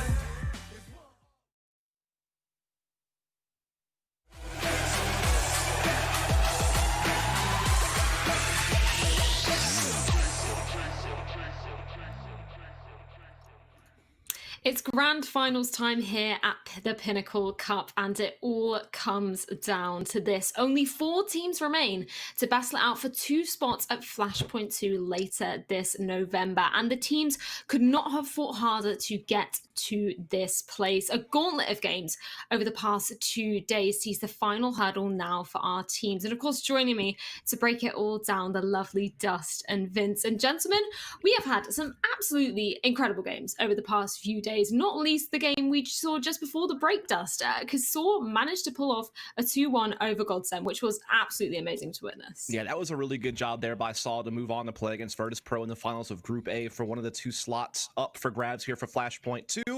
But now we're focusing our attention over the Group B, aren't we? You know, we have Gambit, who's been waiting in the wings of the Group B finalist position, and now we finally have an opponent for them after a long battle between Fours and Havu, which went all 3 maps. One map was 16-14, one was 16-13, one was a single overtime. It was quite the brawl, but Fours did come out on top, and so they will be fighting Gambit for that other slot up for grabs here in this Flashpoint qualifier. It should be an absolute banger of a match, an inter-regional play.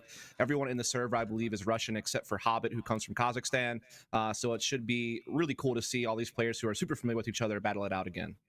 Yeah, indeed they will be. And I mean, Fours haven't made it easy for themselves coming into this. That loss to Nexus in the first matchup of day 1 put them down into that lower bracket, and then there was an absolute gauntlet for them to get here. But of course, we just saw them take the win over Havu, Vince. But again, another really, really close series. So Fours have not been making it easy for themselves throughout the competition. No, and honestly, you could probably extend that, Frey. They haven't been making it easy for themselves for the last year. It's been a difficult, rocky road to this point, but listen, it doesn't matter how close the games are. If they win this, they qualify, and all of that is in the past, and they can then focus on the present. The other aspect of that is they've had a lot of very close games, some heartbreaks with overtimes. They still won. The tenacity on these guys is second to none. You can never fully count them out, but they're against a very individually skilled and talented team. I'm actually really looking forward to this game in terms of like individual skill and stylistic matchups. This could be an absolute banger of a match. Yeah, and I love that the teams will be really familiar with each other. As you were saying there, Dust, you know, they all come from the same region. They'll have definitely been scrimming against each other. They'll know each other like the back of their hand. And I think we need to start off by talking a little bit more in depth about Fours, because, you know, as we were just talking about, the overtime losses that they saw against North, that was almost unbelievable. It was just insane to see them coming back from that and managing to take the win.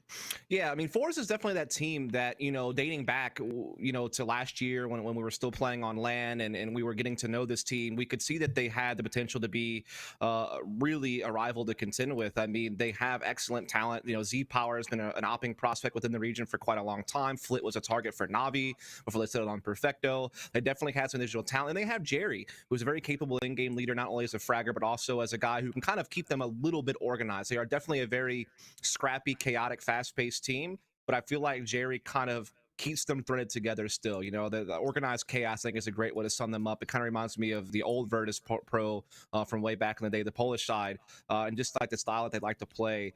Definitely, you know, have a lot of players who are very flexible on what roles they can fulfill. They can, play a really in-your-face style and do so successfully.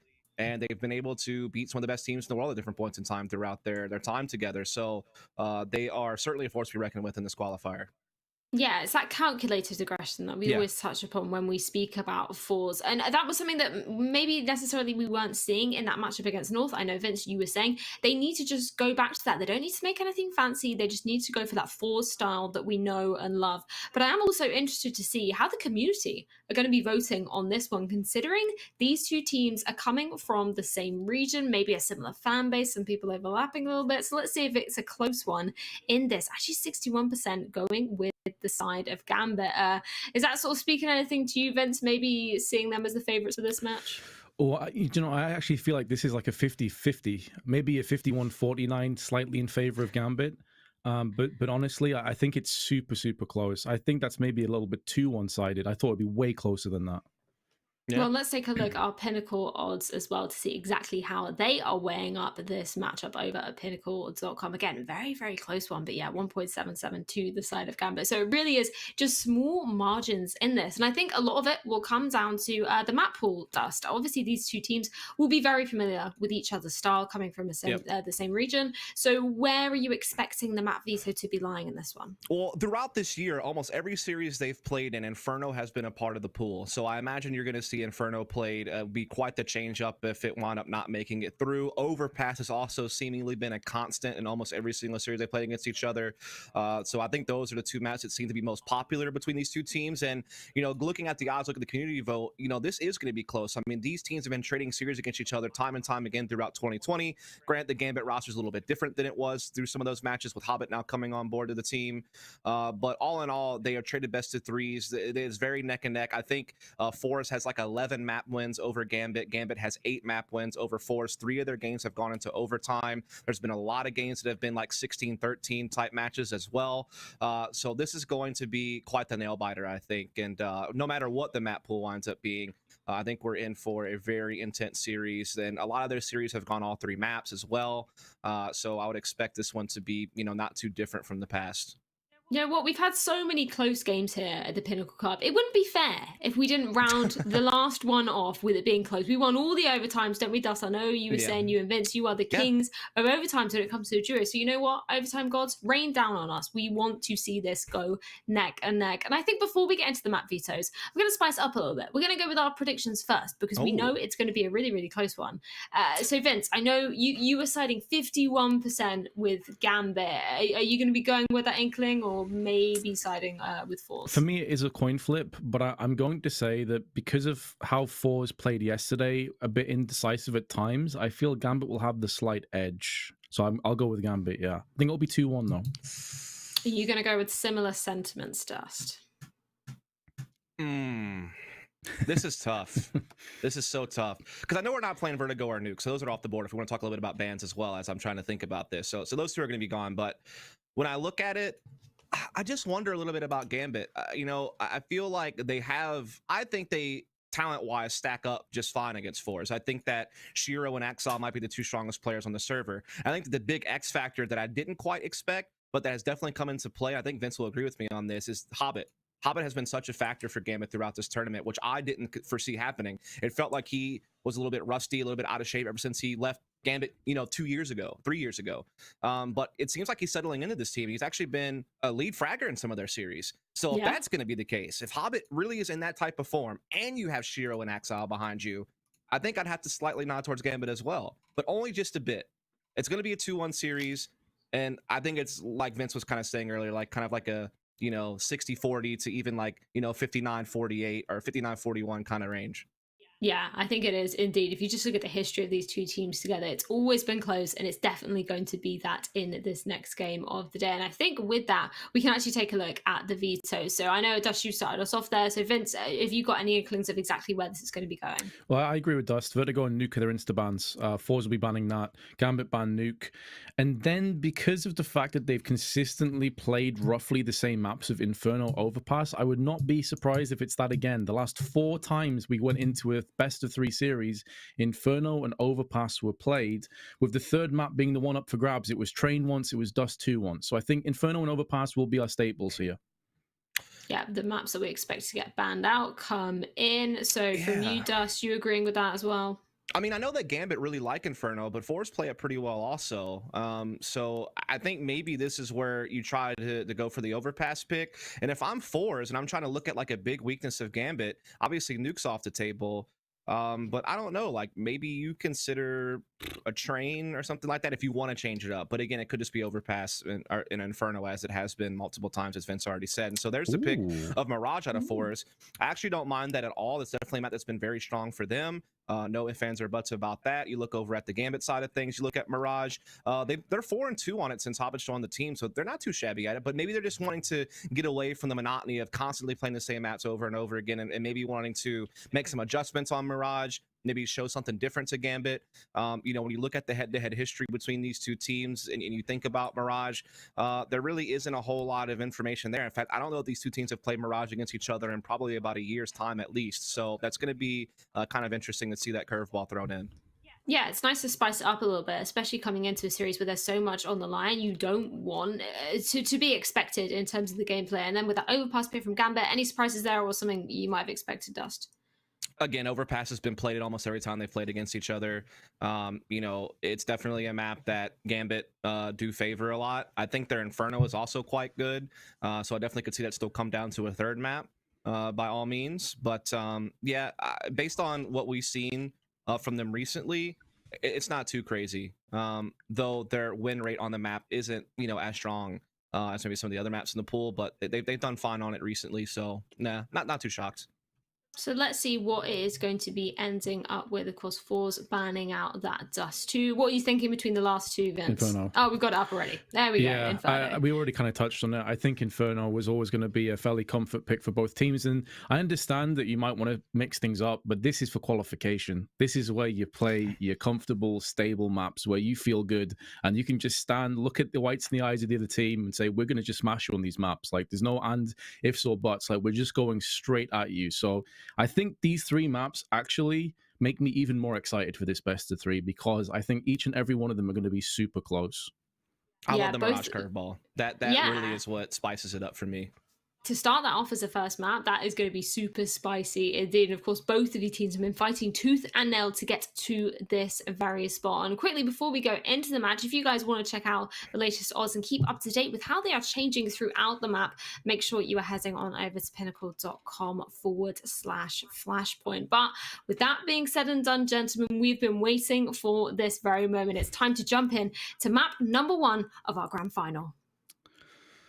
The last 3 days have came to this point, Dust. It will be our final game of the proceedings here at the qualifiers, and the final game for one of these teams for Flashpoint Season 2, Gambit and Fours. And honestly, I couldn't think too many better games that we could have ended this glorious run on. I think this is going to be our best match so far.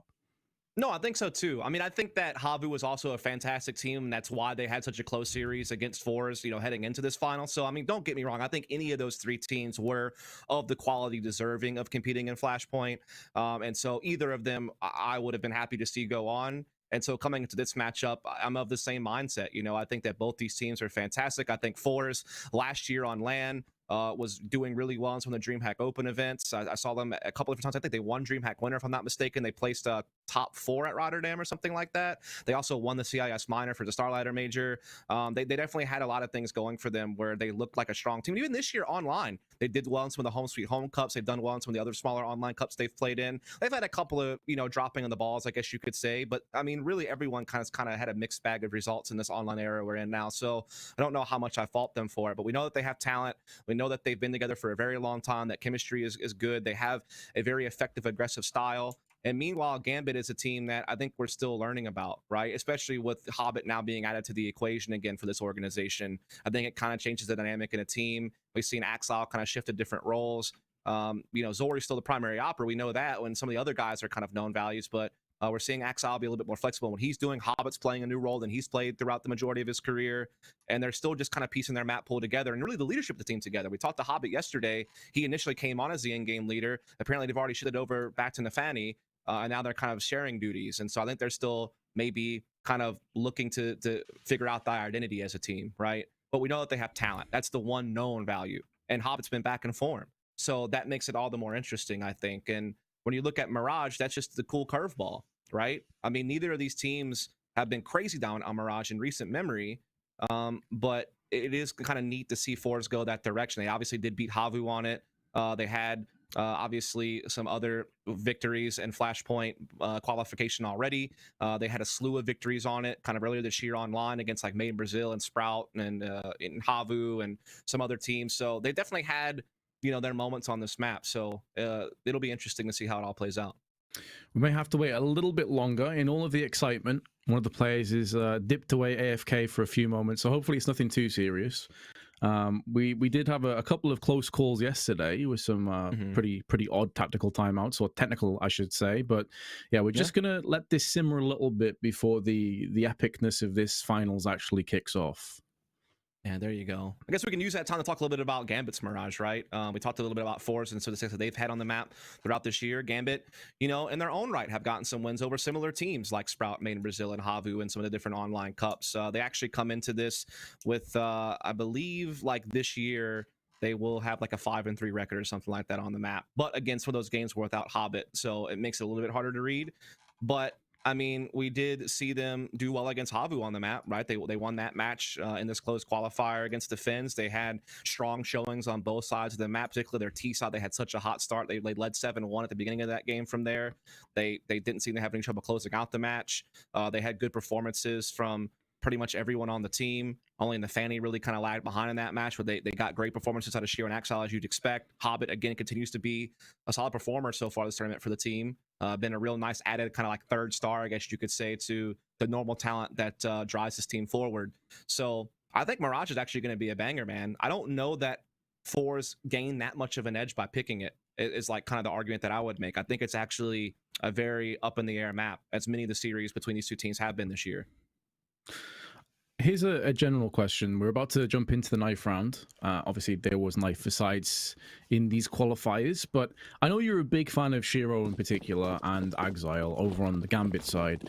Yep. Z-Power compared to Shiro, the two Russian AWPers going up against each other, which of them do you think is better of the two and why? It's a hard one for me in my head, right? I think they're so evenly matched.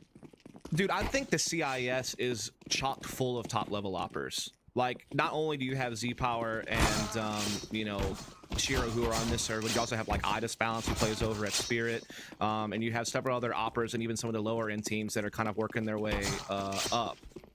So it's really hard to put that one in there, man. I think that they're both incredibly talented. I think that Z-Power obviously has a little bit more experience playing against high-level competition, but I think that Shiro does have that youthfulness to him, that you know, just crazy raw talent. I actually couldn't pick a victor there. I think that if they go head to head on the server with the ops, I think it's going to be an absolute bloodbath on both sides. Oh boy, is that what I'm hoping for. And the wait is over. Here we go. One team qualifies, one team goes no further. It's brutal, but that's life sometimes in Counter-Strike. Four starting off on the T side on their choice of map. And Hobbit up close, looking into Palace, waiting for the T's to show their hand, but only one player. He didn't anticipate more. Not anticipating a four-player stack, and Palace was already ripping around towards the ramp side. Now Shiro using that smoke to allow him to rattle off some shots, but it's only his head that's rattled across the floor. Fours now looking good in a post plant with Nafani, Inters, and Exile up against them. Exile probably feeling like he is the player that will need to have the most impact out of the three of these. Inters typically doesn't post up too many stats, and he's gone down first for the CTs in this retake. Exile's still alive, but not for much longer. Flitzgrop dispatches of him, and Nafani, too many angles to contend with, has been reeled out. Fours claim first blood in our qualifying game. Yeah, slightly unique twist to an A execute on a pistol round. We see executes all the time on pistol with like smokes, jungle, and stairs, maybe a smoke CT spawn.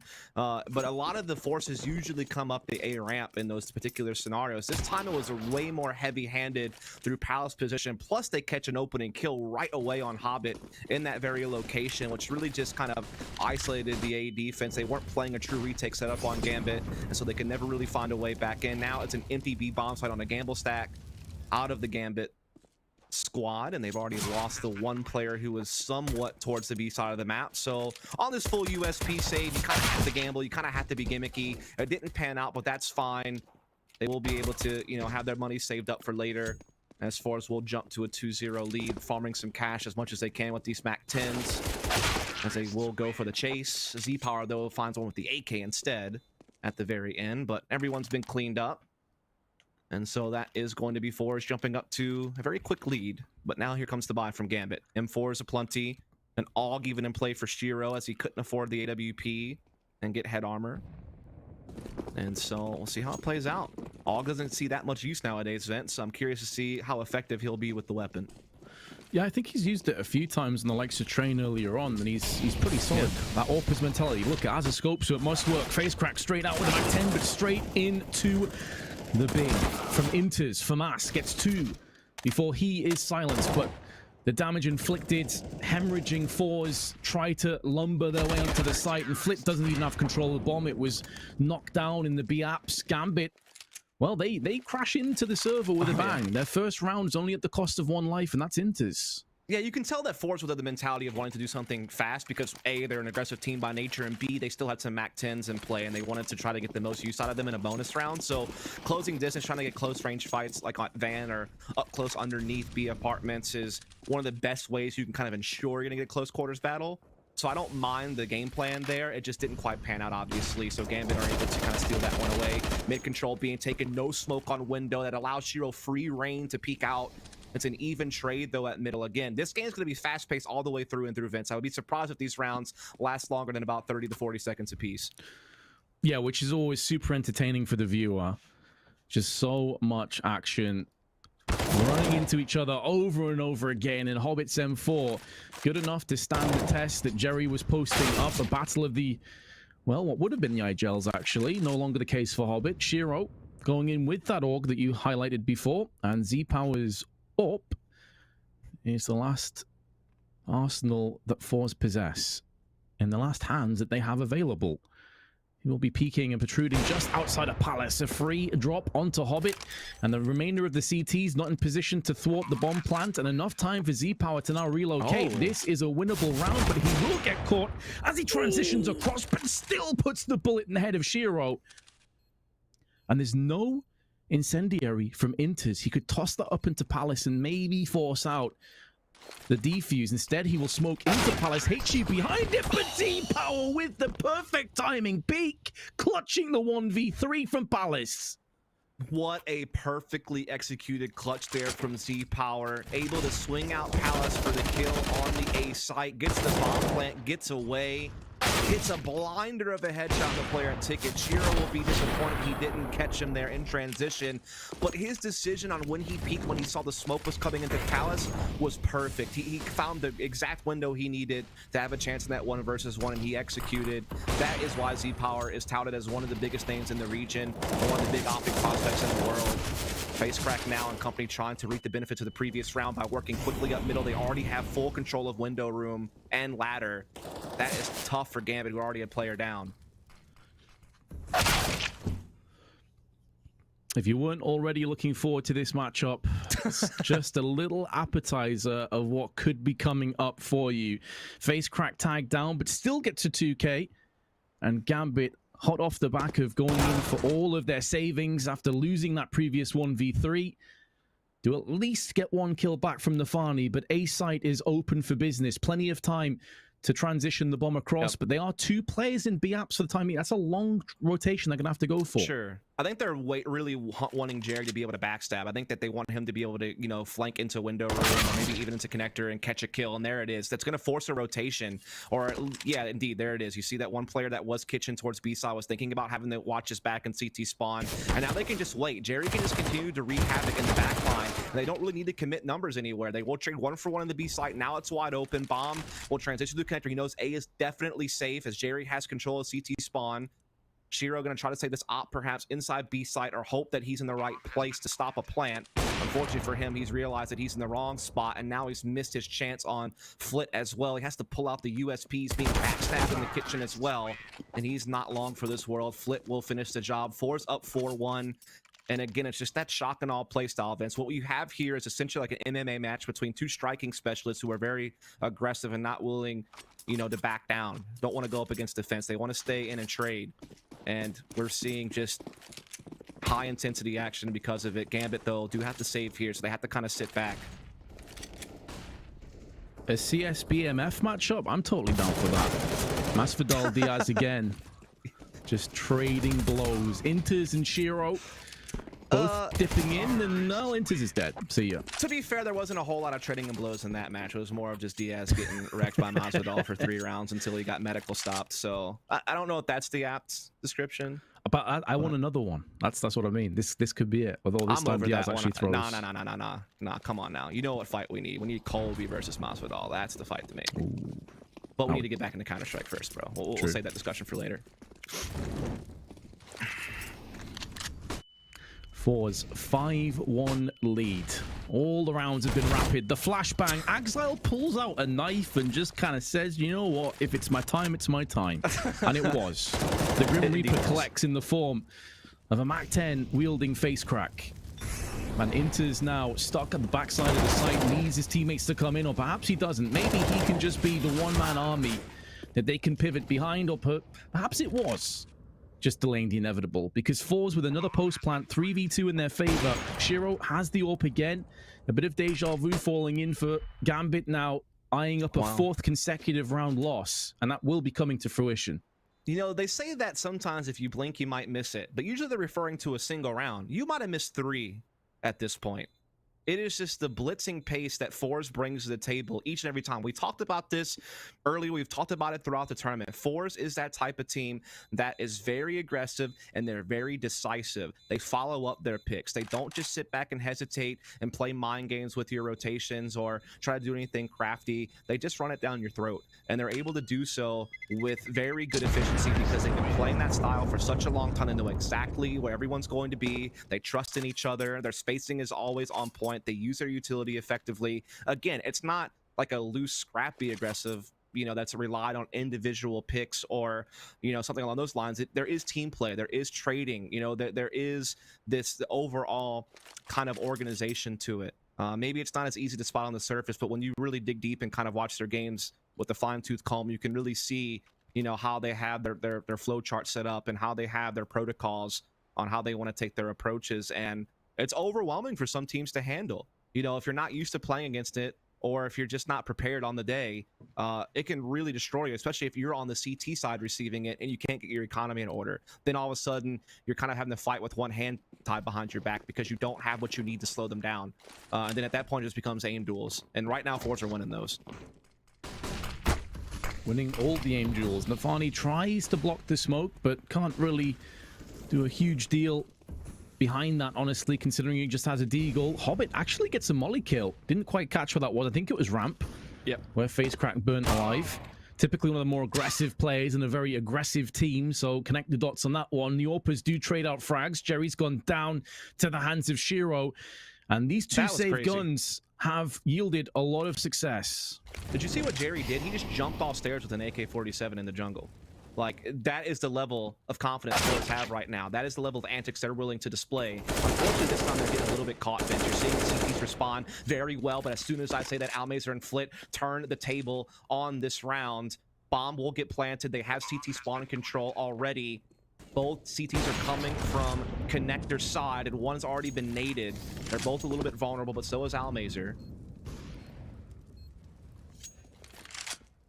Vulnerable players still on the server. Gambit getting up close quick enough to justify a potential defuse. Nafani, close range, will have Flit dead to rights, and now they can turn their attention onto the site. The lack of the kit is the issue, though. They need to move in. I don't think they even have time. They have to rush out into the open, and in doing so, Almazer will not miss. The money is so good for the T's. This is not a worthwhile trade, honestly, for Gambit, unless Inters can save the AWP, and I think he may just survive. No, he doesn't. That must have been super close, but Force take a 7-1. Yeah, I was a little bit concerned in that 2v2. Like, I thought that with them having CT spawn control, there was no need to really go for extra. So when he went through a murder hole and died to the player holding the angle and went down, it was a 2-on-1, and they had a ramp flank in play. I was a bit concerned, but Almazer, he had a great position for his health. He knew that he had to play kind of a gimmicky spot. He couldn't just play standard. So he played sandwich, which is not a common close plan angle, and was able to buy enough time for the bomb to explode. So really well thought out there by Force, as now they already have the opening pick in this round on top of already having a 7-1 lead. This is spiraling out of control. We need some kind of response from Gambit. Maybe that op shot is the catalyst that they needed to kick back into gear. So many flashbangs. Retina's burned out of in his eyes, but still can see well enough to put the bullet onto face crack. Another post plant. Nafani can't get the correct angle to defuse. Or pardon me, deny the bomb plant, I should say. He'll be hoping to defuse in a few moments' time. And if he continues to land frags, that may very well come up. But now he has been neutralized. He has been denied that defusal. Hobbit on catwalk. Good shot with the M4. Long range onto Flit. Time more than adequate for a retake. Z-Power with the AWP, not necessarily tailor-made for these situations, but guesses correctly before he's charged down by Hobbit. I don't think they had a kit on the site, though, so there's no time. They can't get it done again. There was a kit on the site. It's right there. Oh, no, the miscommunication. He could have easily grabbed that and defused.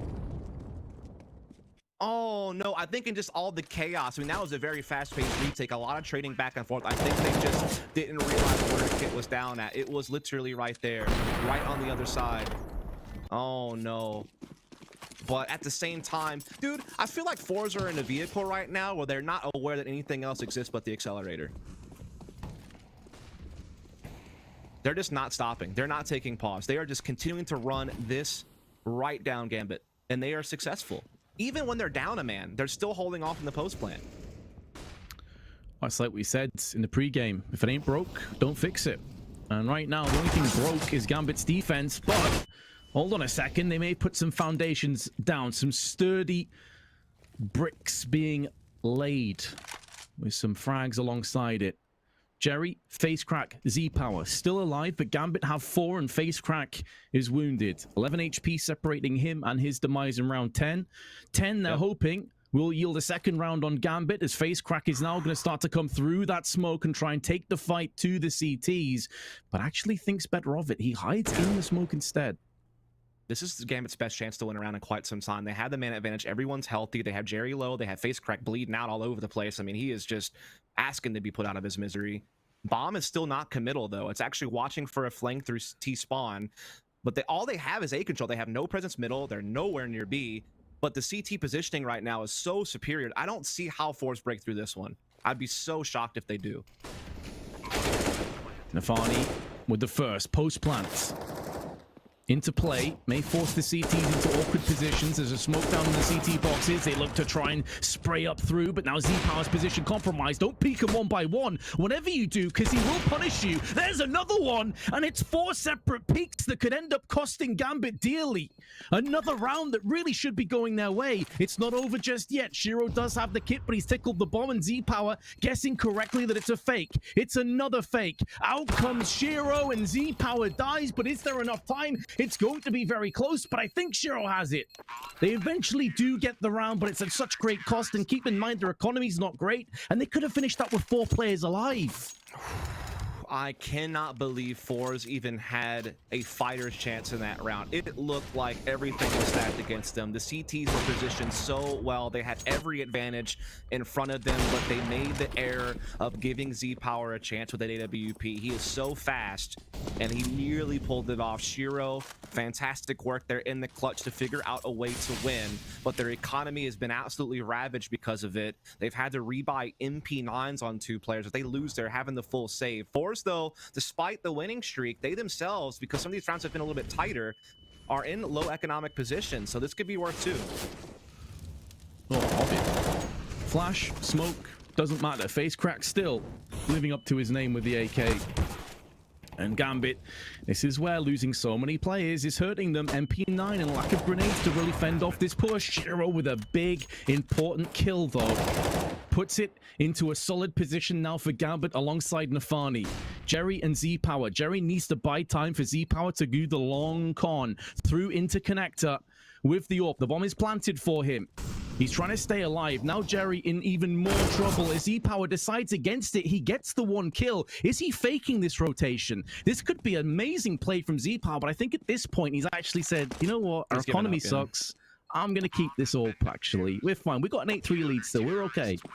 Yeah, I mean, the thing is, you're finally starting to see some players step up and deliver and fragging. I mean, Gambit, not only were they just having trouble dealing with Forge's pace, but they were just losing individual aim duels left, right, and center.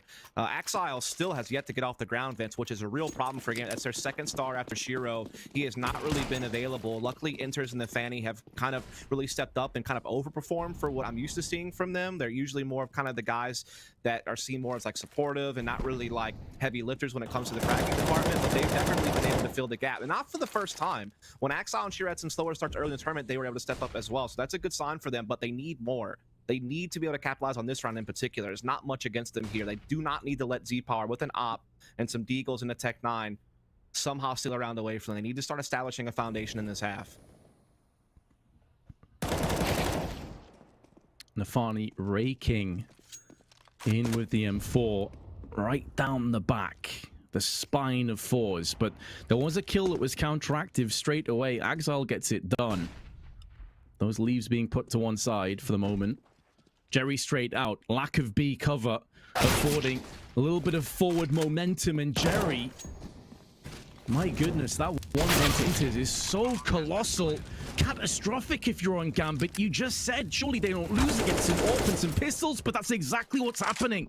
Oh my. Gambit have got to give this up, and Shiro's in no position to save either. He's stuck up close. Even if he gets this no-scope, he should be countered straight away. Beautiful 5-7 work. Using both weapons to keep himself alive a little bit longer. But this borrowed time may very well be collected, or perhaps not. He is punishing Fours. The thing is, though, Fours can cry into their 9th round because they're picking it up anyway. Yeah, I mean, these little small economic battles are all well and dandy, and maybe it looks flashy, but it doesn't really matter if you're not putting rounds on the board. The fact of the matter is they've yet to win more than 2 rounds in a row this entire half. At one point, these guys were down 8-1. I mean, they are not at all in the server, it feels like. I mean, Shiro's warming up. He's had a couple of big ones. He had the big 1v1 clutch against Z-Power. He did well to stay EP, but this is just kind of stat padding. It's not really having impact other than, you know, maintaining a weapon. Those are rounds you cannot lose if you're Gambit, especially on a map that, look, I know you don't play it that much, but better than this, you know? Like, I don't know what they need to do. Do they need to get Shiro more active? I mean, maybe they could try to be more assertive with this op. They now have a second op on Inters. Maybe you start taking some aggressive peeks towards Palace or towards B apartments, or, you know, try to do something where you come off catwalk and peek top middle. You need to do something that puts a wrench in Forge's game plan. Forge have had really no trouble just going for the pushes they're used to. They haven't had anything really stop them. We haven't really been able to see Gambit like dictate the pace through connector or window or just assert themselves anywhere on the map. You know, I feel like something's got to give in that regard. They can't just keep giving all the space to Fours. Look at face. What is this?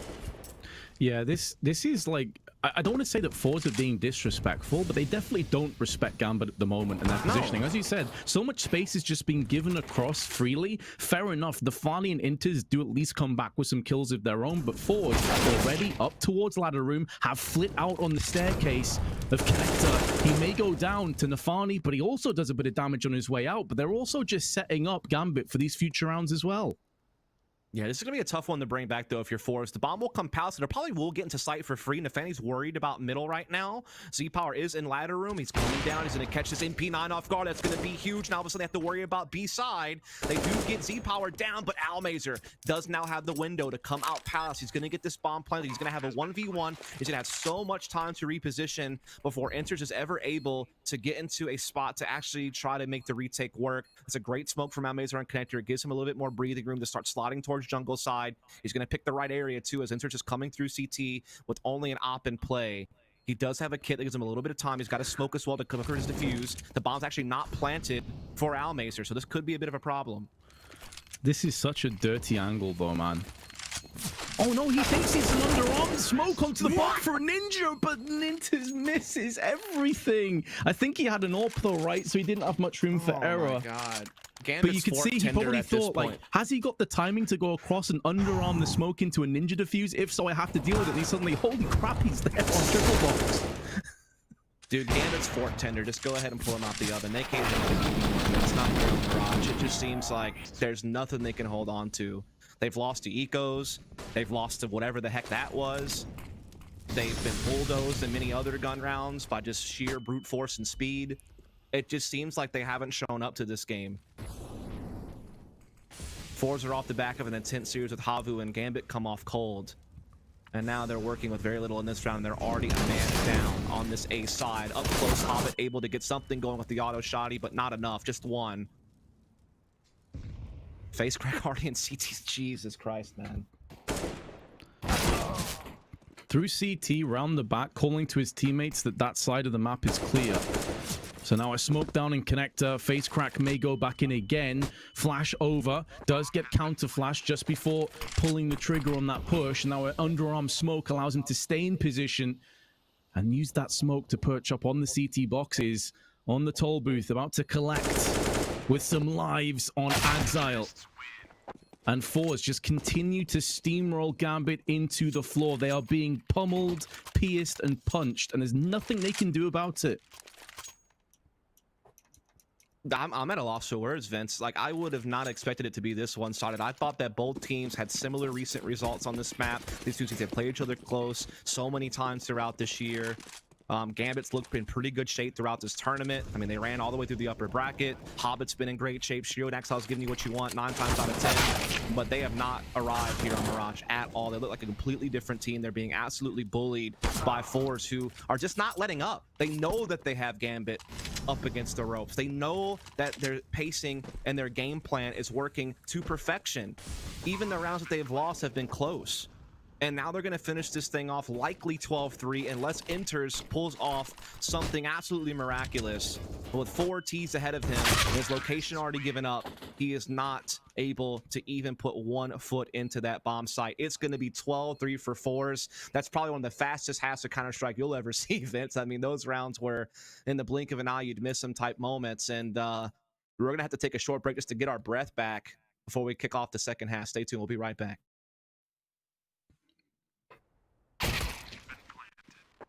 So now you're here again, knocking at my door. A little too late for, I'm sorry for. The lights went out cause you kept cutting the cord. And I started to fade into your gray. See, I finally opened up my eyes. And I saw me coming back to life. That I'd be better without you inside. It's time to be someone I wanna recognize. The future starts right now. I made a reservation.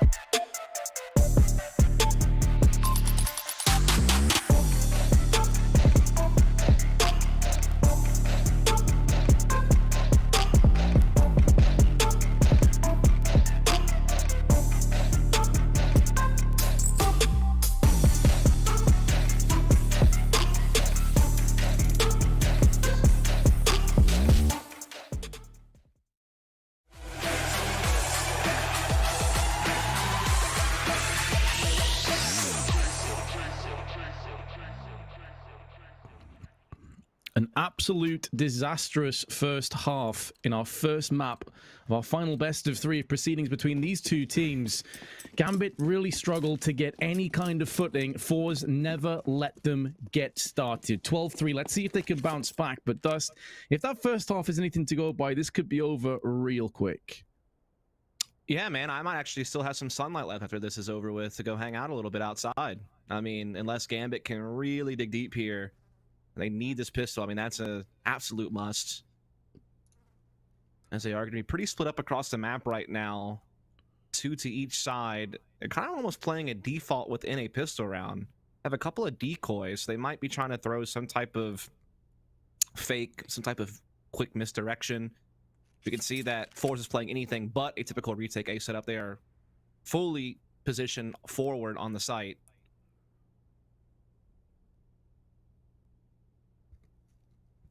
It's interesting as well that their decoy players are Inters, who's in Palace, and then they have Exile with one who's going down Underpass. So I wonder if they're going to be some kind of like fake smokes or flashes and try and draw rotations and then pounce on top of Fours. But Fours have 3 players stacked up close on A. This is awkward. This is a really great setup for an A split. As Flit has been spotted in the window, been tagged up a little bit, but not too much. He's fine. He has intel, and now Z-Power is able to strike. This is where that 3-player stack is going to be so deadly, so difficult to handle, but Inter's at least alleviating the pressure of one of those players, and suddenly all 3 of them have been collapsed on. Flashbang for Almeza to peek through CT. Post plant coming up, and the bomb planted out in the open. Many angles that Fours have now got to contend with. No smoke between the 2 of them to at least lock off one of these positions. Counter flash tossed in. They don't push behind it. Almeza making noise, and Exile, who's up close, will certainly have heard that. They know he's here now. That Nafani takes a couple of stray bullets. Almeza dinks, finished off by Exile, who shows his hands, and Gambit finally have something to be happy about. They pick up the second pistol. You know, when you're playing this stack like that in the site, you're kind of living and dying by the sword. Either, you know, you're able to just completely kill off the execute before it even really gets started, or you're going to lose those players, and now you have really no way back into the round. And that's exactly what happened there on the ladder. Gambit able to really overwhelm the site there. Great trading. And Axel, I think that's big for him to get a couple of kills early in the pistol. He's had a slow game. He's usually one of the stars of this team. Getting him warmed up, getting him going is going to be important. And I'm liking this here from Fours, just kind of chilling out inside window, looking like they're in a cheerleading competition, building that pyramid. I've literally never seen this before. I'm going to be real with you. I'm going to guess the effectiveness of this is probably not very high. Watch them win now. It's cool to see something different, at least. Yeah, you know, might as well. Every now and then you see a team come up with this. I remember like Stanislaw used to do like the thing where they'd put 5 people on top the little building and mid cash on CT side if they lost pistol. So like every now and then you'll see something cool like this. Remember that like thing on Cobble ramp as well? Teams would do that, like the little like layered of people of elevation. So I don't know. We'll see.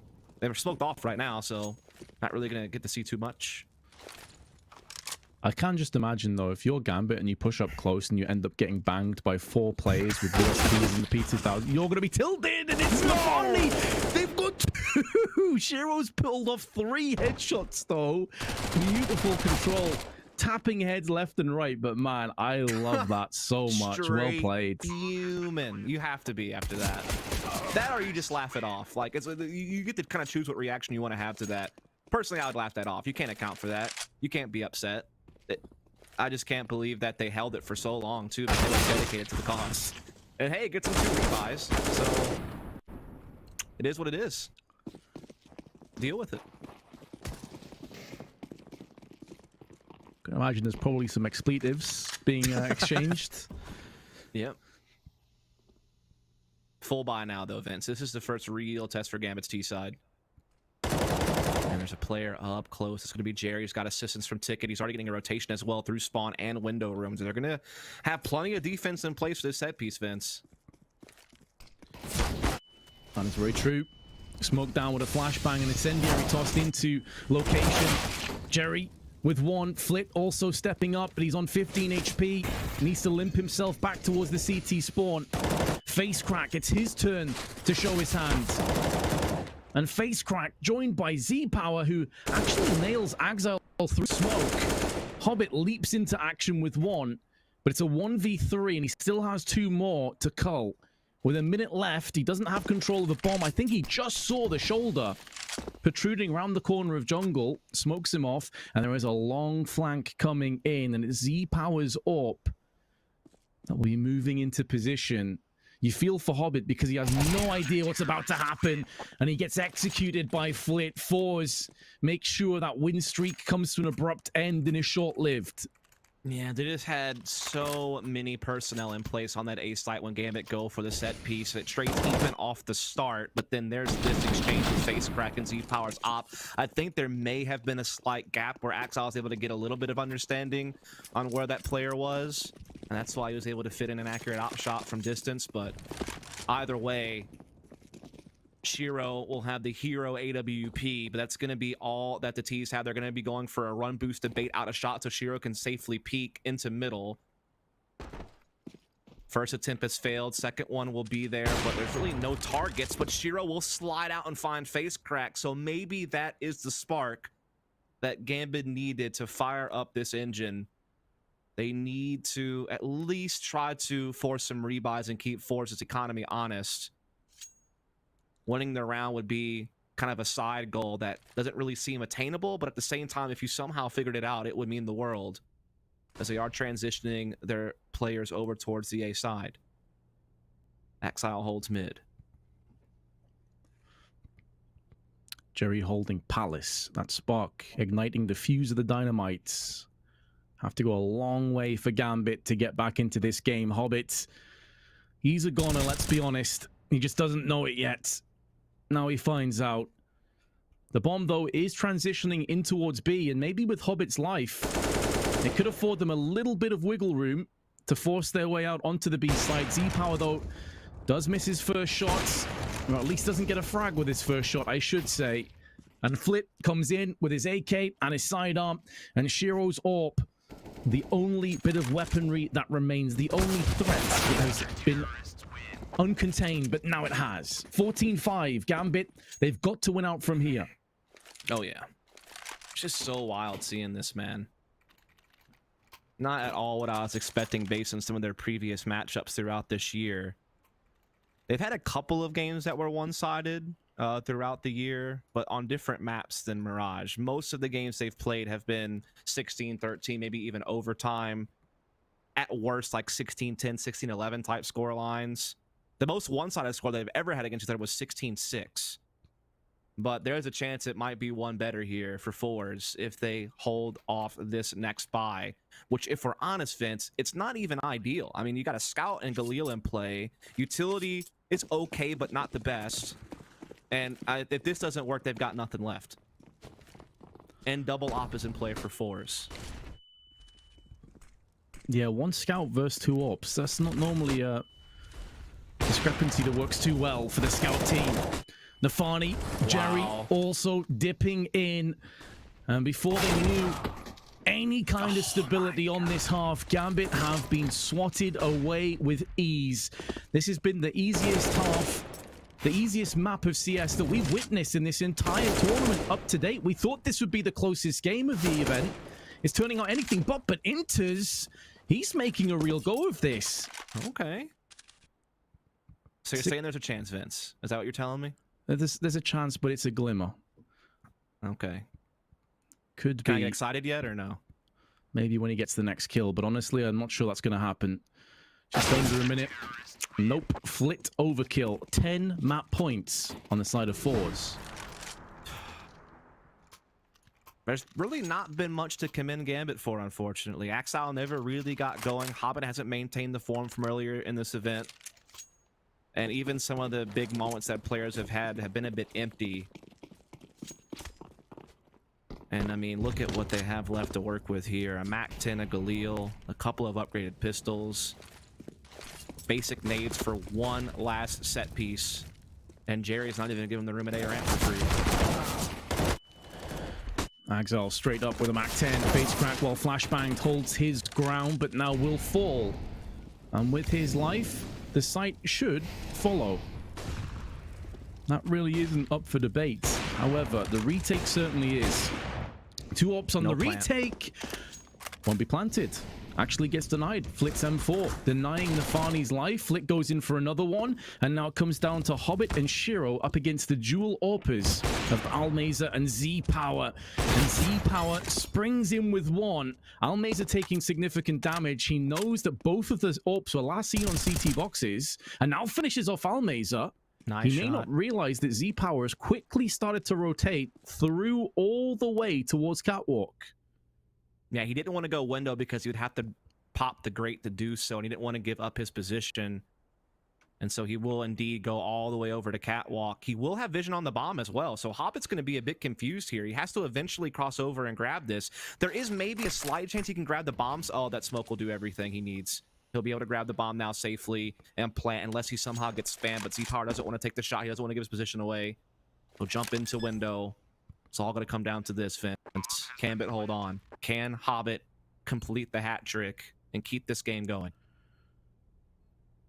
Great awareness to smoke off connector, knowing that that play was very possible. And if nothing else, Z-Power could have gone through connector and popped up. And now the pressure has really turned, twisting in the side of Z-Power. That sharp, serrated blade. Hobbit on the ramp side. There is a smoke and he does have a kit. He has enough time to fake it once, but no longer. He's checking all of his angles. Now just needs to stick on there and hope for the best. Cross your fingers. No. Hope for everything he No. possibly can. And Hobbit, fortunately, had a Tech 9 there. That could have been really awkward. He will go down with the ship, but at least they saved the first map point. Yeah, I like the idea on the 1v1 clutch there. I mean, he knew that he had to clear firebox because as soon as he taps the bomb, he could just get instantly eradicated. By him doing that, he knew that the remaining player had to be ran for Palace. But unfortunately, just didn't really have enough time to pull off a fake defuse and get the frag, so he had to stick it. Almost pulled it off, but like you said, the Tech 9 was the saving grace there for Hobbit. Great clutch from him, great little 3K. Finally getting going, maybe. But they have to be perfect now just to force overtime, just to have a chance still at this map. Fours have so much cushion. I'm sure they're not going to be the least bit concerned about that round loss. They know that they have this map dead to rights. It would take an absolute blunder of blunders to somehow give this one back over. I'm going to be honest, Vince, I don't really see how Gambit are going to do it, but we'll wait back and see if they can at least put an effort forward.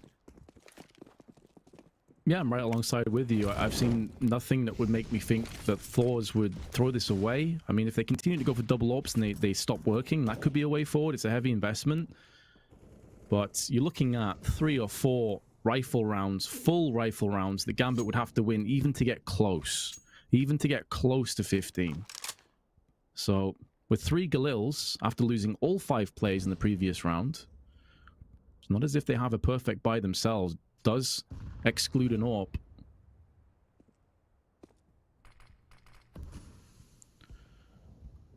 Gambit getting up close on middle. Yeah, they're getting good control. I mean, this is the default that you want, right? You're getting access to middle, you're getting towards connector and under window, you have your presence on the extremities. The only thing that might haunt them is that aggression that's in B apartments that could pick off Axile, depending on which route he takes. If he goes underpass, so he'll bypass it. Now they just need that one key kill, and they're unfortunately not a direct connector thus far. Finally, they're at least able to trade. Trade should be good enough because it's one of the primary weapons they had. One of the 2 AWPs has now been spilled out. M4 on Almeza also put down. Jerry could retrieve the M4, but maybe doesn't want to give his position away. Great cover. Axile bodyguarding the bomb planter. Make sure that there won't be any stalling or stagnating of the round with the bomb planted. All of the emphasis now shifts across to the CTs. Face crack. Dodging the flash, but still goes down to Axile. And this will be a costly round. They went for 2 AWPs. It didn't work out. Yep, they're going to have to save next, so this is a chance for Gambit to at least jump up to 8. They're still well out of striking distance at this point. But at least what you've seen this round is kind of how different these 2 teams are. Gambit plays a little bit more standard than Forest does. They're a little bit more reliant on kind of the slower pace defaults.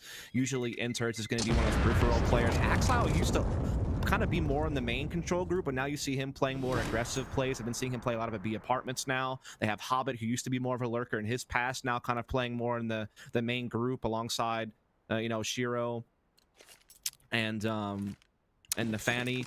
So it's a little bit different than what I expected. I think Axile is at his best when he's a trade fragger, but they can still use him on set pieces for that purpose later on. And he can create such a threat by himself on the edges of the map, similar to like a Twist over at Liquid, where he can be that aggressor by himself, but he can also play disciplined and smart when he need be. And whenever you decide to go into a site, he can be so powerful at helping you open it. So we'll have to see if Gambit can put that to use in the latter rounds, but this one should be a mop-up. This should be a formality. It's a B stack, and it's only USPs, and they have the A site under their control. It's just face crack hiding firebox. Shouldn't be able to do too much. 1 kill would be probably overachieving, honestly, for face crack here with USP. True. He's a great player. Just doesn't really have the weaponry to do anything, but he has snuck his way around the side, and he will get the 1 kill. Oh dear, Hobbit will have some questions of his teammates there. Doesn't really matter again, though. They are still going to win the round, of course. If you were to do your best Hobbit impression of what he probably said when that happened, what would it go like? I don't think I can repeat it on broadcast. Probably not. No. I know this, Flashpoint likes to be a little bit more adult nature, a little bit more mature, a little bit more edgy, but, there are limits. And, we just got here, right? So we're not trying to get fired on day 3. Try to see if we can't make it last a little longer. So I don't blame you, Vince. Listen, I think when Hobbit said he could play any role, he didn't mean bait, like the actual bait on the end of the fishing rod. And that's basically what he was there. But listen, they got the round. That's another one down. There's 7 more to go. So they're going in the right direction, Dust. We're getting some positives, but here comes another bye. Yeah, they still have a lot more tests they must pass before they get even close to a license to victory.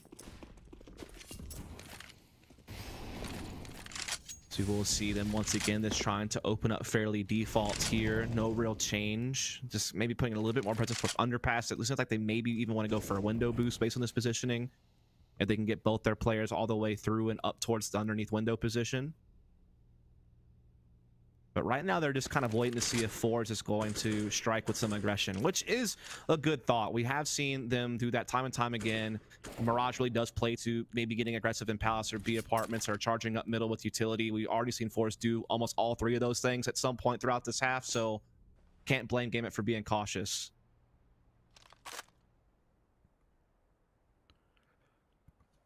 No, caution honestly makes sense. There's a lot on the line here. Problem is, you don't want to be overly cautious. That's what some teams end up falling into in these kind of situations. And it's, again, that death by indecision. The timing slightly off on both players. Yep. I'm surprised they have not interacted just yet. And as you said, the clock is starting to get milked down. A smoke will go up on window. Bomb is making its way to apartments. It is going to be a B split. It is 3 players for 4s on A side. So Gambit may have found the perfect timing window to blow up this B bomb site. It's all going to come down to Flit, though. If he goes unchecked and ladder, he could be a huge problem. Oh no, they haven't checked him. He was waiting to see if a second player came and securing the guaranteed kill.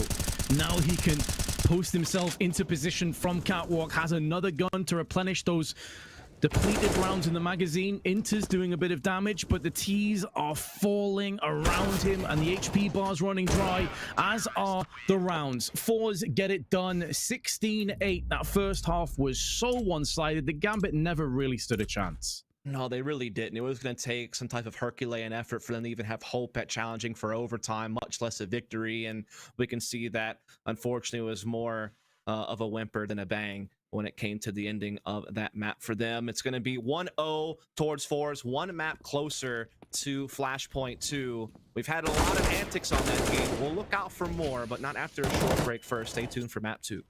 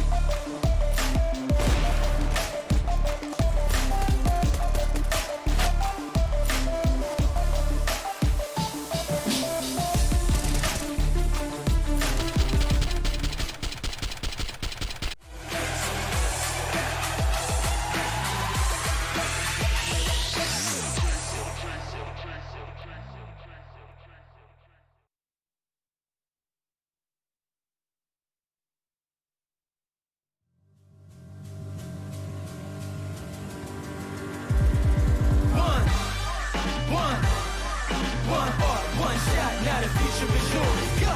Yeah, I was building on the lecture. Verses coming daily under pressure. Working on the plot and the scheme. The true stock trademark is at the edge of your dreams. I'm talking one shot for the kill. The priest cut threes up, straight dropping the chills. I'm talking taking over pieces and shares. A bomb race sky high. Check the movement is here. Yeah. It's one shot. Now the future is yours. Go. Yeah.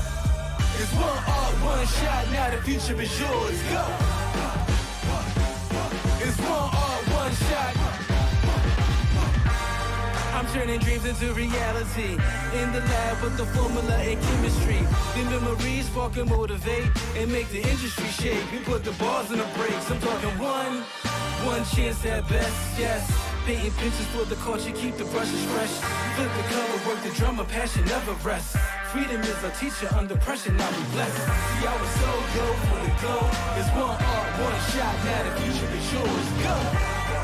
Yeah. It's one shot, now the future is yours. Go!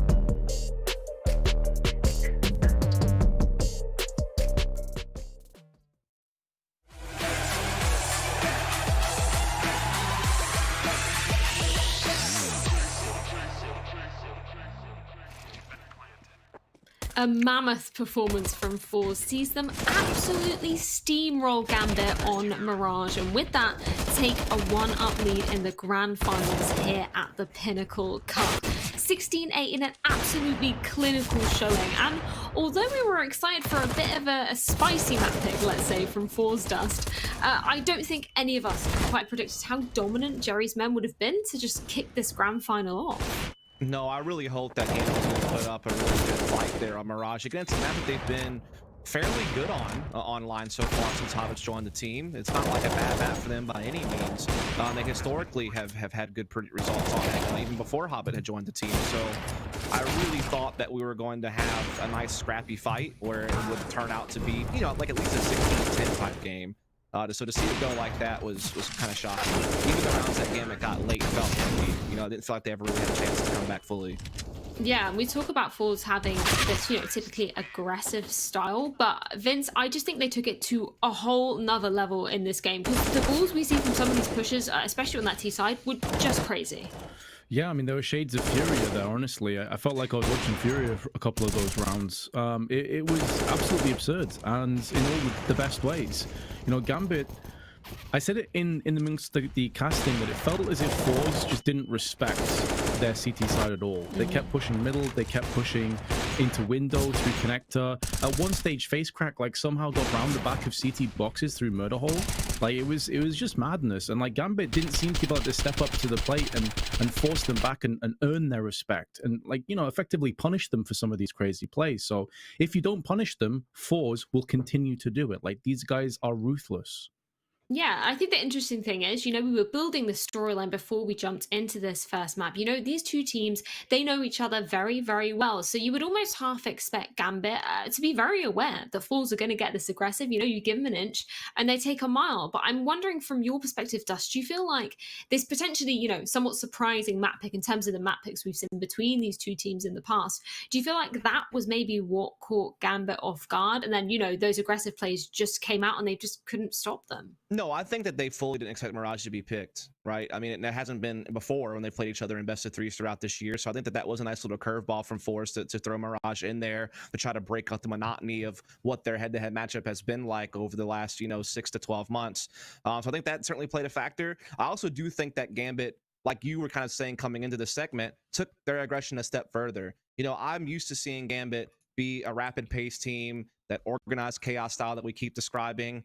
Yeah, But some of the plays that they pulled off there, as Vince was alluding to with that one like push that face crack had, or I saw Jerry literally run and jump through his smoke on top stairs into jungle. Like they literally just did things that could not be accounted for. Even if you scout that team and you watch all the demos and you know exactly what type of style they like to bring to the table, you couldn't have foreseen some of the pushes that they were doing there.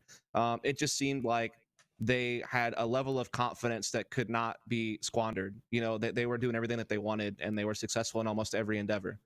Yeah, I think that's the most insane thing about it as well. It's not just one player that we're seeing doing these crazy pushes. All of them can do it time and time again. I know we were talking about Z-Power before we came into this match. He was taking a lot of those, it was like 1v3, 1v4 situations, making them individual duels, and he managed to close a few of them out. But I also wanted to talk about Flick, because actually he ended up topping the scoreboard, topping in terms of ADR. So I'm wondering, from your perspective, Vince, what kind of impact did you see him having in this particular map? I mean, Flitz, we often speak about Z-Power because obviously like AWPers are the most flashy players, but Flit statistically is their second best player. He's always up there with Z-Power. And the fact that they had, I think, 45 kills between the two of them come the end of that game just goes to show how great he was. Over 100 ADR, rating 1.38, like the guy was just on fire. I don't think he was necessarily doing anything massively flashy, and it's kind of hard because you kind of get overshadowed by the entire team like doing all this madness. I think for me, one of Flit's biggest strengths is he is just consistent. Like you put him in any position, he's typically going to thrive. And we saw that again in that map. With all chaos around him, he had the clarity of mind to just chug along, 2 kills here, 2 kills there. He wasn't getting a ton of aces. He wasn't getting a bunch of clutches because it wasn't needed. He was doing his job. Yeah, it's that reliability that we know and love Flit for, really. And I'm interested to see where the community poll is going to be lying after that one. Of course, we saw it favoring Fours just before we jumped into this first map. So let's see if it's gone ahead and changed a little bit. Actually, it's even closer than it was originally. And maybe for good reason, right, Just because we are going into, it would be Gambit's map pick of Overpass coming into this. How are you kind of viewing this map for them if they want to turn it around rather and make it a 1-1 scoreline? Yeah, I mean, I think this is like one of the best maps you could play fours on because you're not going to get them on Vertigo, right? Like that was never even going to be in the cards. So with that aside, I think Overpass is the one map that you can really attack fours on, even dating back to last year when they were having some of their success on LAN at some of the different DreamHack Open events and, Blast Moscow and some of these other events that they were actually like making a name for themselves through. Overpass was always kind of one of their weaker points. It seemed like that was one map that they could get exploited on. And even throughout this year, when you look at Forge's results online, it's been pretty dodgy. I think they have like a 41% win rate on the map overall for the year. They've had their moments where they've had like good little runs on the map and been able to get some cool victories, but most of them were against like lower level teams, teams that aren't particularly well known for the map. They've even got blown out the water when they've played against some of the better teams. So I think it is a map where Gambit might be able to pull something off. We've seen them play it successfully in this tournament already. They were able to have like a really grueling double overtime victory over North on it. They also had a very clean win over Havu. They've had some other good results online this year as well on the map, including against like Virtus Pro and Hard Legion, so some other regional matchups they've had to deal with. So yeah, I think that if there is a map that Gambit can win on, it would be this one. But I think it's really with the caveat that they must wake up in general. Like we need to see Axile step up and deliver as he usually does. We need to see Hobbit come back to some of that form we saw earlier in the tournament. They need to be able to somehow put that last map aside and not let that affect their mentality. I think that's going to be the real key thing here. Yeah, exactly. And of course, with that being said, we can take a look at our updated Pinnacle odds for this map specifically. I'm interested to see whether they're going to be siding more with the men that chose this map. Indeed, they will be. It will be 1.73 to the side of Gambit, but still very, very close there, Vince. And I think for good reason, as Dust was just saying, coming off a loss like that, where Fours were, as you were saying, just disrespecting you, it's got to be hard on you mentally. Yeah, and Overpass as a map itself also affords a lot of aggression. It's one of the reasons I love the map so much. On CT or T side, you can be super aggressive. So if Fours are feeling like Gambit are ripe for the taking and they're just not handling the pressure at all, expect more of the same. And it's a map that you can absolutely get away with it. Either side of the map, either side of the map as well. It could get really, really awkward, but I think I would still edge with Gambit to take this. I said before I could see it going 3 maps. The reason for that is Overpass coming up, I think, typically does favor Gambit, and I think those odds would be a lot more in Gambit's favor had we not have just seen that previous performance. Right. Yeah, we've seen historically when these two teams have been facing, normally it has been Gambit to be taking the win on this. I'm wondering if we're going to be focusing in on any there from that Gambit side. I know we were talking a little bit about Hobbit earlier, his integration into the team. Actually, he was really turning up and fragging in some of the previous games. Not so much in that previous map that we just saw. Nobody from Gambit was really given any room to work with. But if we're going to be focusing on somebody, Dust, who would it be from your perspective? Yeah, I think this is where Shiro can really shine. You know, I think that this map in particular is a map where Operas can really thrive, particularly on the CT side. He has so many options, so many long lanes that you can choose to play from, particularly on the A side of the map where he can have a better chance at hitting the pace. And so that's really what I'm going to be looking forward to. And then their A defense generally is very strong because Axile is usually the other player playing alongside Shiro on that A side of the map. So that makes it very difficult for teams to find territory when you have those two players. But it depends upon Axile waking up or not after having a pretty tough first map. But as you were talking about, Frigga, the track record, you know, overall favors Gambit for just the map generally, but even head to head, more often than not, Gambit has been the victor on Overpass, and they've been able to do so in one-sided fashion a couple of occasions. But it is worth noting that the last couple of times they've played on Overpass, I think Force has won 2 of the last 3 matchups on this map. So there is still that chance that Force could 2-0 this series. Very much so, based on what we've seen. There is a chance, indeed. I think that's what's going to be so special about this one. If Force can take it, they have made it to Flashpoint 2. They have earned that hard-earned spot, the hard-fought spot even, to make it all the way to Flashpoint 2. And we're not going to wait a moment longer to find out exactly how it's going to be panning out. It's Overpass. Take it away, guys. Thank you very much, Freya. So here we go again, Dust. Overpass. Excellent map. Favorite map in the pool, and I can't wait to see how these two teams jockey against each other. I suppose the one X factor that we should maybe have a quick discussion about is Hobbit, because as you said, he's not been in the team for a huge amount of time. What impact, if any, can he have on Overpass? Because some of those stats we were talking about before were without him present. That's very true. That's something that you definitely have to consider. But Axile, you know, he's out there trying to put his best foot forward. A great little pick onto Z-Power right away as Game start on the CT side. He took some damage in the process, but he'll be happy with that trade. I'll take 50 HP all day long for a frag against Z-Power in particular, as the rest of Force are gathering up outside Monster, including the bomb carrier. There's one player still holding on the connector, making sure the rotations are taking place as they try to come in on this site. Oh, that's a great flashbang. It allows Shiro to change positions, but he squanders his chance, as do the rest of Gambit. Hobbit up in heaven has now been sent to an early grave. Axile, last man, also in heaven, just peering over the corpse of his fallen teammate. And well, if we expected Gambit to come out swinging, all guns blazing, they've been firing blanks, Dust. They have been pretty much single-handedly ripped apart. Face crack with 3 kills, looking for a 4th one. Will be finished off, but the round is over. It's going to go the way of Force regardless. Yeah, Axile's out there throwing rounds down range and connecting, but the rest of his team were chilling with Super Soakers on the B-bomb side, it seemed. Not really even getting damage off on the other 3 players. Oh my. That's not the start that Gambit wanted, especially considering that they had the opening pick. They had a good, you know, positioning at B side, but just not able to really enjoy any of those benefits. Will be 4s up 1-0. They will be buying off the back of it heavily, of course. Mac 10s, a Plenty, a couple of AKs, and the Scout for Z-Power. Will be a Scout for Axile, actually. Interesting to see him with it instead of Shiro. I guess it's because he had the better spawn than Peak Fountain, from what I can tell. Indeed, he does jump up there at the party position, but oh, bye-bye. See you later. You know, going on from what we were talking about before on the T side of Mirage is about gaining respect. I'm curious if Gambit do try and play aggressively early on the CT side. And if they don't, what kind of a T-half can we expect from Force? I'm imagining it'll probably be more of the same. Smoke well placed down on long, isolating Almeza from the rest of the troops, and they can't do anything to avenge his life. Nafani goes in a different angle, knowing that smoke effectively is like a brick wall for the time being. The T's do not want to push through that. They don't have their sledgehammers just yet. Another smoke down, replenishing the staved off location, and Force just holding fire, holding positions. I mean, they have plenty of time right now. They can wait out these smokes. There's only one left for Hobbit to continue to slow them down at this point. It's all going to come down to duels once that smoke fades. Nafani trying to play inside of it. Very risky of him to do so. He steps out, and Jerry, that's easy pickings for him. That starts to unlock the A site further as they continue to gain space here and start prying open this A bomb site. Flashes Proceeding to push. Shiro with a 5-7. Actually holding the line, but the rest of the pieces of the puzzle have been thrown away. And Hobbit stuck behind the dumpster smoke. He's a goner. I think that play from Nafani on long was maybe the fact that he's against fours. You're expecting him to be close to that smoke and maybe could have, you know, caught him in a really awkward position. But because they played more passive, he was just absolutely in no man's land.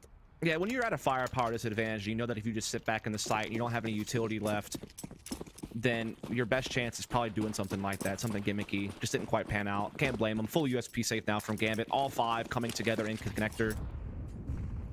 Likely going to get run through the Vitamix blender.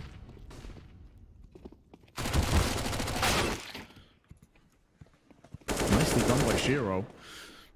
Nice that the troops start to rally behind the first kill, but it's just USPs, and it is a slaughter. But it's not completely one-sided. At least Facecrack went down in the process. Yeah. And now they can full buy. Shiro will have the AWP, rifles across the board. This is finally where they can put on their best showing. This is where Axel can dictate the pace a bit more with his M4 inside the restrooms and connector and be that aggressor as a rifler on the A side of the map. This is where Shiro can dictate the pace with the AWP. This is going to be their best hope at trying to contend against fours. Stop them from getting that spot for Flashpoint. Take it for themselves. And there it is. There's the aggression I wanted from Axel. Great pick on the Z Power. Unfortunately, he can't escape. Oh, and neither can Shiro. Oh, no. Yeah, you're right, Vince. That can't happen. Yeah, I was right alongside with you, Dust. I was on the ride. I was loving what I was seeing with that aggression, but then 2 kills go down. And the aggression cost them dearly. Nafani probably should be getting that kill, if we're honest. Would it have made a huge amount of difference? Perhaps not, as there were a ton more T's behind that initial spearhead. It was face cracking first. Of course it was. Oh, the raw man, entry. Vince. That really hits you in the bottom of your stomach. It seemed like Gambit had the right idea, and they were taking the right risk. They weren't being too, you know, crazy about it. I felt like they were doing what they needed to be, but just Shiro not being able to get away, that missed shot, that meant everything. That was the difference between a fair enough trade and absolute capitulation. And now it's likely going to be 4 jumping up to 5-0 based on Gambit's economy. And I mean, with already an overwhelming win in map 1, you have to start asking yourself, how many punches can Gambit take before they finally crack? Can they keep their wits about them? If you're Shiro, you're thinking to yourself, I didn't even have a chance yet. That's what I'm hoping. I'm hoping he still has that confidence about him. You need to have that swagger about you when you're the primary opper. Maybe that youthful ignorance to a degree. But then again, it can work against you as well. You can start to doubt yourself. You can start to doubt your teammates. Let's hope that he has iron resolve. You know, I've seen Gambit have their fair share of overtimes and battle through to these finals. We know that they have it within them. Yeah, they definitely contested against a lot of stress when they had that double overtime victory against North earlier in the bracket. So they're no strangers to adversity in this qualifier. So they have, you know, enjoyed being from the upper bracket the whole way through. So that has certainly helped, I imagine. Never faced elimination until now.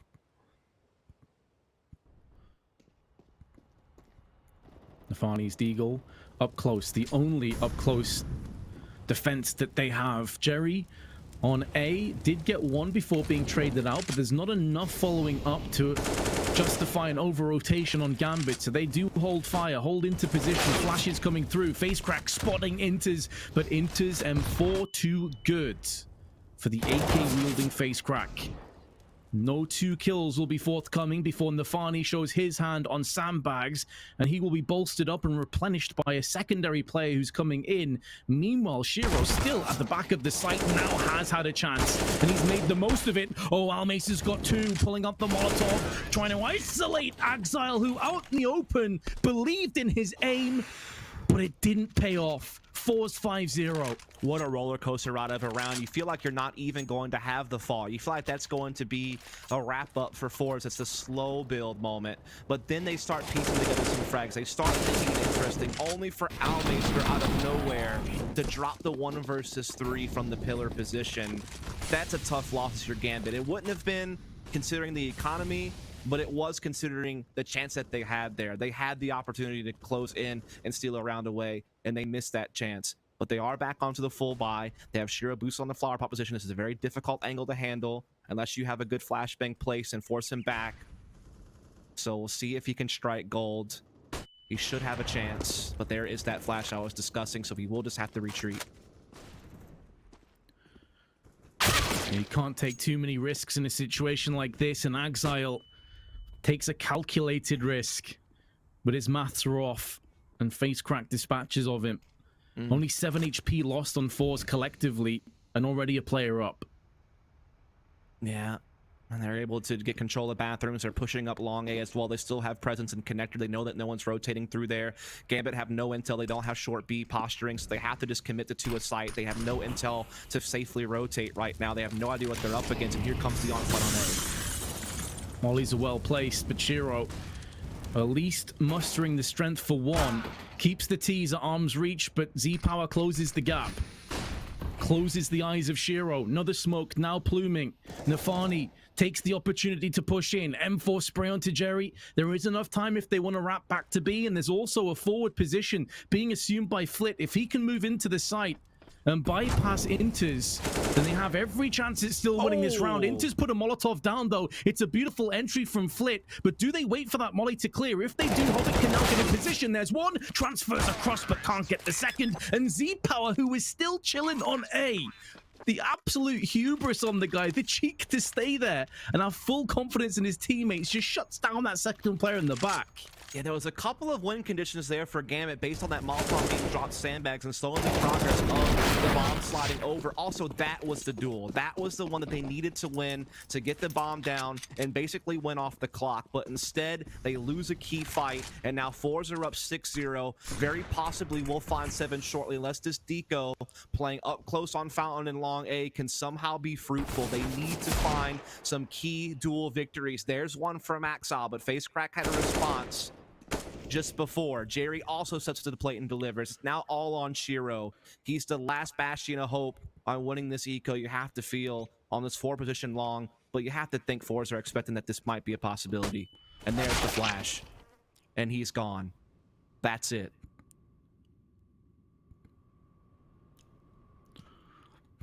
Not much I can really add to that, honestly. Fours looking good for a 7-0. And Inters and Hobbits do at least get one. You can see that Hobbit's a little bit skeptical as to whether he wants to go up, and that smoke may do more harm than good. Fortunately for him, no other T's were around to deny that AK. They will have a buy in the next round. They may feel like it's no longer good enough just to get saves, but they want to start winning rounds, and maybe Fours assumed that in this situation, a 2v4, they would go for the save. The bomb is in an awkward position as well, stuck behind the truck where there is a smoke. And Z-Power is moving into bathrooms, trying to deal with Hobbit, who is last seen around this area. I think they've got this one, Vince. It's going to be so hard for Z-Power to pry back open. The one thing that he might have is the element of surprise against Hobbit if he decides to go towards long. But he doesn't. He's going to go towards middle. This is going to be so hard now. He's dead on the cross, surely. He's not going to expect to play on long. He actually does check it just to be safe, but then Hobbit just splatters him. Great round. But it took a ridiculous clutch for Gambit to get one. Can they realistically rinse and repeat those situations? I think it helps that it came on a round they weren't really looking to win anyway. I think that once that initial stack up front didn't work out, they probably thought at best they were saving an AK, but there was a bit of a gap in the smoke, I think, towards Dumpster that allowed the Deagle to get the bomb dropped. And I think that that was like the big thing that kind of got overlooked by fours that kind of cracked the round back open. Without that gap in the smoke, I think that, you know, fours clean it up. We're not even talking about that. But now, all of a sudden, Gambit get one round a little bit early, and they're onto a full buy. But this round means the world. He spotted a little bit of a shadow there in front that Smoke Enters did, but he's not able to capitalize. Must-win round for Gambit, you have to imagine, though, Vince. Oh, yeah. Yeah. I almost feel like every round at this point is must-win. I know it sounds like a really strange statement to make, but because of how that first map went, I genuinely feel like they need to win out. At least get 8 rounds. Like, be leading coming that second half. Give yourself as much of a chance as possible. No, I tend to agree. You never want to let a T side spiral out of control on an overpass. It's one of those maps where CT slides, because it's so quick to rotate, because oppers usually have a lot of free reign early round, Usually CT sides are able to put up pretty good numbers on this map, especially on your pick, the map that you're comfortable with. You really should be feeling good about your defense, and right now it's had a slow start, but maybe they're starting to get it into the microwave, start giving it that little rotation. They have found one, and they're on the verge of another. Intis may not have got the kill, but he has softened up Z-Power. He will get the sweep in. I'm surprised he even got a kill from that with Intis watching it. Intis goes in for another one, just trying to keep the economy in an awkward position, but unable to do that. Gambit pick up 2 in a row. Big victory there. That's finally like a straight up gun round they've been able to get. They also avoided just straight up economic collapse. Had they have lost there, they would have been full saving, and that would have been a real problem, but they're able to replenish their fallen players, and now fours are actually the ones that have to take a step back here. Just some Tech 9s and a couple of Deagles, limited utility. This should be round 3 for Gambit. They really need to make sure that they do not make any mistakes here and let fours slip another one through. This is where you make your money back. Nice shot. Actually flicking. A lot of Opers would wait until the feet got on the ground before taking the shot, but Shiro flicking up and to his right. A game that doesn't have a huge amount of verticality with Opers. Typically flick left or right, not up and down. Either way, Exile with the M4 gets one before Shiro can help him out. He will fall, but as long as they take no more casualties, this is a solid outcome. Fours about to get flanked by 2. And they've just found out Hobbit is one of them. Almeza can't thread the Deagle. Gambit with 3 in a row, keeping 4 players alive. Their economy starting to build in the right shape. Yeah, this is where they're starting to finally build a foundation for themselves. You know, they're starting to shake off some of those early half woes. They're putting Mirage to the side, and they're starting to make their presence known here in the series. You're seeing Shiro start hitting some impressive op shots. You're seeing Exile, you know, get some fragging going their way. In fact, everyone's really, you know, been able to find their moment so far here on Overpass on this little comeback effort. But they haven't had too many big tests yet. They haven't had that many full buys to worry about. They had kind of a freebie there. Fours now that they've been rattled a little bit, might start to take this a little bit more seriously. Not that they weren't before, but now I think that they'll start making some adjustments. And that's where you get into the mind games. That's where the real questions have to be answered.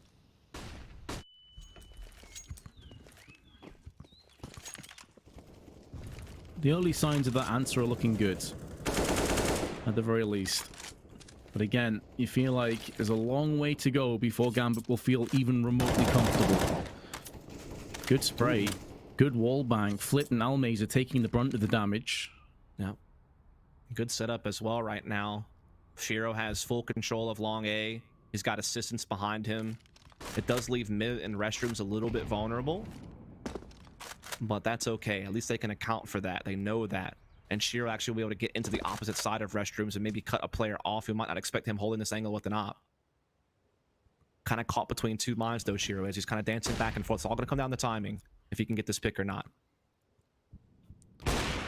There's the pick. And falls away with an incendiary. Actually doesn't fall away. Stays in position, and Shiro, dealing with Facecrack, who just rushes straight through, switches to the AK spring up through the smoke, and there's another one. A beautiful 4K. And I tell you what, if there was any doubts about Gambit feeling the confidence, feeling like they could win it, that is the kind of play that inspires a team. Flit, though, will try and cut that inspiration short, waiting for a second player to show their hand, gets the shank, turns around, but Exile's M4 sprays him down. Shiro take a bow. That was majestic. It really was. I mean, he was definitely stuck in an awkward spot. He gets that first op frag. Z-Power had no expectations he would be holding that angle. Just kind of walked into it. Easy for Shiro. Face frag. Trying to do something wild. Pushing through fire and trying to catch Shiro off guard. But the thing is, fours have done that multiple times in the series. So Shiro knew that was very much a possibility. And he was able to deal with it just fine. Really good series of play there from Shiro. That's where he's finally showing you some hints of brilliance. He's showing you why we hype him up so much. He's got that crazy potential, and he got to display some of it there. Run, well, that's a pretty cool little run boost. But still an eco nonetheless from fours for the most part, so not a whole lot of ways to win this round. It's going to take just brute force and chaos to do it, but hey, that's Force's recipe, Vince. Can't take any round too lightly after Gambit. Not the position they're in right now.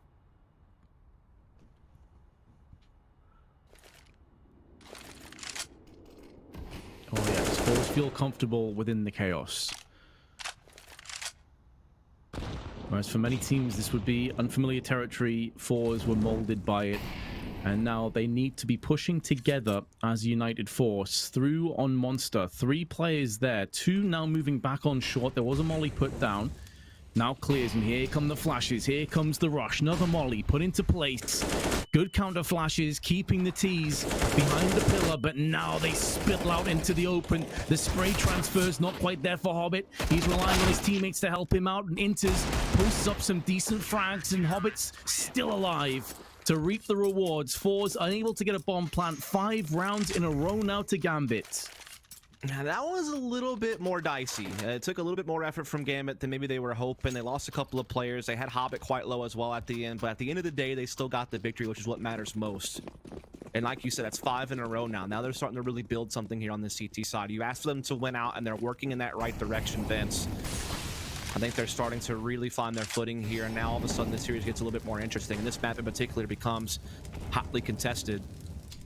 As Fours are back onto the buy, Z-Power with the op. He's actually been quite quiet here on Overpass in comparison to his antics on Mirage, but Flit is not. He's drawn first blood here through the short pipe. Instant 5-on-4 for Fours. Shiro is in a new position, Vince. He's playing sandbags that could catch Fours off guard. You always have to account for a dynamic opera to change the starting locations, but you may not expect it still. Sure, you typically expect if the AWP is going to go over to B to be peering through on the likes of either Heaven or maybe even Monster early on, but not short. We saw MSL doing it yesterday for North, and the only problem is you get flashed and then potentially pushed down. No one checks Hobbit. It's an angle he does like to use. We saw it yesterday, time and time again. He will go in there if given the chance. Now, the issue for Hobbit, no one there to help him out. And that's the problem. No one watching middle. So he's always stuck in connector. I thought he'd actually just stay in connector and try and act as a bit of an early warning system, but instead he goes down. Fortunately for Shiro and the rest of Gambit, face crack picked on the cross. And so Fours with 35 seconds need to make a decision, and that may have just made it for them, because Jerry taking the head off Axile allows him to now push in. Beautiful flash comes into effect, and now Inter's trying to jump on top of that, capitalize. The up shot misses, but Z-Power's not fully punished, goes back in again. The aggression, that is outrageous! An entry AWPer in the purest sense of the term, and Z-Power may have felt he had to go for that. With only 10 seconds left on the clock, now the bomb is starting to come in. His opposite number of Shiro, not with the AWP, but with the 5-7, will be smoked off for one angle, spins across the Flit, but it will be Fours breaking the 5-round deadlock. The 5-round curse has been lifted. That entry from Z-Power is filthy, though. That was a ridiculous round. When you get into that 3-on-3 situation after this exchange in connector, and you see that entry comes in from Jerry, you think that Fours has got it, but then enters. He makes a fantastic play there to take Jerry back down. He gets it back into reach, but then Z-Power, as you said, knew that the clock was ticking, knew that he had to do something. His teammate was too far behind to be the one to do the entry. He had to go for it, and he made it happen. That was fantastic work. Enters, though, quick to respond on the follow-up round here. Finds face crack, making him live his name there, as he puts one between his eyes and gets the 5-on-4 quickly here for Gambit. Slows Fours down just a bit. Axile aggressive in the bathrooms as well.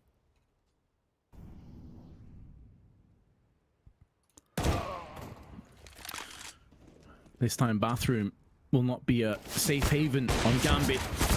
Oh, Shiro's missed a shot that you feel like he should be landing. Maybe some fatigue starting to set in. It is past 12 o'clock for all these players. Flit now up close on the dumpster.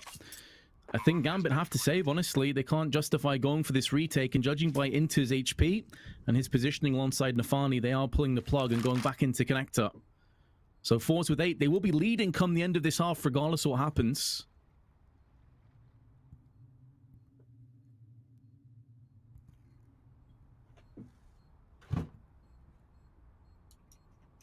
This is going to be hard for Gambit to do much about. As you said, it's just going to be saving weapons.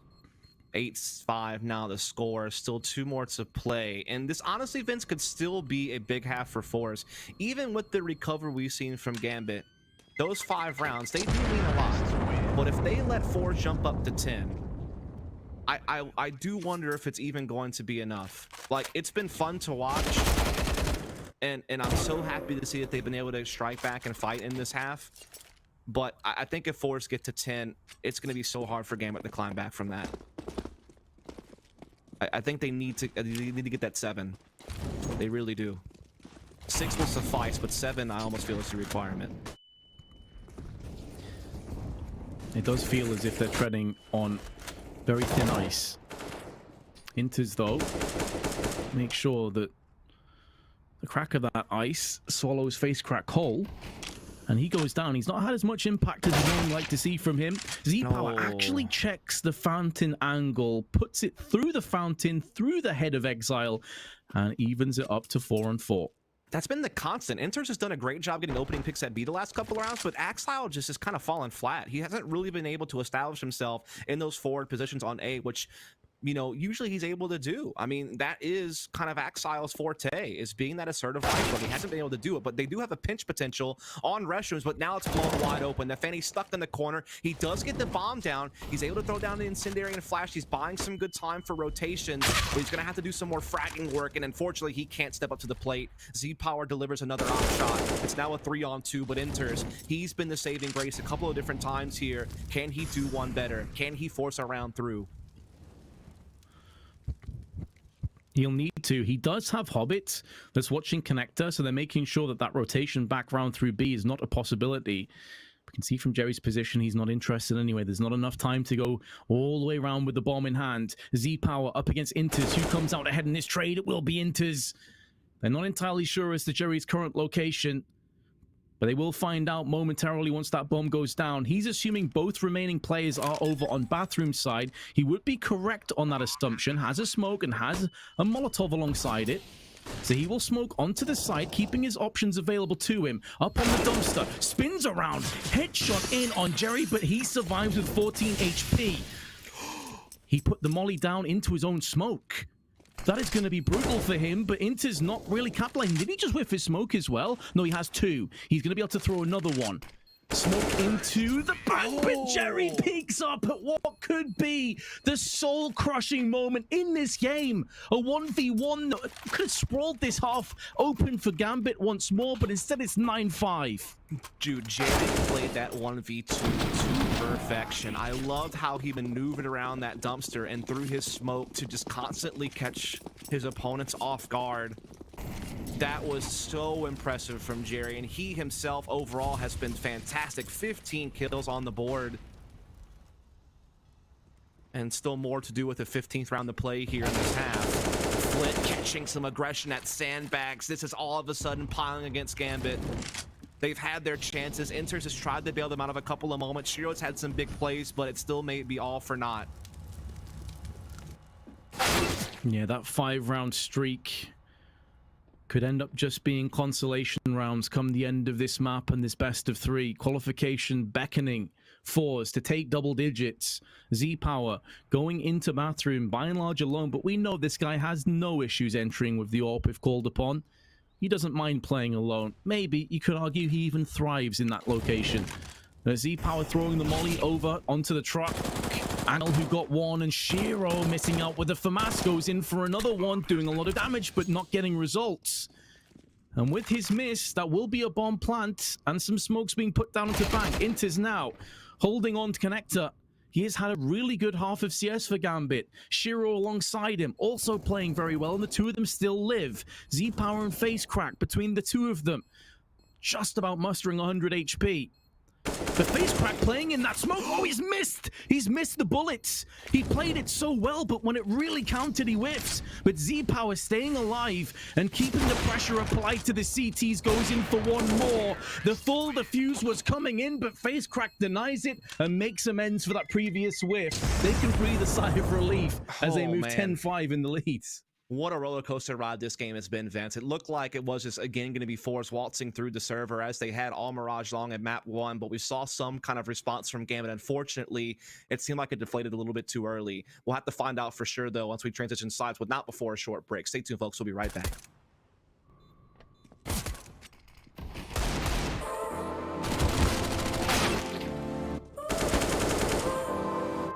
So now you're here again, knocking at my door. A little too late for, I'm sorry for. The lights went out cause you kept cutting the cord. And I started to fade into your grave. See, I finally opened up my eyes, and I saw me coming back to life. That I'd be better without you inside. It's time to be someone I wanna recognize. The future starts right now. I made a reservation, but you never came, so I'm checking out. The fire you stole away, I know one day we'll come back around. The future is now.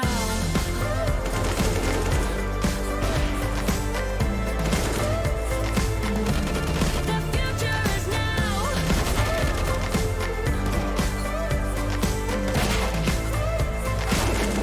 The future is now. I waited for you.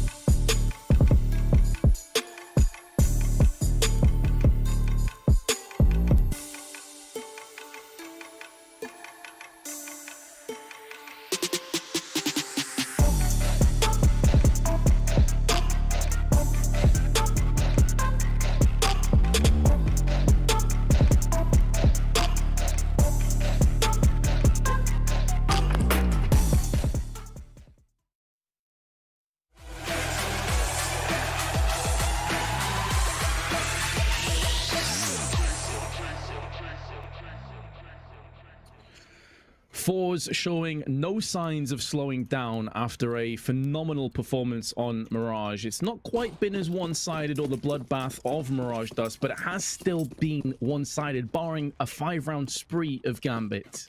Yeah, I mean, positive for Gambit is at least they had something to show us here on the CT side. They did have somewhat of a recovery, just not good enough. And Shiro, he's been on point. I think the big issue, though, is still not seeing Axel yet. I need to see him step up. A great little entry there for him to kick off this pistol, but Z-Power is very quick to respond. B bomb site, though, pretty much wide open for the taking. Inter's is going to find that out soon, so they will likely get a plant here on B. It's all going to come down where they can hold off the retake. Yeah, they can hear the bullets whizzing past them, going through the smoke from heaven. Setting up for the retake, R4s.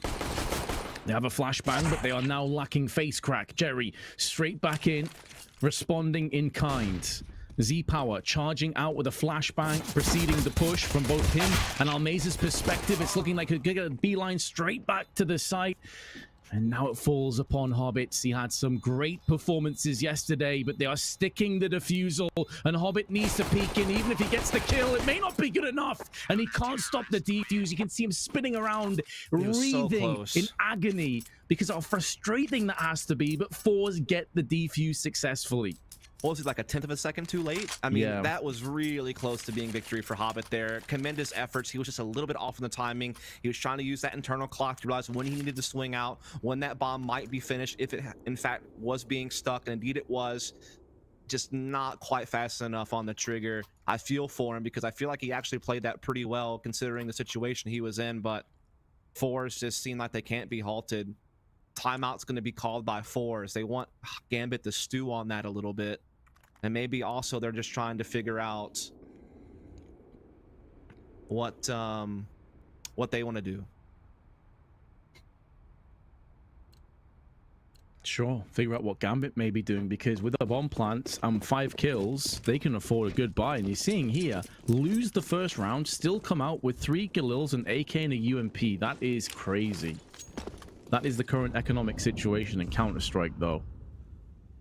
Very real threat. Meanwhile, Fours with 3 MP9s do not have a kit. Do not have middle control just yet, although Flit is playing up close in bathrooms with one of the SMGs. Wide peeking, gets the info, can smoke himself into what he hopes is safety. Molotov down, but it's not actually really going to help him out. And to make matters worse for Flit and Fours, Z-Power was picked off from the Galil on Exile on long. Jerry tries his hand at a potential denial of the bomb plant, but after his bullets miss and he takes a bit of damage, he will piece out of there, and Gambit will have a 6th. Great little force buy here from Gambit. That's exactly what they needed, exactly what the doctor ordered to get them out of this ailment.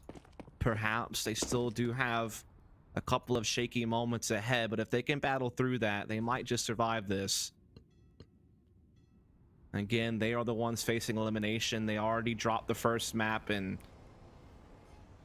I mean, it was rough. I don't know how else to really describe it, Vince, but this map, they're at least hanging around. They had a good little 5-round stretch in the first half to keep themselves at least in a position to perhaps come back, and now they've really struck gold here with this force buy.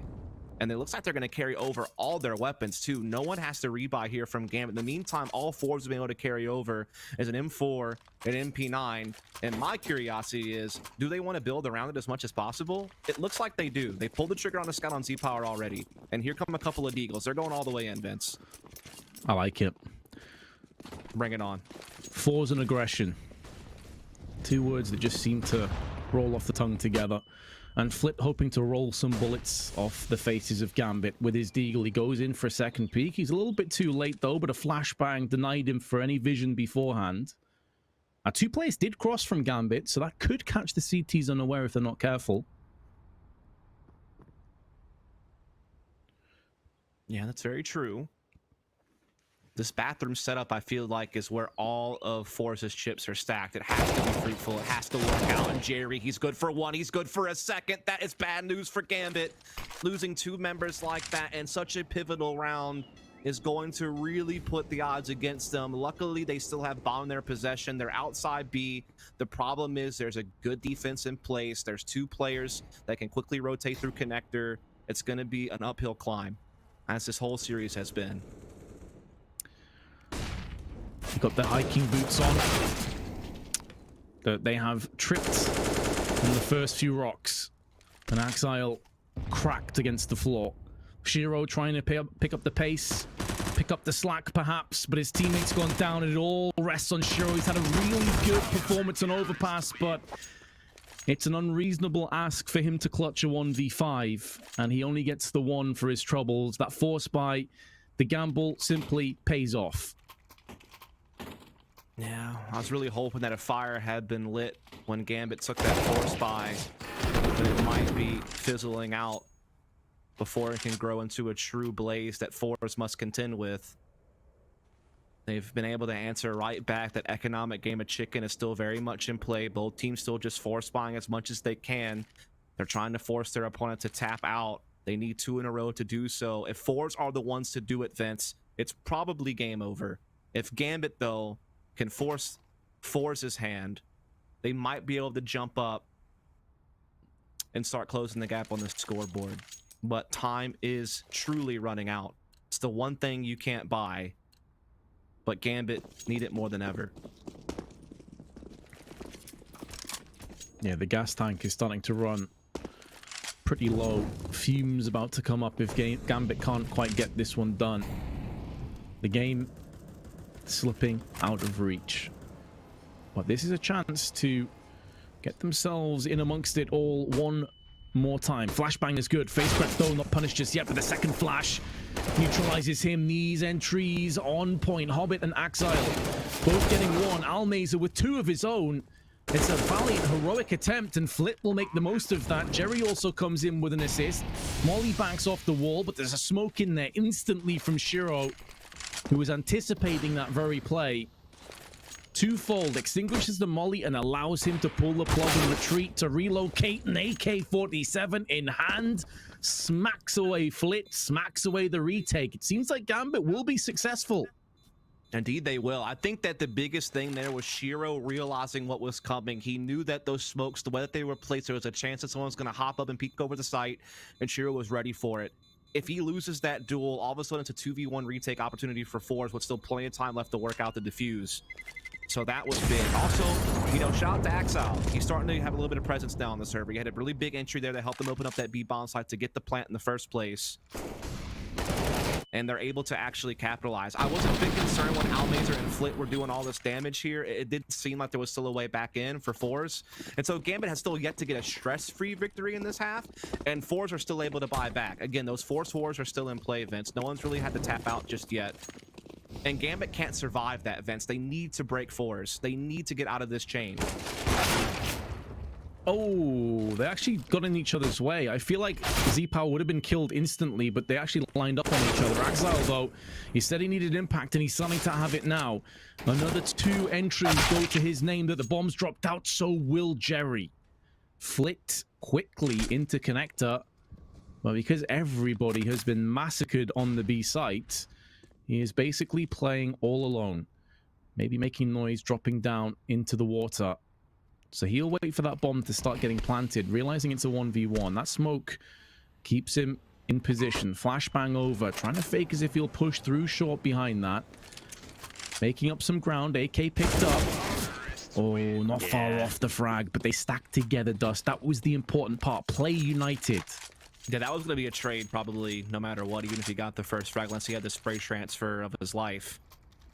But here's the important thing. They finally won. They finally got those 2 in a row. Force finally have to take the save.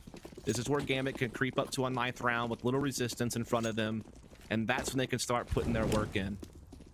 If they can win like a straight up gun round following that, then they might really put the pressure on Force. They could truly maybe even tie up this game here soon.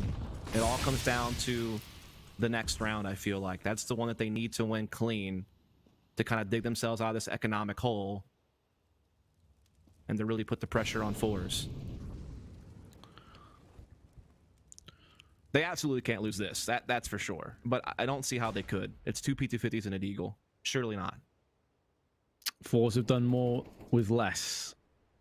But Gambit, no team to be trifled with, and give them credit. They have done a really good job of bouncing back. I tell you what, though, Nafani took that shot on the head instantly. That was scary for a second. Oh, yeah. Especially if he would have died there. They will go ahead and follow Bogdan's law, put the op in Nafani's hands as he has the 7 HP. They'll put a rifle on someone else who has a little bit more ability to have an extended fight. And yeah, there really shouldn't be a way that Fours are going to cause any more problems for Gambit in this round. The one thing is if they stack the site and they somehow break out. And it looks like they all are kind of near this A-bomb site. So, I mean, it's really doubtful, Vince, but maybe there's some gimmicks yet to be pulled out.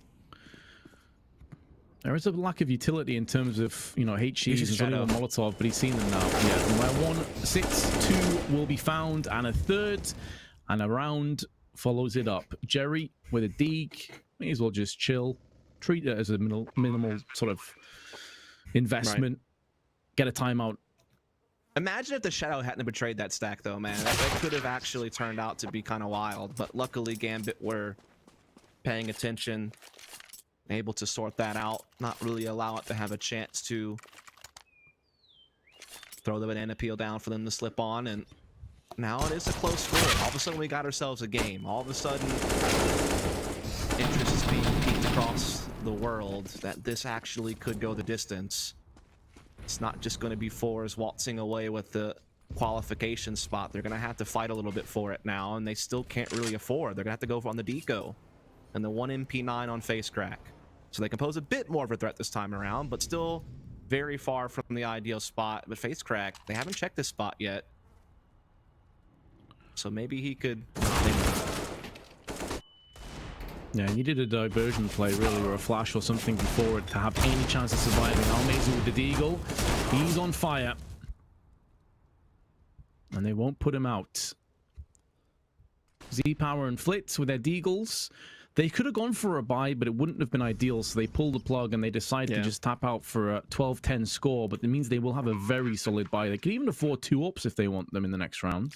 Yep, definitely could be a factor there. And if Gambit win that, they could tie up the game right away because Force is in that buy-save rotation at this point. So this could definitely turn out to be a very close game. And again, Gambit are no strangers to close matches, and Overpass just had a double overtime win over North yesterday.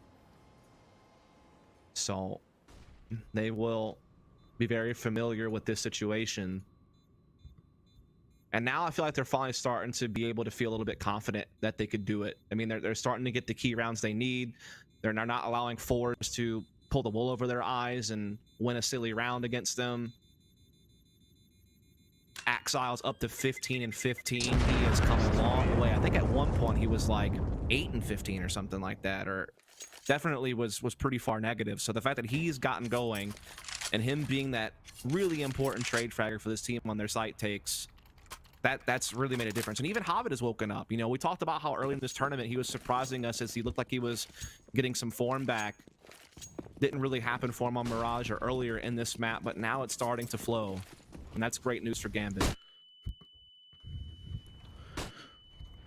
Not out of danger yet, though. Won't be 2 ups. They do stick with 4 M4s instead. Molotov's now raining in towards the tree. I think it landed a little bit too high, but Flit didn't even react to that being a possibility. Just goes down for free, and this leaves Z-Power in a horrible spot. Now unsure if they've pushed it into bathroom. At some point, he's either have to press forward or pull back.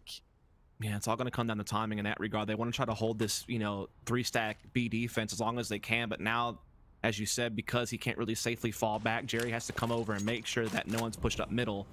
He now knows that they haven't, and if the op keeps pushing and clearing out this A side of the map, they could get 3 players back on B before the hit comes in, and so they still might have a good defense in place despite the fact that Gambit had the man advantage.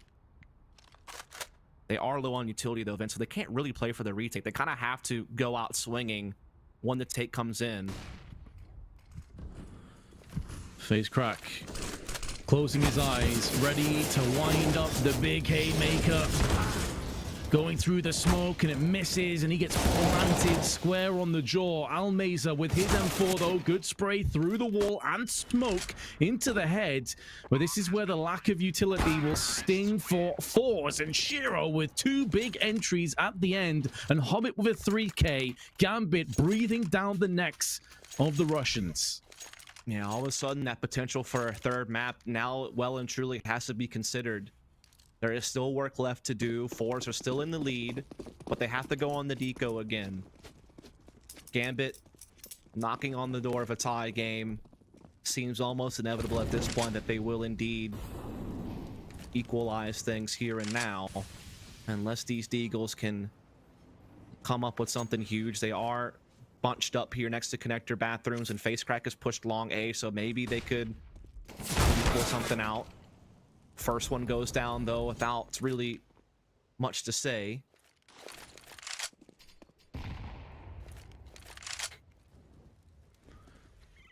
Interesting change of pace as well. Force so aggressive almost every single round, but Gambit have been far more methodical. Yeah. Taking their sweet time, taking systematic control over the map. And we talked about that before, Vince. We knew that these two teams had very opposing styles of play. Very different cultures, very different understandings on how to play the game. There's nothing wrong with that.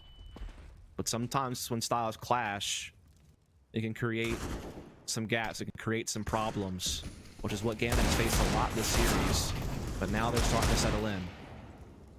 The Eagles, though, able to get one kill. Z-Power looking for another, finds it, bombed down temporarily, but it's still a 3-on-2 at the end. 30 seconds. Gambit, make a decision, and it will be the B side of the map that has a target painted on it. Jerry coming downstairs. I assume that they've closed the door just to give them a little bit more information. And AK's being picked up, and honestly, 2 saved AKs. That is worth plenty on the CT side. Yes, you're going to hide at 12 apiece. Yes, it's going to sting, but at least you have 2 AKs to fall back on, and you're still in this match. Even though it may not feel like it for Fours, momentum-wise, it's certainly been up against them. I mean, that's huge. That really affords them the luxury of being able to afford like true utility, which can allow them a lot more options on how they want to play aggressive if they so choose, or at least have something to stall the forward progression of Gambit later on, or go for retakes that they may not otherwise have had if they had to prioritize, you know, getting M4 armor, or, you know, now they don't have to worry about having to get a FAMAS or something to be able to afford utility. So yeah, indeed it is huge. They were able to get up those 2 AKs. They also do have money to get the op in Z-Power's hands. Op will be saved by Nafani as well, though Shiro fell. His op will come back to him in the next round, which is huge for Gambit because he is definitely the guy they need to put his best foot forward each and every time that he can, and he will be able to do just that in this round. They also have big bank over on the Gambit side of things. They will be probably buying fully the rest of the game, so that is great news for them. They won't really have to worry about ecoing. Fours on the meantime, though, a loss here means Gambit probably get 14 for free. I've certainly seen the situation, but early shot missing courtesy of a flashbang. Doesn't cost Fours anything, though. Z-Power changing his positioning now back onto the bathroom side. Did spot a glimpse of a head protruding over the wall and decides to fall back instead of standing his ground. Yeah, he knows that there's some presence. He knows that control is being taken. Bait and switch setup being formed up at long A for Fours, it seems. Though Z-Power is actually looking for something aggressive first before he fades back, lets his rifler sit in place. Actually, they go for a little bit of a boost there. That was a nice little attempt from them. It was not successful, but at least they're able to get away. They'll have to drop a smoke, though, to make sure that they don't get trapped in the corner there. Z-Power will now go looking elsewhere for a pick, and he'll be able to get good vision here on the bathroom's position. Man, he is really going for it here.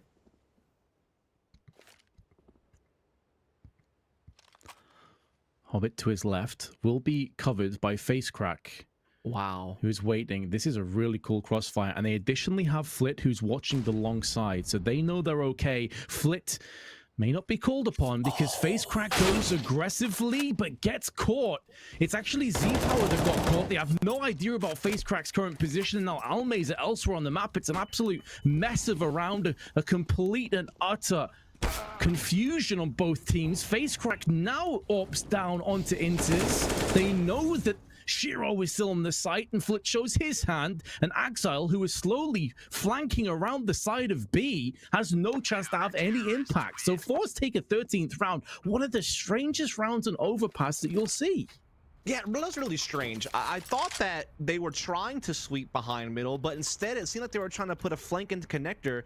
I guess they would have assumed they would have spotted somebody at far inside bathrooms when Facecrack made that push the enforcement. It was setting up to be some type of A play. And it almost cost them when Z-Power got caught, but Facecrack was able to quickly respond. And he does find Force their 13th round, their first in quite a while, and only their 3rd round of the game. Only their really first rifle round victory events. I mean, their first 2 rounds were the pistol and essentially like a crazy Force buy versus Force buy scenario. So this is like the first truly big win they've had this half.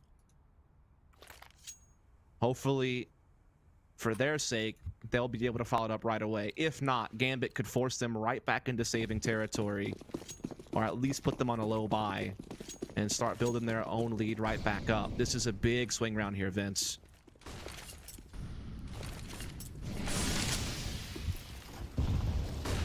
It sure is. The tension mounts. You can tell, though, that Gambit have got the respect of Force. They are not playing as aggressively as they ordinarily would.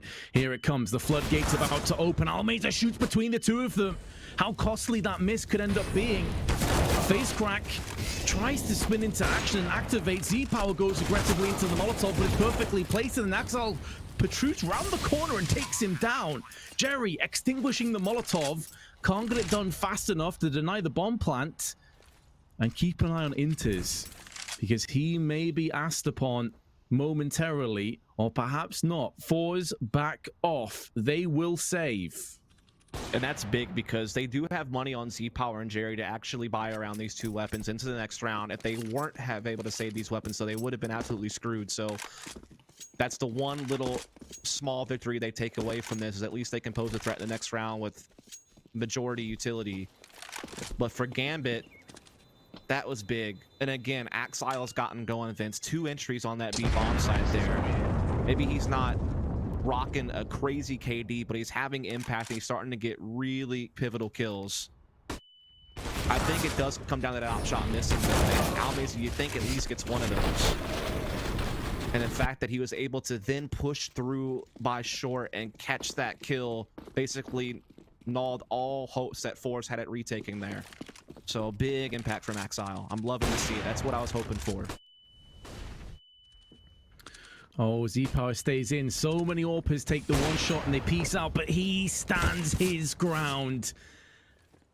And the courage he shows has been rewarded. Still alive to tell a tale. 3/4 HP. Goes back in, but that's where the aggression costs him. That's the positive and negative of Z-Power's style. I don't mind the peak, but the way he went about it was so reckless. And now Flip's been caught inside the smoke here in front of the bathrooms. And now the CTs are well and truly in trouble. Jerry holds good position at short B, which allows his teammates to maybe more confidently just double up on A, knowing that Jerry will spot, or at least hear, a transition back to the B side of the map. But other than that, they really have nothing going for them this round. I think Z-Power definitely overextended on long A there. That really is going to come back to haunt Force, perhaps, unless somehow, some way, these CTs can do something massive. But as you see here, they're actually already retreating pretty much everyone towards B. And it's kind of one of those scenarios where they're either going to hope that they're right, or they're going to save their weapons again. Almaze, are those still spotting A? Nades coming in. You have a decision to make, Almeida. Stand your ground or fall back and save with your teammates. Fall back and save with your teammates seems to be the call. He'll at least stay in a little bit longer, but yeah, now he decides to back off. And yeah, honestly, that round... Wait, Jerry, what? Huh? Did he disconnect from the server? Oh, he DC'd. Okay, I see. Oh, no, that's hurts. Because they could have had 3 rifles saved over. I was like, what? Yeah, I don't know, man, but that's really tough because saving those 3 rifles would have been so huge. Yeah, they still get the carry 2 over, but I mean, 3 would have actually given them maybe a chance to consider buying around it a little bit. Now I'm not so sure.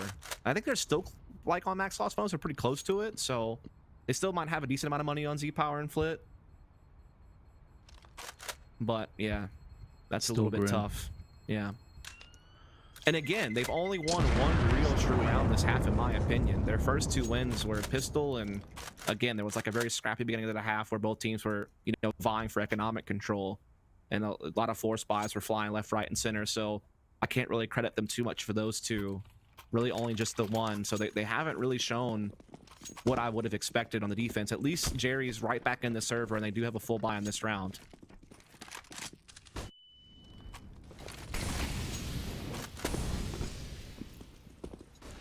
Here comes Quad the boost. Yep, seen this a few times over the duration of the qualifiers. And Shiro going in, peeking, nothing there. But as we said about North, it was North where they stayed in position for so long. It does give up a lot of map presence as a result. And when you're against 4s and you know how aggressive this team is, Now we're getting nothing out of it. This is the problem you run into. They've already stacked 3 players in connector, and if you end up hitting B at a very quick rotation that comes in, this is not looking good for Gambit at all. It really isn't. As you said, Force took advantage by getting in control of connector. While they didn't know it was a quad boost, they don't really care. They got the result they wanted anyhow. Face crack, though, facing some pressure here through Monster, trying to buy time with some counter utility. And indeed, his teammates do seem in position at Graffiti. So many Molotovs firing at Face Crack. He just needs to get 1, and he's done his job. But Flip burns? What happened there? Inters gets 2. Z-Power answers back again, and now Exile 1 on 3. We've had our doubts about his performance so far on Overpass. He has woken up, but that 1v3 will not go his way. And Fours tie us up again. Only their 4th round in regulation. I say that as I have half an eye towards overtime. Yeah, that does feel like it's brewing at this point. I'd bet on it at this point in time, honestly. Not sure what the odds are on that in comparison to the match itself, but it does seem likely. But we'll see. It could still be 16-14 either direction at this point. Hard to really read. The momentum here lately has been back and forth.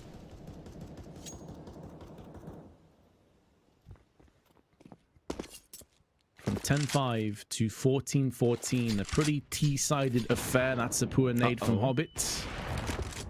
Not that I think it would have really done anything with the position it was tossed towards, but...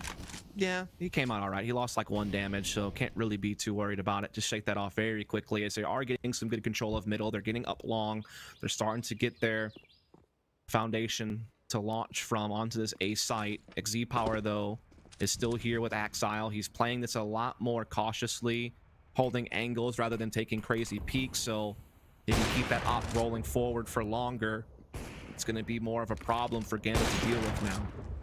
Okay, if he would have hit that shot, I would have left. Imagine 14-14 with Lander jumping no scope at that range. On the T side. Look at this stack. It's a really cool stack, and it's worked out. Jerry gets picked off. Flit at least neutralizes the initial advantage, mitigating it. Z-Power shooting between the oncoming Ts, but 3 of the 4 are all pushing through along. 35 seconds left. Flit, what are you doing, you madman? Running around the corner with a grenade out. Basically suicide for his teammates, but there's no one else alive. Almaze is the last man standing in a 1-on-3, and the bomb has now successfully been planted. There's one, looking for a secondary player. I tell you what, if he kills Shiro, Exile only has 6 HP. This is a very winnable 1v3 scenario, but Almaze gets caught with a grenade out, and there's Exile on the sweep. Gambit have a map point. What are Forest players doing pulling grenades out in key moments? I don't understand it. I mean, the triple stack, you can't account for that. That's going to happen. Great response from Flit, however. But I don't know why he pulls an HE grenade out there. Surely he had to know there was a chance that they were able to push out towards APC. Z-Power is very passive towards Bank in the corner. I mean, he had no vision on that. I really cannot believe that he just peeked it with a grenade in his hands. That just seems so wild to me. And then even that 1v2 clutch, you don't need to worry about smoking the bomb in that moment. You need to be looking for that frag. You need to have your gun out. You need to then smoke the bomb after that when you're in the 1v1. It just seems like their priorities weren't in order on having their guns out, man. I mean, I feel like that's like the first really big mental mishap we've seen here. The cracks are starting to form a little bit, it seems. So you do have a bit of a pause going on here. Yes, apparently one of the players' PC's crashed. So hopefully it has been resolved. I assume it has been because he's back on the server now, so... Yeah. There we go. Must have that straight fire SSD vents. Oh, yes. And I'll be hoping for a straight fire round to take us to overtime, because Fours, who have been in the lead for the vast majority of not just this map, but let's be honest, the best of 3, now a very real possibility that we'll be heading to our 3rd map of Inferno. Run boost out. Z-Power will spot nothing for that, because Gambit are very patient again. Yeah. They know how much this round means. This means the difference between having to play OT and perhaps still losing this series 0-2, or putting us into a 3rd map here and now and giving yourself a real shot at still qualifying for Flashpoint 2. We talked about how both these teams are of the quality to be there, but at the end of the day, you have to be the ones to prove it yourselves in this particular setting. So far, we haven't decided the victor just yet. But Fours, they're trying to keep that 2-0 dream alive here. They've been able to battle a couple of rounds here in the last few that have been played. They have a chance to force the overtime. They have the opening pick already here in this round. Gambit still with some time left to play. Will start slowly taking control of short B. They have utility to go for the set piece here. They have Hobbit as well and Connector to help them out. It's all going to come down to this one final push. Timing on that molly is sweet, but it's the wrong side. It's short where they're about to get pressured into. Face crack has his head to the wall, and Almeza switches weapons. Inters takes his head off and falls again. How many times is this going to happen to them? Jerry, with an M4 out, puts the grenade down range, but it's too little too late to stop the bomb plant. Z-Power now maneuvering in, slithering into position, looking to shed some skin and shed some players. Up close with the AWP. He'll be called upon to go up against Inters. No scope is good. Actually aimed in slightly beforehand, but it doesn't matter because Gambit are going to take the map 16-14 after being behind for so long in this game. They ended the first half 10-5 down.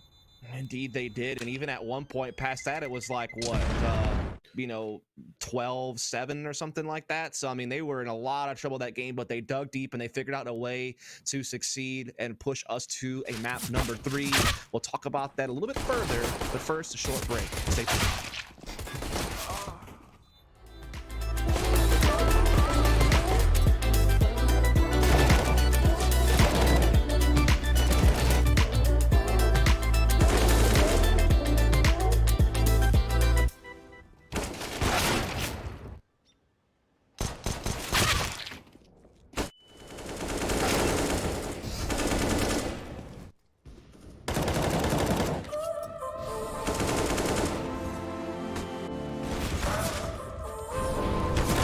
So now you're here again, knocking at my door.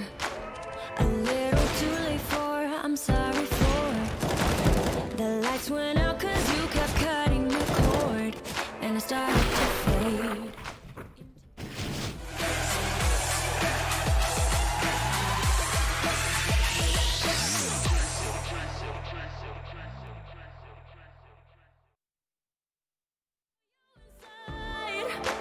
It's time to be someone I wanna recognize.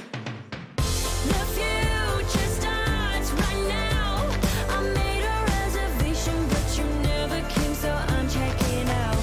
The fire you stole away, I know one day we'll come back around. The future is now.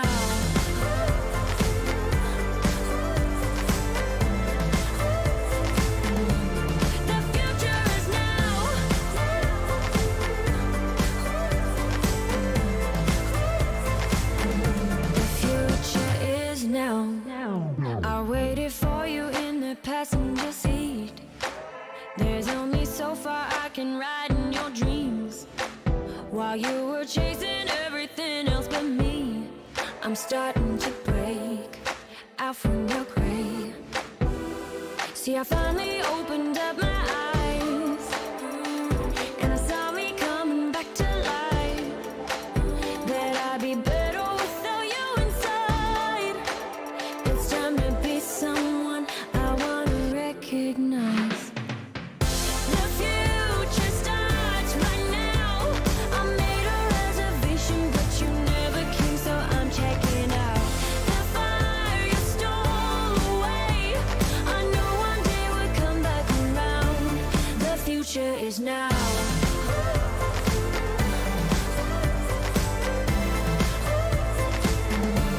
The future is now.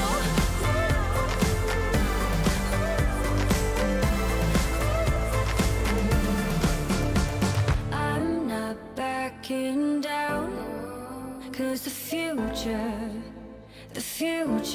is now. Not backing down, 'cause the future is now.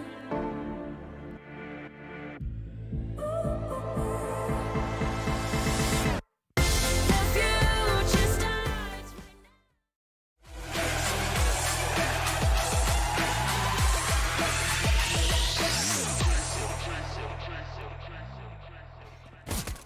now. We thought it might be all over for Gambit after that first half, but the squad proved there was fuel left in their tank yet. Fools do falter in the tightest of margins, and Gambit managed to push us to the third as this series continues to deliver.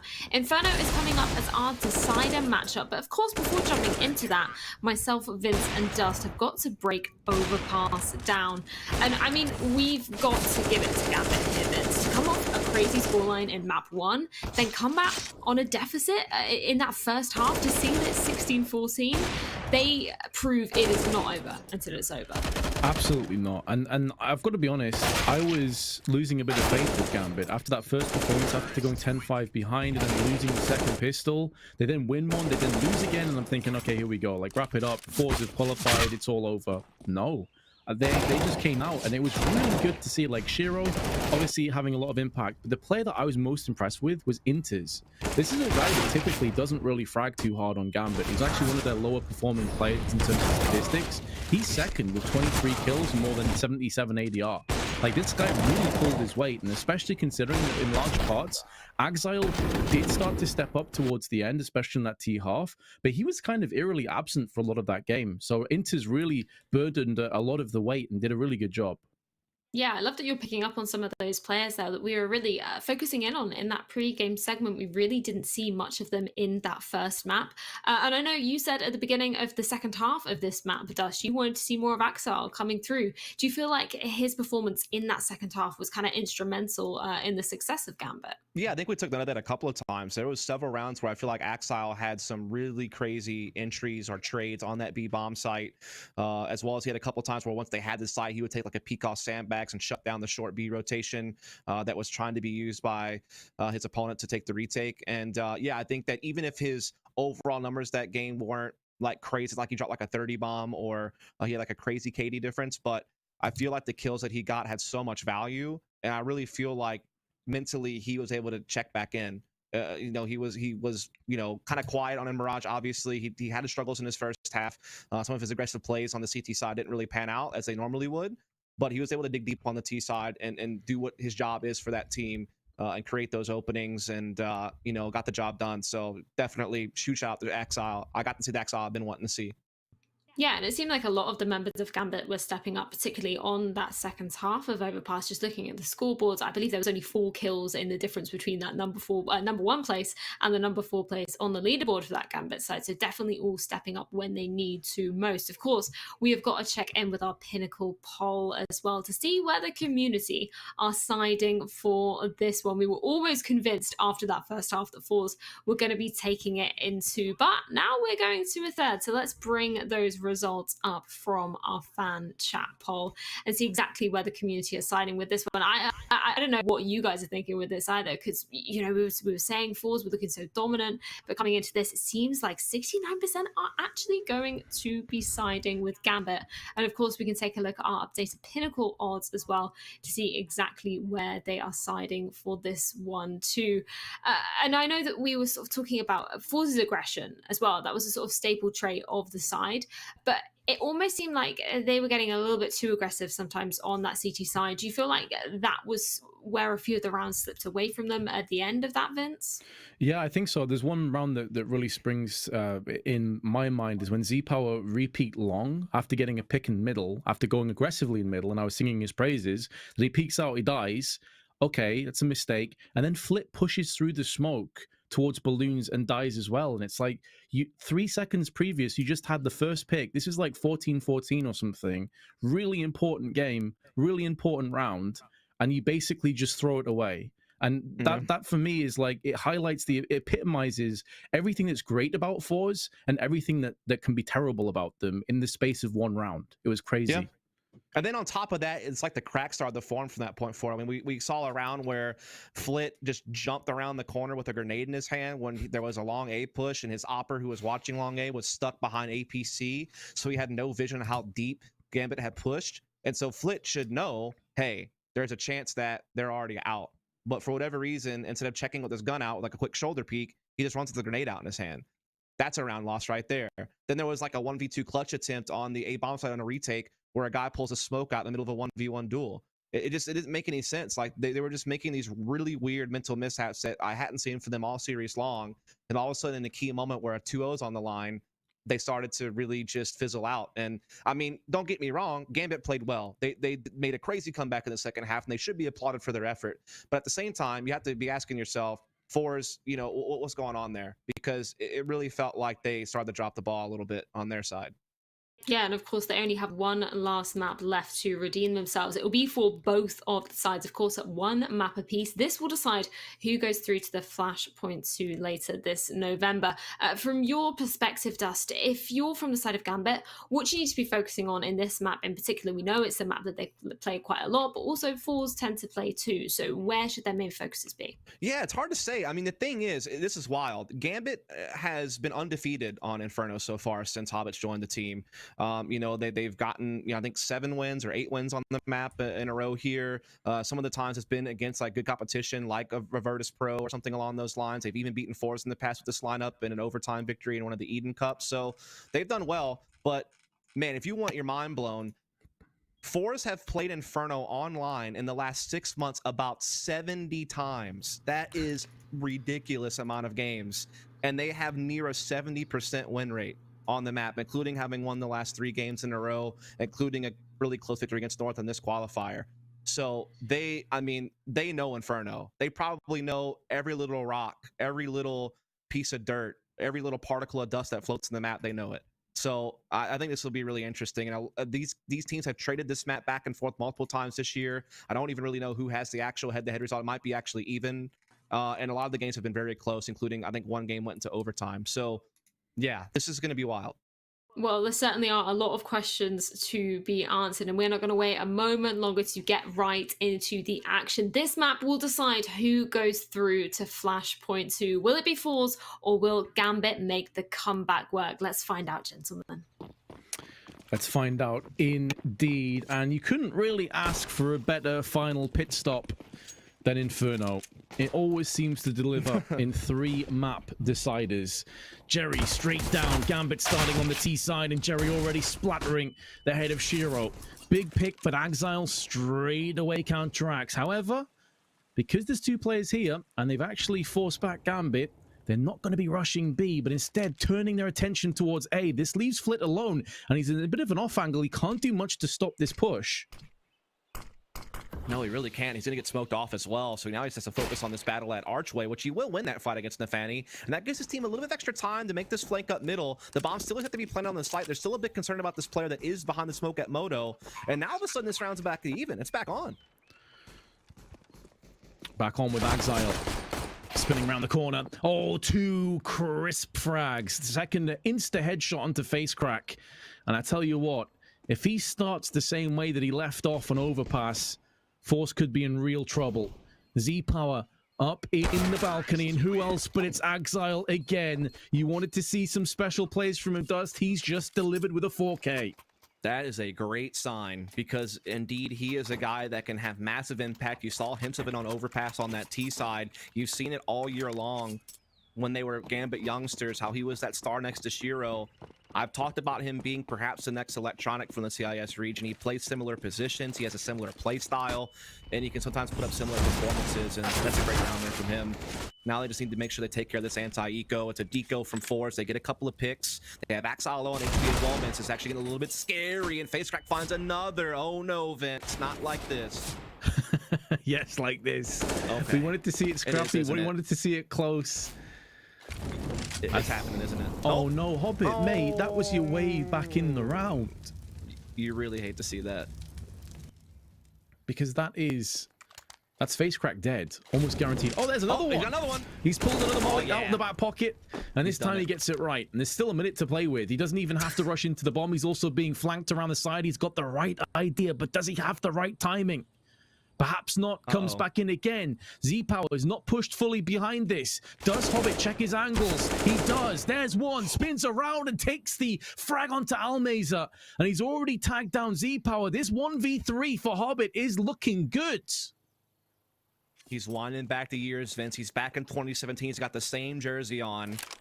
known for being that mid to late round player for that team. He plays a different role on the default for Gambit, but now he's back in familiar territory on a clutch. He even checks CT spawn to make sure that it's open. The bomb, I think he planted it in such a way that he can see it from virtually anywhere. So this Z-Power guy, he is going to have no idea what to look out for. Molly up and over, smoke behind it. Uh-oh. He doesn't have a kit, though. That's the only problem. Yeah. And he knows where to spam to, Hobbit, don't do this to me. There we go. It's all right. He's fine. Never in doubt. Never was. Once he got into the 1v1, I knew he had it. Hobbit's just too experienced in those situations to blow that one. Really well done there from Hobbit. Really great recovery. We got a little bit concerned when that happened. That was the feels bad. But the fact that we picked up on another one and then put it to use was great little instant redemption. So correction, I thought it was a 1v2. It's actually a 1v3. So I shortchanged. Right. I shortchanged the man. My bad, Hobbit. Well done. You shortchanged Hobbit. Not the guy, the literary character, of course. I actually don't know how tall Hobbit is in real life.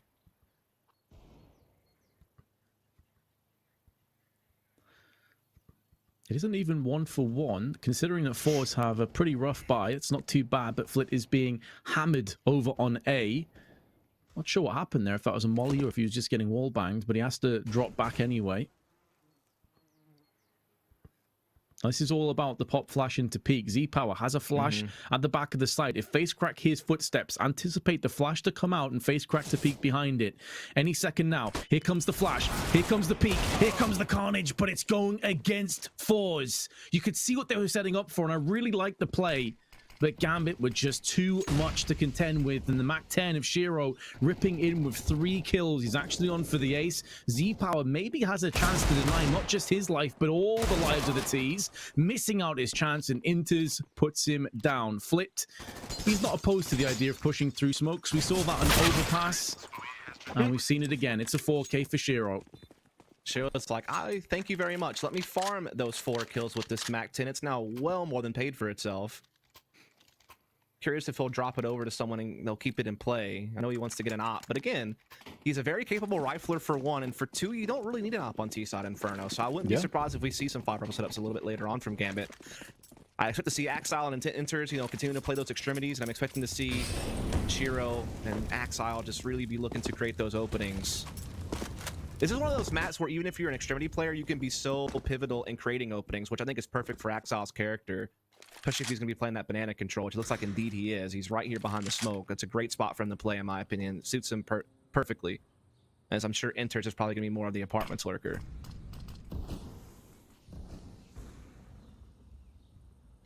The first time the Gambit actually start on the T side of a map. Up until this point, they've been getting bullied and pushed around. Now they get the chance to dictate the pace. We did see fours yesterday. Was it yesterday or the day before? All the days are kind of merged into one with how much CS we've casted. But they were playing so aggro. They were pushing down middle. They were pushing down banana all the time. And this is the first time I think we've had a chance to see what they have in store. And they're playing it passively. Wait, you mean to tell me that fours played an aggressive CT side? Crazy, I know. Blew my mind, man. We'll see, though, if they can do it here. This is their first buy, and they've kind of been silenced. They haven't really been able to get that forward progression. They've been having to just back off into the site right now. Z-Power smoked off, knows that CT spawn could be a position taken by the T's, but he can't really say much about it. How they're stuck at Sandbags Banana. He's been cleared out 1 for 1. This is a great deep pinch now from Gambit. Though they did break through CT spawn pretty early, Vince. I mean, the Fanny could have done better there. That gives a chance for a retake. They do have the main advantage after all, but I don't think they have any utility. Seemed like he was in a bit of an awkward angle. I feel like he would have preferred to be in one of the corners. Oh, that flick from Z-Power. Axel get absolutely crushed. Shiro now, alongside Hobbit, have to lock this down between their 2 AKs. Couple of weakened players, but Shiro flashbanging, missing his shots and gets punished. Hobbit up and over grenade, getting lined up. One of the players very low, but Z-Power's watching in. Headshot comes out from Hobbit. 4 seconds on the defuse, and it's going to be going to completion. Fours take their first round. That's a combination of the Fanny not getting enough out of that CT spawn position, and then Z-Power hitting an absolute blinder. He basically did the virtual version of saying, "Get the F out my face." Look at this. What? Even in Bruh. slow motion, that was rapid. Dude, yeah. I don't even know if we have a slow enough version to properly illustrate that. It took something special for them to get themselves around, but now they have to deal with a fast hit. No chance of taking banana control when Gambit are up in your face in the first few seconds. Up in the face, but not quite invading their personal space as of yet.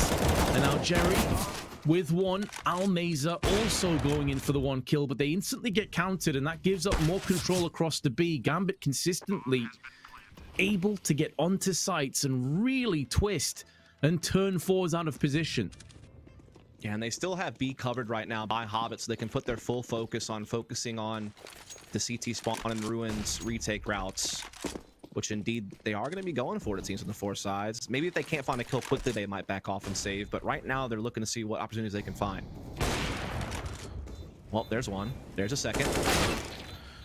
And that's it. Wow, I can't believe they actually pulled that off so fast. I would have thought Gambit would have been able to put up a tougher fight there on that retake. I see that they had good positioning.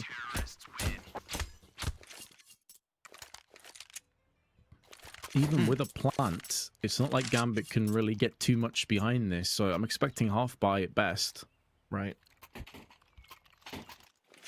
And this is where it's going to get harder on Gambit. This is where fours can start building up their economy, and they're going to start having the utility and maybe even the secondary op at some point to start going for those aggressive plays, particularly at the banana side of the map. That is their home. They are so used to playing both sides of that area of the map aggressively, and they really have their protocols down, and that's going to be the big test for Gambit. I know that they have a spotless record on Inferno this year with this 5 and the 7 games that they've played, but this team they're up against now is a whole different beast. Jerry with the one tap. As he goes down aggro through Banana, is waiting for this moment. And they start to try and dictate the pace of the action. It's been on Gambit up until this stage. They know that Gambit weakened on their buy. Make the most of it. Inter's...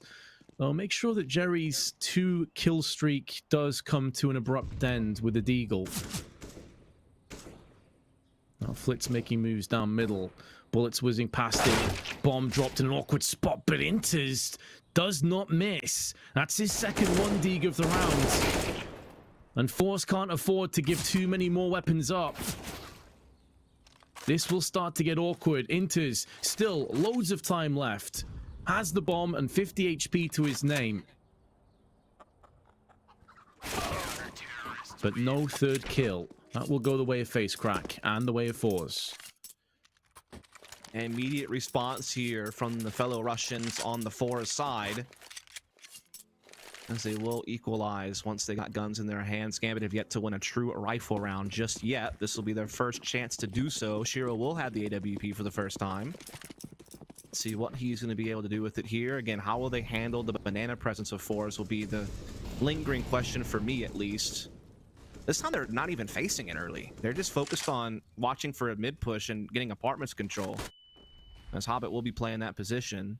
I would have thought Inters might do that some, as again, most maps he's kind of by himself on the edges of the map, but it's going to be Hobbit instead, who again has played roles like this throughout the bulk of his career, so he'll feel at home doing this type of job for his team.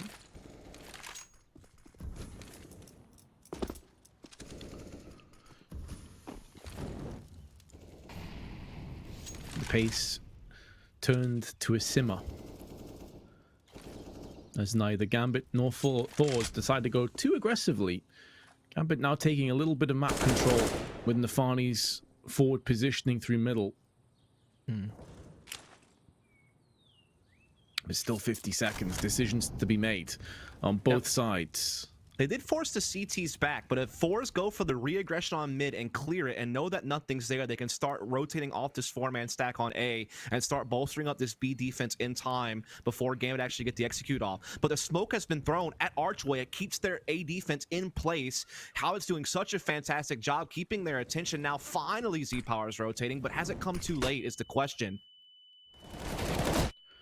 Perhaps not. That's a great incendiary, and the kill alongside it alleviates so much of the threat that was mounting. 15 seconds, entry needs to be forthright, and it will not be going the way of Gambit. After leading 3-0, they will be now behind 4-3 in our third all-important qualifying map.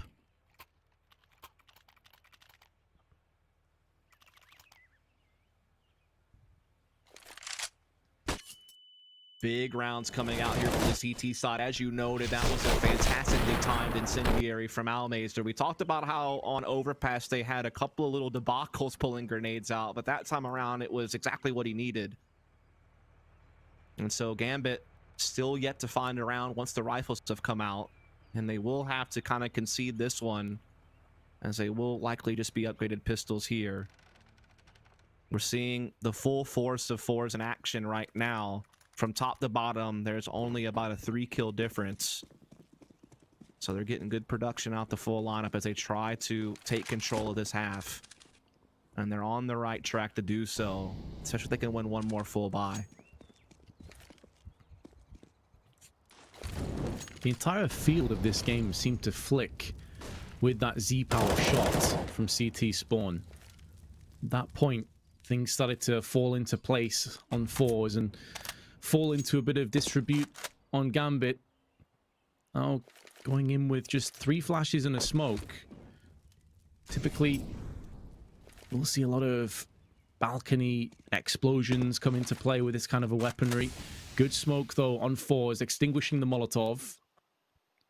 And if Gambit want to push out of balcony, it will have to be partially blinded by the smoke. If they decide to go now, they're lining up for flashbangs. They're waiting, anticipating. Here come the flashes. Flit a little bit too fast on the return. Gets a full flash to the face, but his teammates stand up where he can't. Pick up the slack. Put down the oncoming T's. And the round will be fours. But keep in mind, it wasn't a full purchase, and Gambit can fall back into a good buy now. I mean, it was pretty crafty considering what they had to work with there. I like that they actually had a game plan. They had some type of idea of how to optimize what resources they were able to allocate to the round. And, you know, they gave themselves the best chance they could. But as you noted, there wasn't really any hope there. But now they have back on the full buy. Opt for Shiro again. Z-Power looking to perhaps get aggressive with his AWP at middle. But instead, it's just a deeply thrown incendiary to try to slow down the T's at ramp and allow Jerry to push down towards logs. The problem is Axel was able to step out for the frag. It was a good thought to help Jerry get down, but it just didn't work out. Really good response from Gambit to get that early pick. Something that they really needed, I feel like, to get going on this T side again. Man, that locomotive was roaring ahead, but seemed to derail somewhat. So need to be put back on the tracks, and with kills like that, certainly goes in the right direction. Jerry has been a pretty good performer for fours over the duration of this tournament, so now that mollies are firing in the eyes of Flitz, he goes back in with a grenade. We've been here before, and he does get punished again. That is going to be a bitter pill to swallow for sure. He's basically given up a whole lot of territory, which is causing fours to have to over-rotate the cover, which leaves B wide open, and now fours are basically in a scenario where they're just got the full save. As soon as that bomb gets planted at B and they realize how out of position they are with virtually no utility, they're going to have to chill. The issue is Hobbit could reap some of these guys and force some rebuy, get their economy back in more control, and he spots that shadow too easy for him to find Almazer. And again, that's going to be some rebuying. Fours having to tap into those wallets a bit earlier than they had hoped for. See if he can get any more done, as there's still 2 players in the area. Z-Power eventually does take care of Hobbit, so it looks like they will save these 2 guns really no problem. He'll even be able to carry an AK over to face crack. And that's going to be that. We're back to a pretty nice little fight here, Vince. Finally, Gambit win their first big round, I feel like. Yeah, exactly. It's their first round since the pistol and subsequent 2. When we were speaking to Hobbit yesterday, it was really cool little bit of intel that he doesn't really regard himself as any particular role. He's happy doing all the roles. And I feel like if you're against Hobbit, you don't really have any tells or any reads. If you kill him first, it doesn't necessarily mean that the enemy's on the other side of the map. It's like with Face Crack, for example. If you're against fours on T side and he dies first, it stands to reason they're probably hitting the site he's just pushed, because he's typically going to be their entry fragger. With Hobbit, it doesn't really give you any info whatsoever. Yeah, I think that's a really fair way to put it. Even on this team, he's like changes map to map what type of role he plays. Like this map, he is more of like the traditional version of himself, which is like kind of off by himself, taking some map control, poking and prodding rotations. Whereas on some of the other maps, he's like one of the trade fraggers, you know, right off the bat. So definitely a very versatile guy, and he seems to be getting back in better shape. So that's great news, because if he can consistently do that, this team all of a sudden packs a punch alongside Shiro and Axile. But we'll see if they can continue to get something going on these gun rounds. They're trying to challenge for banana control. Jerry is up close. He's got some foul major, but they have been absolutely rinsed. What an incredible set of entries there from Axile. That's the man we saw at the end of Overpass, and that's the guy that Gambit will continue to need in this series, and it seems like so far he's up to the task, Vince. He most certainly is. And the Nafani, who had a bit of an off game on Overpass, at least is still posting up the kills. We found out that he's basically their IGL now. So can definitely give him a bit of a pass. Z Power, 1 on 5. And Nafani, oh, unfortunate timing. Z Power had the right idea, but the timing was off. And Nafani puts him down. No real need to get 2 ops on the T sides. They'll let that lay. And 4's into what I would assume would be half. Give the man some respect. His full name is Nafani Meow. Jeez. Can you give me your best meow? Definitely not. Okay. I'm not tired enough for that yet, Dust. Okay, I was trying. Feel free, though. Show me how it's done. Meow. That's pretty good. Why have you done it? Why have you actually done it? Why not? Why not? This is a throwaway round for the most part, until someone gets a kill from force that makes it interesting. So, you know, I'm just having a little fun. I'm going to come back to regret that, though, I feel like. That's going to be a sound bite somewhere. Yep. I bet you that's going to be like a new alert on your stream, isn't it? Someone probably sound clipping that as we speak. There's going to be an exclamation point meow in Vince's channel coming soon for some salt. We got to give a shout out to your community every now and then, Vince. They do support us quite strongly. We appreciate everyone tuning in for this. This is a big game, and both these teams are very deserving of your attention. And I think you can start to see why now, as this game has become pretty even. So much on the line. Obviously, this round is a bit of a wash. It was a stack towards a gamble from 4s that unfortunately doesn't pay out, but that's fine. They get to save the op over into the next round. They'll be able to 5 bully. I could speak. That'd be great. They'll be able to buy fully around it. And so there you have it. 3 in a row for Gambit. Taking the lead right on back, Vince. I can imagine there's probably some people that after that first map tuned out. You know, you're a Gambit fan, you're like, oh god, here we go. Tuning out on Mirage, come back, you're like, hold on a second, it's the 3rd map and it's 5-5, and Gambit are about to take the lead. What happened? Yeah, it's a fair assessment from the surface. I mean, actually, some people probably tuned out after that second half. They were losing 10-5. To actually be in the lead, considering the gauntlet that's been laid ahead of them in this best of 3, it really speaks volumes for how tenacious these guys are and how they just refuse to give up, and why I think we both had them slightly ahead in terms of being favorites in this game, and they're starting to show us why. The game's not over yet, though, by any stretch, and 4s, after winning 5 rounds in a row, have conceded the last 3, but here comes another bye for them. I'm gonna be honest, I can't remember who we picked to win this series. I think we both said it was like slightly in favor of Gambit. Did we? Yeah. I know you did. I thought I said 4s. Maybe I'm wrong. I don't know. We can check the tape. I don't really care. It's been a fantastic game. That's what I care more about. We do see the banana push coming in yet again. Flit's going to be the victor of the battle, trading 2 for 1 against Axile, who is still standing. And Almazer still kind of trapped here, Vince, but Flit's doing a great job baiting for him. He gets a kill, and Almazer can stay hidden. Will they check this spot again, Vince? Doubtful. I mean, Hobbit is wide swinging in there. Fair play. Being just very careful. And I think one of the reasons why they check is because time is so plentiful. Like, they don't have to worry. And yeah, because 4's true. There you go. That's the real reason, Vince. Tough 2-on-2 here, though.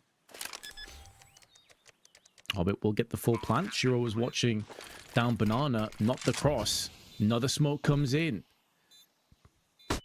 Flashbang is good and actually lands deep, and that wrecks Hobbit. He had his back turned. Shiro now shows his hand as his trade-off against the AWPers. Shiro on low HP will feel compelled to play a little bit random, to get a little bit loose with this. Oh, he's bypassed. That's so beautiful.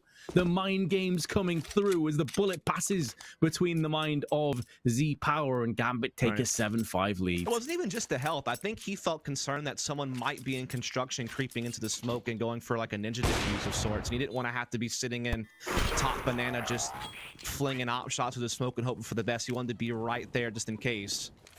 And he also, the added benefit of completely tricking anyone who might have thought he was still there. You're thinking to yourself, oh, he's an opper. He was already top banana. He's probably going to stick in that position. So a lot of mind games being used there, and Shiro comes out on top in a big way, and now Force have to save some 5-7, some deagles to CZ. You're going to go for a little bit of a stack here.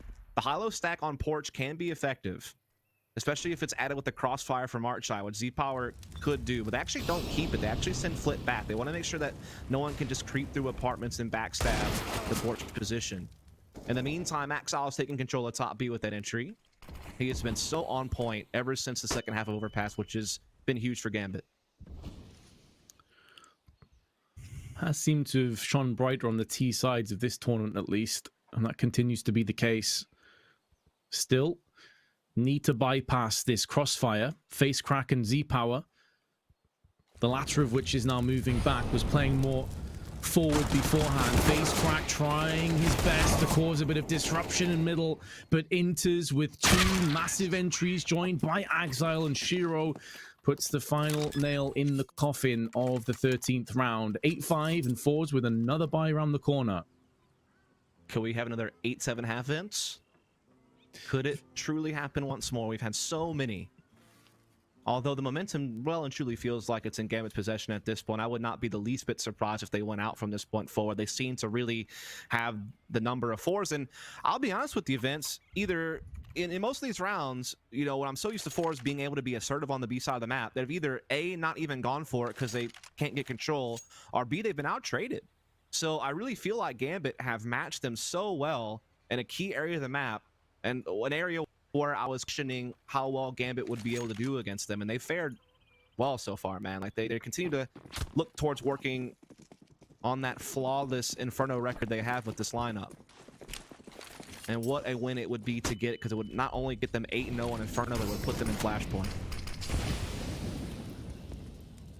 That's what both teams are jockeying for.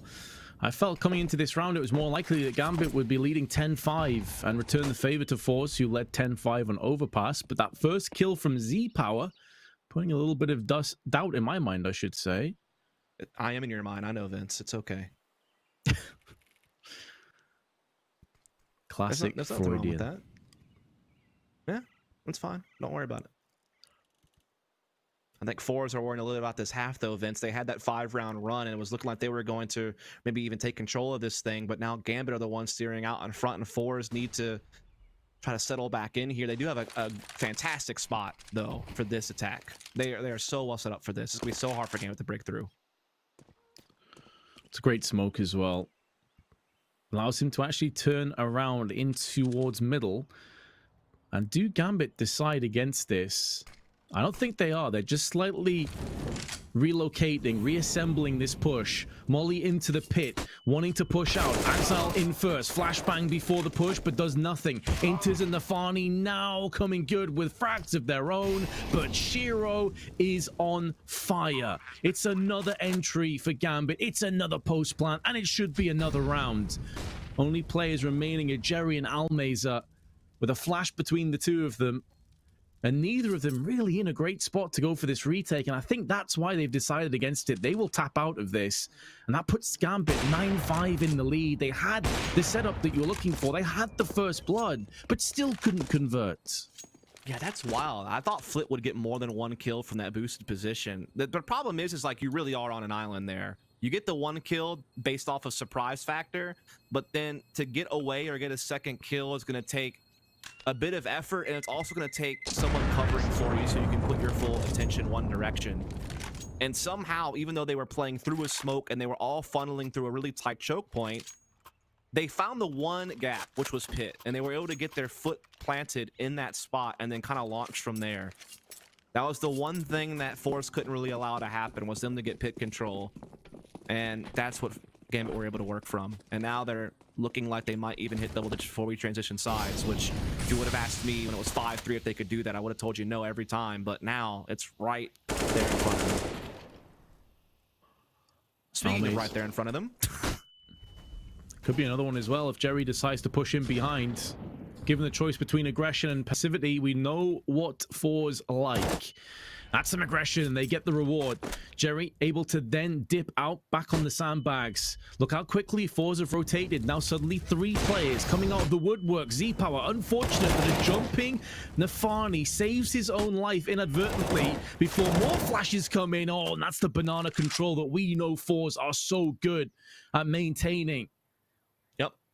That organized chaos vents and a good use of utility. That's what they were missing the bulk of this half. They get it right there at the end. We have to wonder if it's a bit too late, but we do know for sure is it will get them the 6 rounds. Flip finishes it off. What a fantastic exchange of play here in this first half. Each team having their own period of dominance. And now it's going to be down to the wire events. One more half to go to decide who will be joining Virtus Pro and all the invited teams in next season of Flashpoint. Stay tuned to find out after a short break.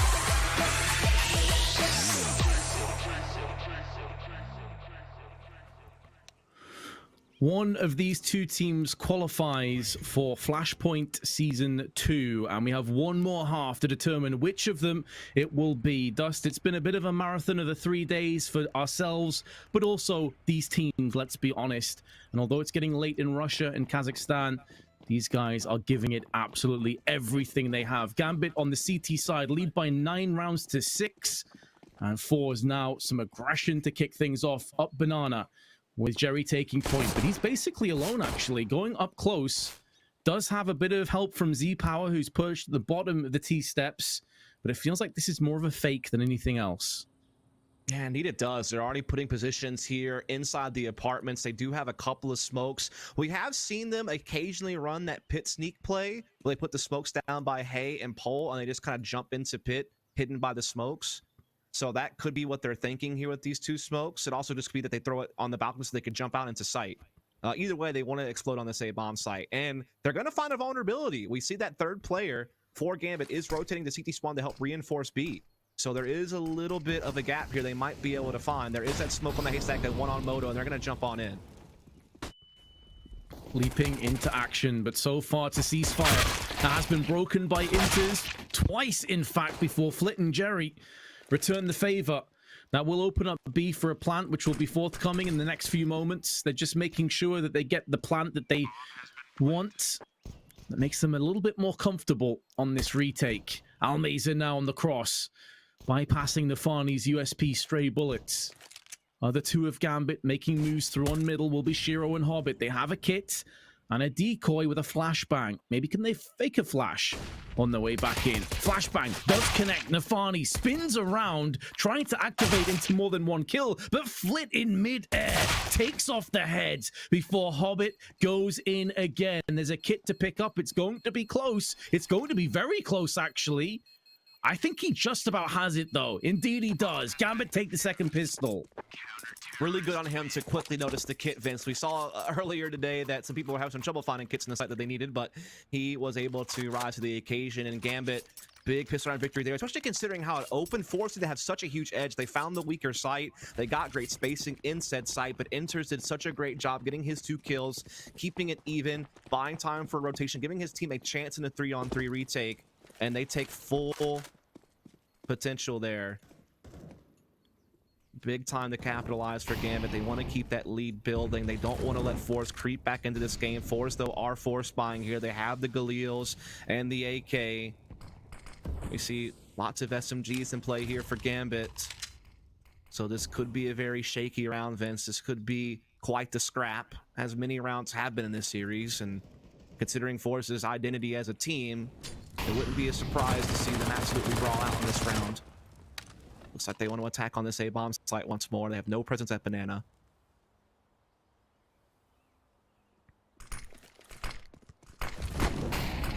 SMG assault rifle hybrid up against the AKs and Galils, and so far the SMGs will triumph. Superior fire rate used to perfection from Shiro's hand. Oh, that smoke. Oh no, Hobbit can see below this, and the T's don't realize 2 frags come in. This one way is absolutely filthy, and Hobbit's gone in for another one. Wanted to bust that out, and Fours never knew what hit them. Was that a one-way from the CT side, or was that a miss smoke from Fours? I think it was Hobbit smoke. I think so too. I didn't see it thrown, but I think you're right. That is nuts. Wow.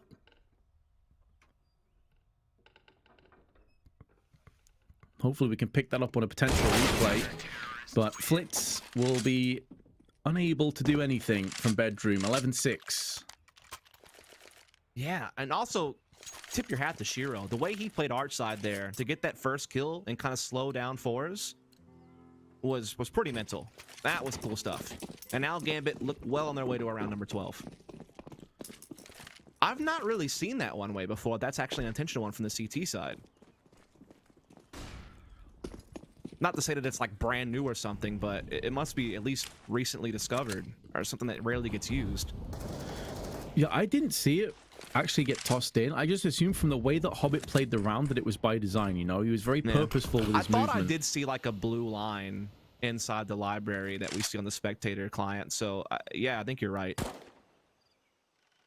We'll never know for sure. Definitely something to go back and look at later because that played such a pivotal role in the round.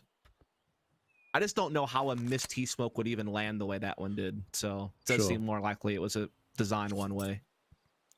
I wonder if we'll see that again. I feel like that could be really nuts, especially if Fours don't realize what's happened there. Oh, I wouldn't be surprised if going forward, Fours put a fair amount of clicks into library every time just to deal with that potential for sure. Maybe someone on Twitter will throw me a tweet, let me know. Either way, it is going to be just kind of a save here from Fours. A couple of deagles to P250s. They do have control of brackets. They do still have some presence at Banana, but Exiles found Flit inside the apartments. And now Shiro spotting this archway push. He's handling it just fine, including getting the bomb carrier down. And that's about all she wrote for this one. Oh, that's a beautiful round for Gambit as well, because they keep all 5 players alive. That's money in the bank. I say that is Shiro. Okay, he survived. It's all good. Apparently, we do have a replay of that smoke fence. Okay, yeah, that's awesome. So, Let's see it. Cool. Here we go. Here we go. Okay. You know, I do think that's actually a missed T smoke, because I don't see where the smoke would have landed inside library. Apparently it was thrown from pit. Okay, I could see that. It lands on the roof and then drops down. Okay, interesting. One of the beautiful things about Counter-Strike, Dust, no matter how long you played it, no matter how much you've watched it, there's always something new to learn. Yeah, like I said, if someone has more insight about that, feel free to pass me a message. I'd love to learn.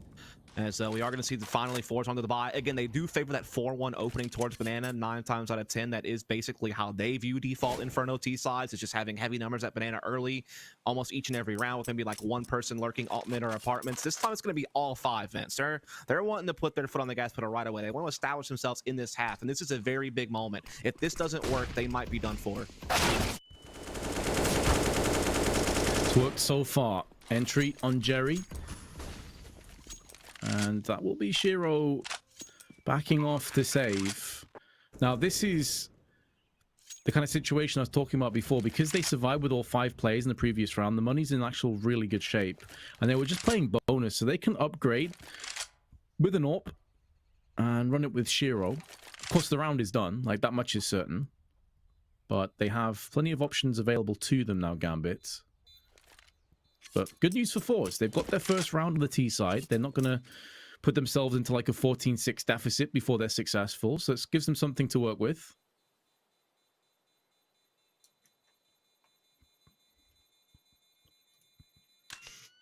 I think it's like a big statement round for Forge, right?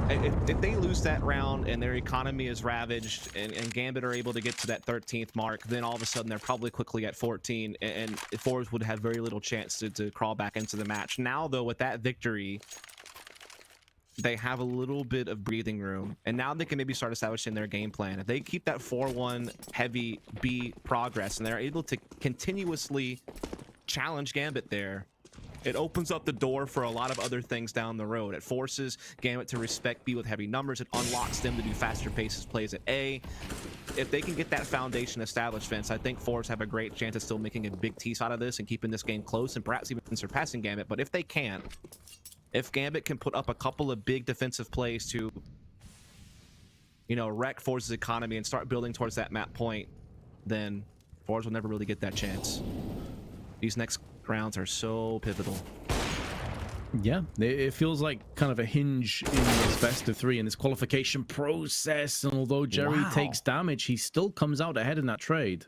So shocked to see that. I thought Habit had him dead to rights, and now in the fan he's left really all by his lonesome. He's gonna be able to at least put a smoke there and maybe slow it down just a little bit, but he has no support system. They're so far away from rotating.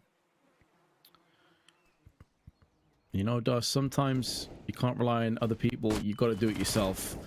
And that's what Nafani is looking to do, but it's actually not as much damage as I was thinking when I saw his crosshair placement, but that's the curse of the MP9, or maybe it's a blessing in disguise. Flipped straight away back in with a kill of his own, banking the nade off the wall to try and deny the bomb plant. It doesn't, but at least it does decent damage to Flip. And you're talking about getting some solid defensive rounds in. Well, they have stumbled at the first obstacle. Was that some kind of coded message to me? It seemed really... I don't know. The way you said it. What, solid defensive round? What? No, the other one, where you were like, sometimes you can't rely on other people. I mean, you said it with some sting behind it. You got take me, back Dust. there for a second. You got me, dude. It's like, has this man just wrecked me publicly on stream? Maybe it's just my guilty conscience.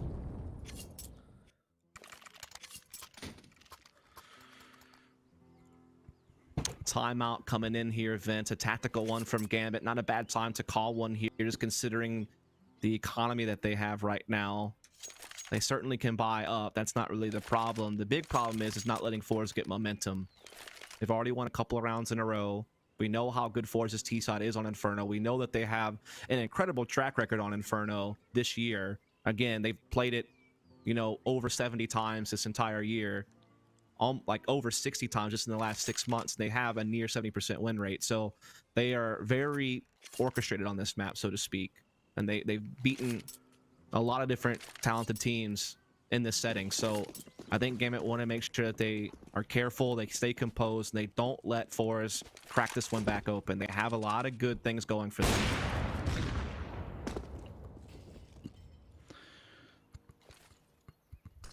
Shiro just chipped away by 5 HP. Grenades now deep onto Banana, but Hobbit has to run over the coals and over the fire to safety, in doing so losing 20 HP, but throws in a grenade, doesn't really land. Bit of a stalemate on Banana, and Fours have actually given it up. Yeah. Not a bad idea. They can still put together a really powerful double pit setup here. They still have a B defense in good place. The one problem is that they've left Arch wide open. And if Fours expose that with either a moto wrap or by taking CT spawn control, it can make it really tough on Gambit. But it's going to be that pit sneak play, Vince. We've seen this a couple of times. They put that smoke wall down and they run it into pit. They run it into pit. Exile holding on with the Galil, can only get one. And it's another save. Gambit, they are struggling with this applied pressure. They are, but they're really smart about how they're handling their money. You know, they still have a good amount of cash on Inters and Exile. They know that they have a couple of rounds of cushion.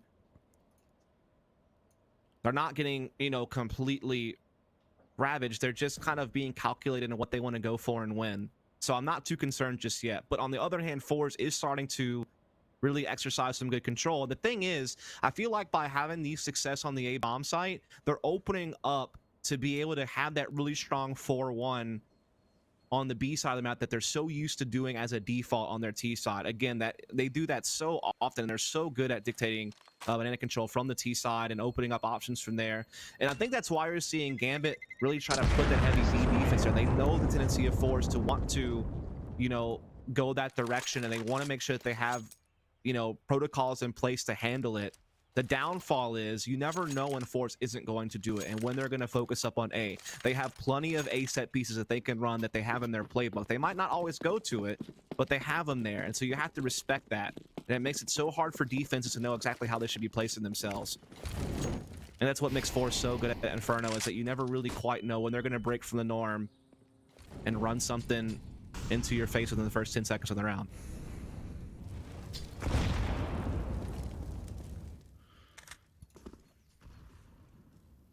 Really feel how intense this game is now. Yeah. The dynamic and the attitude of the teams has significantly changed and altered. Think of how Fours were on Mirage and Overpass on their T side. Now Inferno just dying it down. Also consider how much reserves they are playing Inferno compared to any other Inferno match you may have seen Force play recently, Vince. Even what we've broadcasted in this tournament.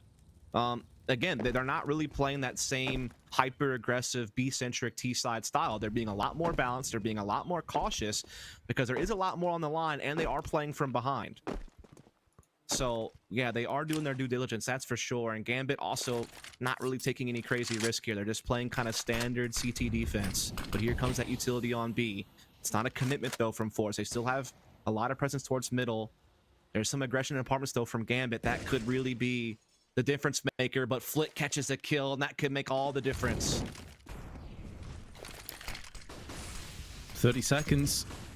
Fours need to start getting a move on towards the site. Shiro perching with his ore into pit. Inter's trying to help his teammate out and does just that. The guardian angel of Shiro, who survives a bit longer, but the Molotov forces him out into position. But now Nafani, not quick enough to stop the plant, but quick enough to wrap into short and rapid form. And now with the spray, gets face cracking in the back, leaving Jerry stuck in pit alone. That's a beautiful double tap into the head of Hobbit. Nafani playing an off angle, but Jerry takes him down too. And come the end of this match, how important could that moment be? It really does feel like that could be what causes the full-on momentum shift. It's already been sitting on Forza's side of the court the last 3 rounds in a row prior to that one, but that is the first one that really feels like it might have stung Gambit. It seemed like this retake was going great. Fanny gets that kill. It's Jerry in a 1v2 stuck in pit. It may have even seemed like Gambit could have worked that out a little bit more patiently together as 2 rather than giving him 1v1s. Either way, that is a big round for Force to win, because look at Gambit's economy. If they lose here, they have to save, and Force would tie the game. And all that work that Gambit did in the first half to build up a big lead, that 3-0 start they had in this half to extend it even further, that would all be washed away. And we'd be sitting on equal footing. But honestly, Vince, I feel like that would be the most fitting way to continue on. Definitely does feel that way. Hobbit just jump peeking, spotting a couple players, smoke instantly down, knows that Fours will not be pushed back from just a mere smoke. They have to put bullets in behind it, and Gambit are doing that with authority. 3 kills and an incendiary to greet Fours. And any kind of aggressive play that they were looking to pull off has been utterly denied. What a big statement from Gambit to fight right back at Force, especially with their economy up against the ropes and looking down the barrel of potential tie situation. If Force could have struck gold in this round, they dig deep and they put up a stout defense. Big kills from Hobbit and Nefani. Now it's all on Facecrack and Z-Power. They're hunting for something on the A side. They do have a 2-on-2 on this side of the map, at least for now, but they're out of time, really.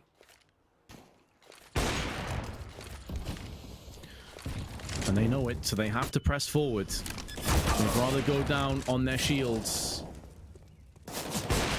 as opposed to run with their tail between their legs. Was that after time? No. He did get the round loss. Z-Power's up to $9,000 anyway, so he can replenish that gun. But yeah, I mean, you talk about a statement, Dust. Like, you just lost 4. There's some doubts beginning to creep in, some worries.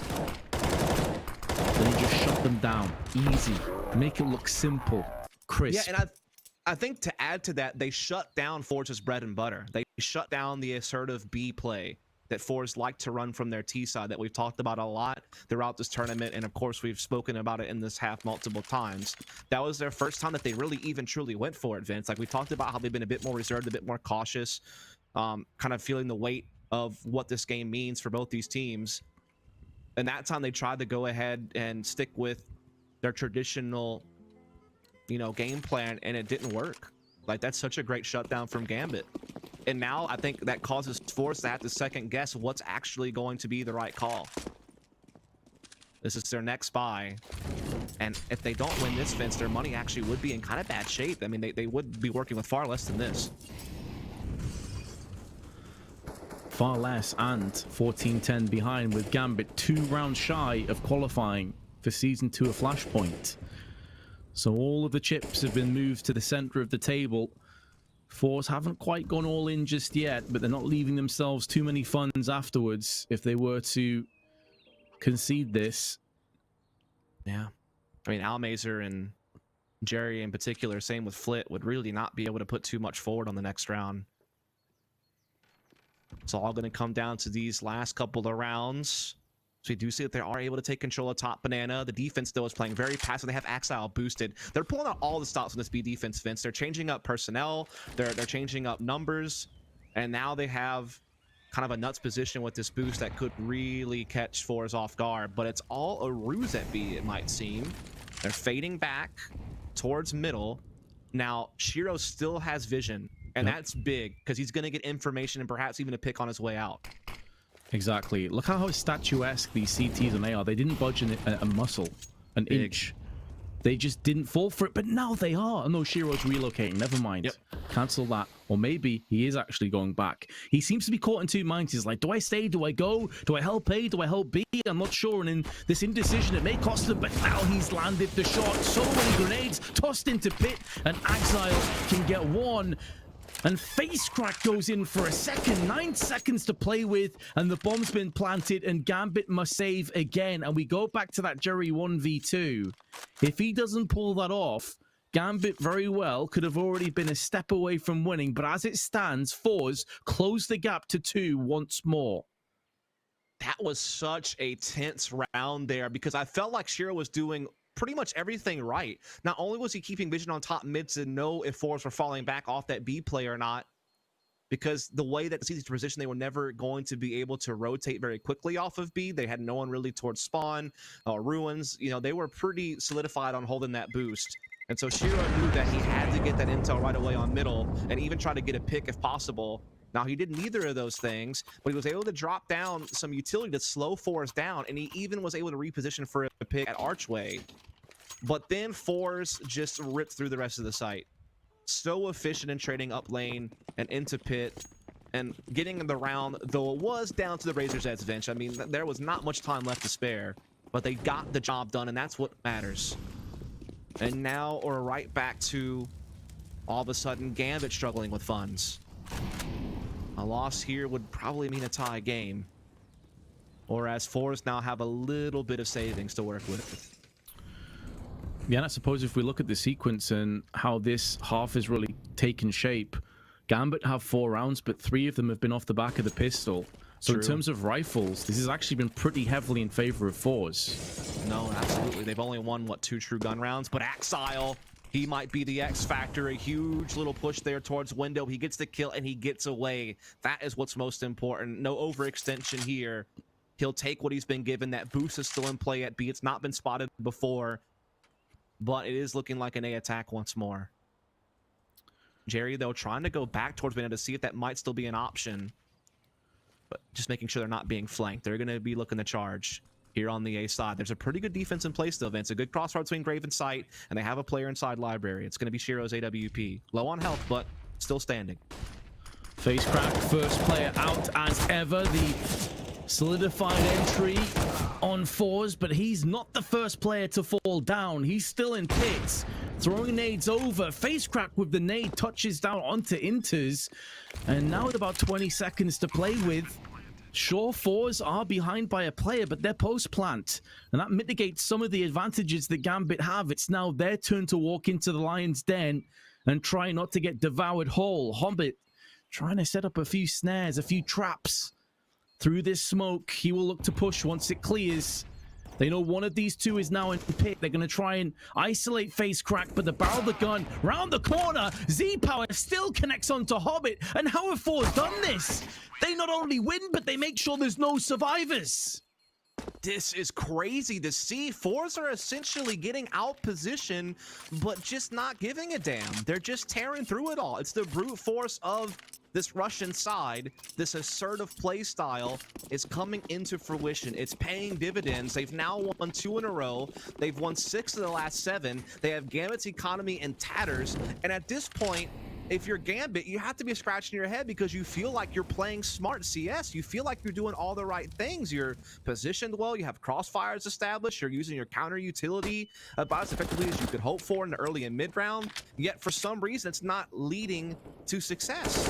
And now they have to work with just upgraded pistols, but they do have the opening pick here, Vince. They have Z-Power chipped away at just a little bit, but Almazer now finds Hobbit at top banana to even it right back up.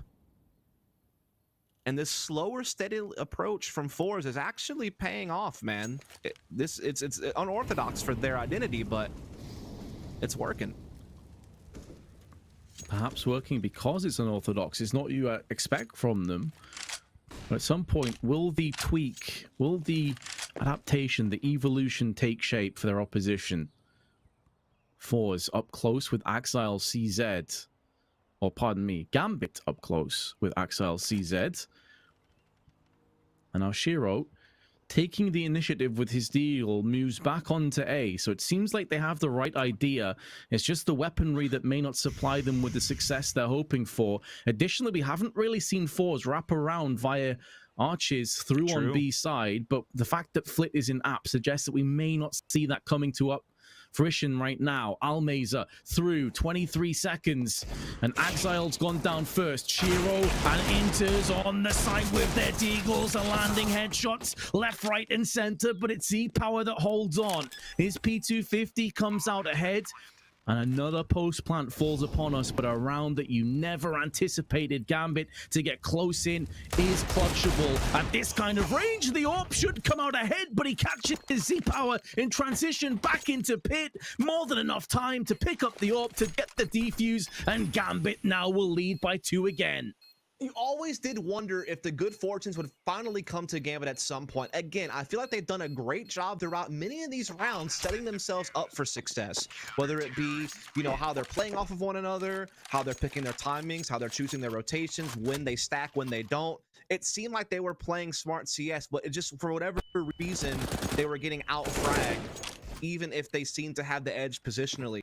That time, they didn't really have the firepower, so you felt like positionally was the only way they could win, and it did work. They were able to crack off the pistols just enough to give themselves a chance at a 1v1, and while you still favored Z-Power, it still goes through for Gambit nonetheless, and that is a huge, I think, inspiring round for the team. They're able to dig themselves out of a hole and get themselves one away from map point, and I think that might be what gives them confidence. They're going for that boost at the back of B again, Vince, and they've been going for this the last 4 rounds in a row. It's just no one's ever gone B, but this time it might just happen.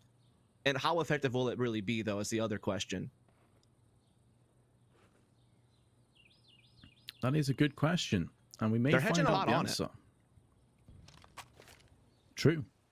As you say, though, it hasn't been seen yet, so it's the kind of gimmicky, I don't even want to say gimmicky play, it's a legit play outright, but it's one that they haven't used, and so they're hoping that if nothing else, they can get like a 3-for-2 trade and give their teammates a solid chance at a retake. Right. So, sure, they probably will die. That much is guaranteed. But how many kills can they get on their way out? Hobbit is alone.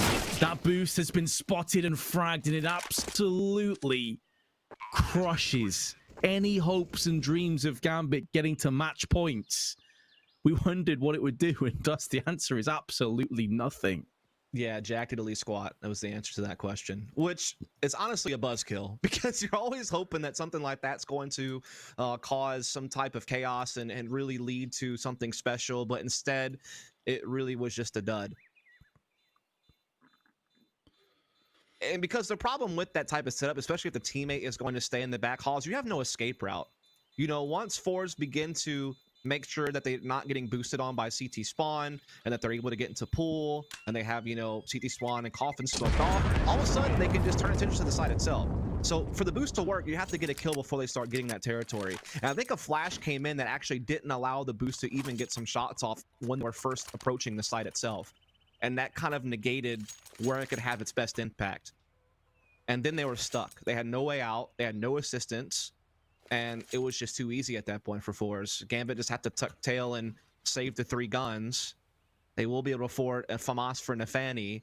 Chiro's yet to buy. Or actually he has. There must be a gun somewhere that he's going to be able to put to use. Unless it was just utility, armor, and the nade set that he purchased. I'm not sure what exactly his money was prior. Looks like he spent a good bit, though. And it'd be tough now. Fours might just tie this thing up. But there's still a good bit for Gambit to use, and they've won around with far, far less than this. Just a couple ago. Indeed, the op will be there for Chiro. It's been dropped. Oh, expression. Gambit taking a leaf out of the playbook of fours. But fours, the authors, had read the script, they'd read the story, they knew what was coming up next, and they managed to at least bypass any embarrassment. I mean, put back down again. The aggression from Gambit has backfired well and truly, but Hobbit, the last man, is able to get 2, sprays in, lands the headshot onto Almazer, and he may have done enough for Inters and Shiro to remedy the situation. That smoke's not great, there's a slight gap in there.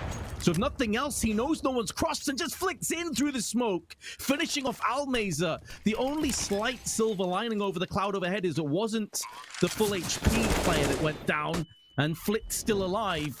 Up against Inters. Molly, right trajectory, but won't do too much to help Inters clutch this round. They're going to come head to head, and Inters, no, goes down to the hands of Flit. Hobbit's 2k and 90 damage on the 3rd player falls on deaf ears. I can't believe how that round played out. What a roller coaster ride. You never really know where that was going to land, considering how it was playing out. You think that after the initial success of Fours, it was going to be all she wrote, but then Hobbit gave his team a fighting chance, but Flit said, nah, not having that. Not letting you pull that one through. We're tying this thing up, and indeed they have. And it's all going to come down to these final couple of rounds to determine whether we're going to need overtime or whether someone can just eke out a win 16-14. But that'll be enough. That'll get you into Flashpoint. Who can dig deeper? Who has more pages to turn on the playbook? Who has the fortitude? That's what this round will tell us.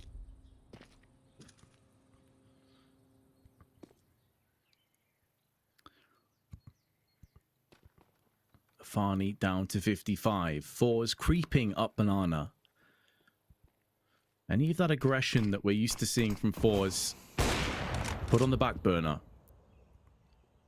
It's like little sparks, little sprees of aggression on both sides, but nothing too over the top. Ooh. It's reined in. Hobbit was spotted, but he also caught a glimpse of Jerry, so that's a smoke that instantly gets tossed out. Plenty of grenades on CT, and the Farney's been finished off. He went back in too early. And I think Fours were thinking about pulling the plug and getting out of there, but upon getting the kill, they're like, hold on a second, guys. B-site might be a little bit vacant. Should we actually push off the back of this? It's only 30 seconds anyway. Hobbit had so much heroics in the previous round, but he's gone down, and now Shiro's the next to fall. All of the safeguards have failed. And Gambit now, after being in the lead, after looking like it was their map to lose, will be conceding a map point and potentially conceding this match. That seems to be exactly how things are looking, Vince. And honestly, I think the way that Fours were set up there, they were set up for multiple options. They wanted to see what they could get. They even had the look to maybe even split through Arch into CT spawn and pinch B that direction. Just based on how they were forming up, it really looked like they could go a bunch of different routes. But like you said, once that nade stack bared fruit, they knew that B was right for the taking. And that's whenever they punish, and now those guns get saved over. Either it's looking grim for Gambit. They'll buy what they can, sure, but what will it really even be? A FAMAS for Nefandi and Exile. Same for Hobbit, same for Enter. Shiro, not quite sure just yet. He's got the Deagle armor and nade set. That might actually be it. And my goodness, Vince, it's going to come down to this very moment. What can Gambit pull off with limited resources? They fought so hard. Yeah, they got absolutely bullied on Mirage, but they fought well and hard on Overpass and forced a third map. And throughout different points in this game, they seem to be out on top. They had great starts to both halves with the 3-0s. They got plenty of T rounds, looked in complete control of the game from that side. But once we swapped over, they have had, count them, 2 rifle round victories. In fact, no, one of those was the Deco, wasn't it? So they've actually really only had 1 true rifle round victory. There's been some close calls, but close doesn't count, Vince. Fours, maybe on the precipice, looking down upon Gambit, just a few moments away from securing their spot alongside Virtus Pro in the Flashpoint Season 2. Gambit will have a few things to say about that, but as you say, they have been a bit toothless when it comes to their CT-sided rifle rounds. Often have posed more of a threat when pistols have been in their hands. Sure. So they go aggressive with Exile in apps. It's a play we've not really seen them go for a great deal, and I can appreciate and respect that they're trying to take the fight to the opposition, but Flit has punished Exile and could punish Gambit. Yeah, I don't mind the idea. They knew that they had limited firepower, so something like that was going to be probably what they needed to do to get an edge in the round. And Exile had success a few rounds ago, pushing window and getting a pick into alt mid. He takes a different approach for the same goal, but he's not going to find it. And now Inter is actually alone on the A site. They're gambling on a B stack. They know that Force is a pretty B-centric team. They're normally correct, but right now Force haven't made that decision just yet. They are starting to retreat, though, however. One player in that area. It's going to be Jerry. He just wants to kind of poke and prod and kind of see what's going on here. He knows now that no one's playing at the sandbags or up close. He's going to smoke spawn. He's going to keep their attention. That's going to keep that stack in place. That means that Inter's Vince is all by us lonesome. He's getting a rotating now in spawn, but it's probably going to come a bit too late. Time, 10 seconds. Inters may not need to kill everybody, he may only need to kill one, and he's done that. Is that going to be good enough? They go back in for another plant, he tries to spray up through the smoke, comes out with the USP, and amongst all the chaos, it's a 3v2, making a 2-on-1. Gambit's still in this. Nafani, his last man standing.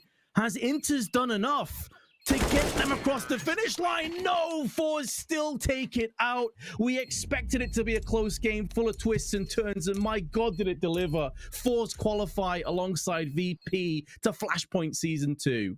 Bro, my heart is pounding, and I'm sure everyone out there is as well. I don't think we could have asked for a better final, and I don't think we could have asked for a more exciting way to finish it. I mean, what a crazy round that really was. Inters tried his damnedest. He was doing some great things trying to stop that plant, but it just wasn't quite enough. Fours will indeed join Virtus Pro, their other CIS compatriots, into Flashpoint Season 2, and now we'll bring in Freya to kind of break everything down. We've had a long days. It's been quite the marathon in both these groups, but now we finally have our answers for what's going to be going on next season as far as what teams will be participating. Yeah, we knew this series always promised to go the distance, didn't we, gentlemen? But ultimately, Fours will do it. Must be heartbreak for Gambit after that Inferno performance.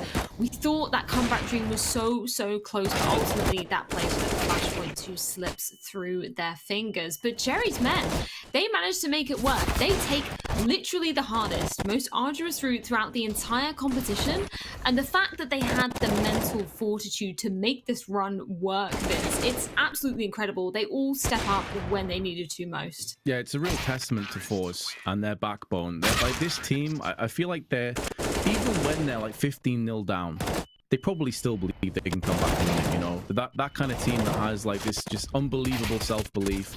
And as you said, they've taken the hardest possible route. They get knocked down first, they go all the way through the elimination of the lower brackets, and they come out triumphant. What a great story. It is an incredible story indeed. I think we should start to break this one down a little bit though, because there's so much to be delving into, Dust. You know, we thought this was potentially going to be Gambit's game to run away with, and managing to make that comeback, an absolute reverse sweep, taking it for the 2-1. No, actually it was Fours. Where did you see them on their T side kind of making those crucial adjustments to allow them just to close out those crucial rounds? I think they just play completely uncharacteristic to what they normally do. I mean, I've watched Fours play Inferno quite a lot, particularly this year. Going all the way back to Anaheim back in February. And they are a team that is like 70% of the time looking to attack that B-bomb site, particularly very early on. They're very good at dictating the pace in that area of the map. They really only ran that maybe twice the whole half fence. I mean, it seemed like a lot of time they were just playing super cautious. They were playing more passive. They were more steady in how they took map control. And honestly, they were favoring the A side of the map more often than not, which again was just completely different to what I've seen most times they play. So I think that probably to some extent threw Gambit for a loop. And I think that it also came down to the fragging just wasn't there sometimes for Gambit in that game. Even where they had rounds where they were positioned properly, they still only won, what, like 2 or 3 true rifle rounds that entire half? They were really relying upon that hot start and the great T side in the first. So it just felt that they could never really find a consistent way to win, even though they weren't necessarily making like any errors. They just weren't able to trade effectively. Yeah, and I like that you bring up that element about that Fours aggression, because we've been talking about it before. You know, we've been praising them for that calculated aggression, but Vince, we saw in Overpass in the second map, they were pushing a little bit too much sometimes. I feel like they reined that in a lot more though on Inferno, and it was back to the calculated aggression that we know and love. Sure. I think there's an element of it as well that's really interesting, that, you know, when the pressure is on, you get to see like some teams' true colors. And the fact that Fours could mix up the hyper-aggressive plays with the more chill, sort of laid back, not only shows a respect for Gambit, which was cool to see, but additionally shows that they learned from some of those mistakes in the second map, and they had a quick turnaround with it. So there's a lot of respect for that reason. I think that's definitely a part of why they were so dominant in the T half. They lost the pistol, but they won the vast majority of the rifle rounds. So it's a huge reason why they bounced back and ended up winning. Yeah. I think they're evolving as a team overall too. I think that's what evidence of that is. Like, they're not reliant upon one style of play or one particular direction. Like, they can now play a more varied version of CS, which is going to make them even more unpredictable than they already were. And I think that's great news. Makes them more consistent. Yeah. I think a huge part of that, you have to give testament to Jerry as well. Obviously, we praise him for his calling ability, but the fact that he was able to come in here and he was able to pull out some incredibly crucial rounds as well, even back in some of the maps that they didn't win. But actually seeing him putting up the numbers on that scoreboard, very impressive. Yeah, I definitely agree. I think we're trying to get an interview set up, Freya. It seems like they're talking about it, so hopefully we'll be able to get some actual insight from them as well. As again, we did have Virtus Pro also qualify, so we'll give them a nice shout out as well. I think as we didn't get to cover that final, but yeah, it's been a great day.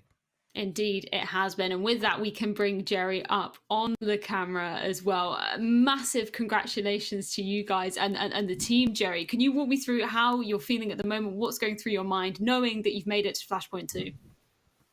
Thank you so much. Could you hear me properly? Yes, we can.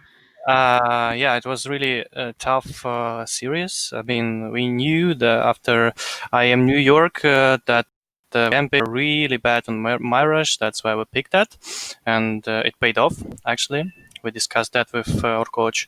After that, we went to Overpass. That was the map we mostly don't like, but we have a lot of we had a lot of work with that on our bootcamp. That was 3 weeks ago.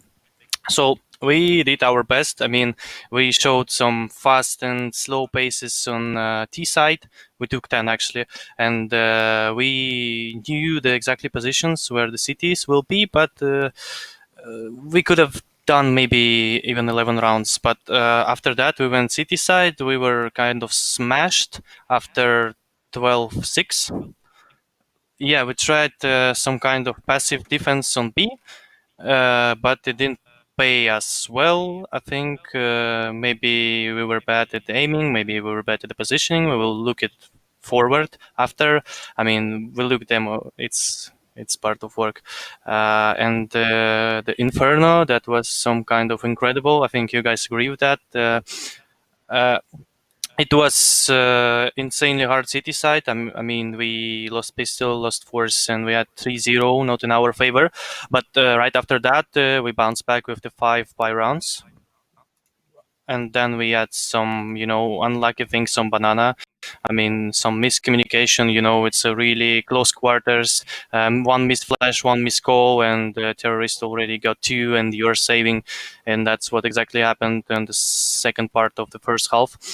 And if we talk about the third part, that was something like, I don't know, me as an in-game leader, I was focused on telling everything to my teammates. I mean, where should we go? How should we go? Which nades we should approach? And where should we stay to get exchange properly? Because sometimes I can say, let's go be contact, and we already knew what to do in that contact. I mean, everyone know what to do.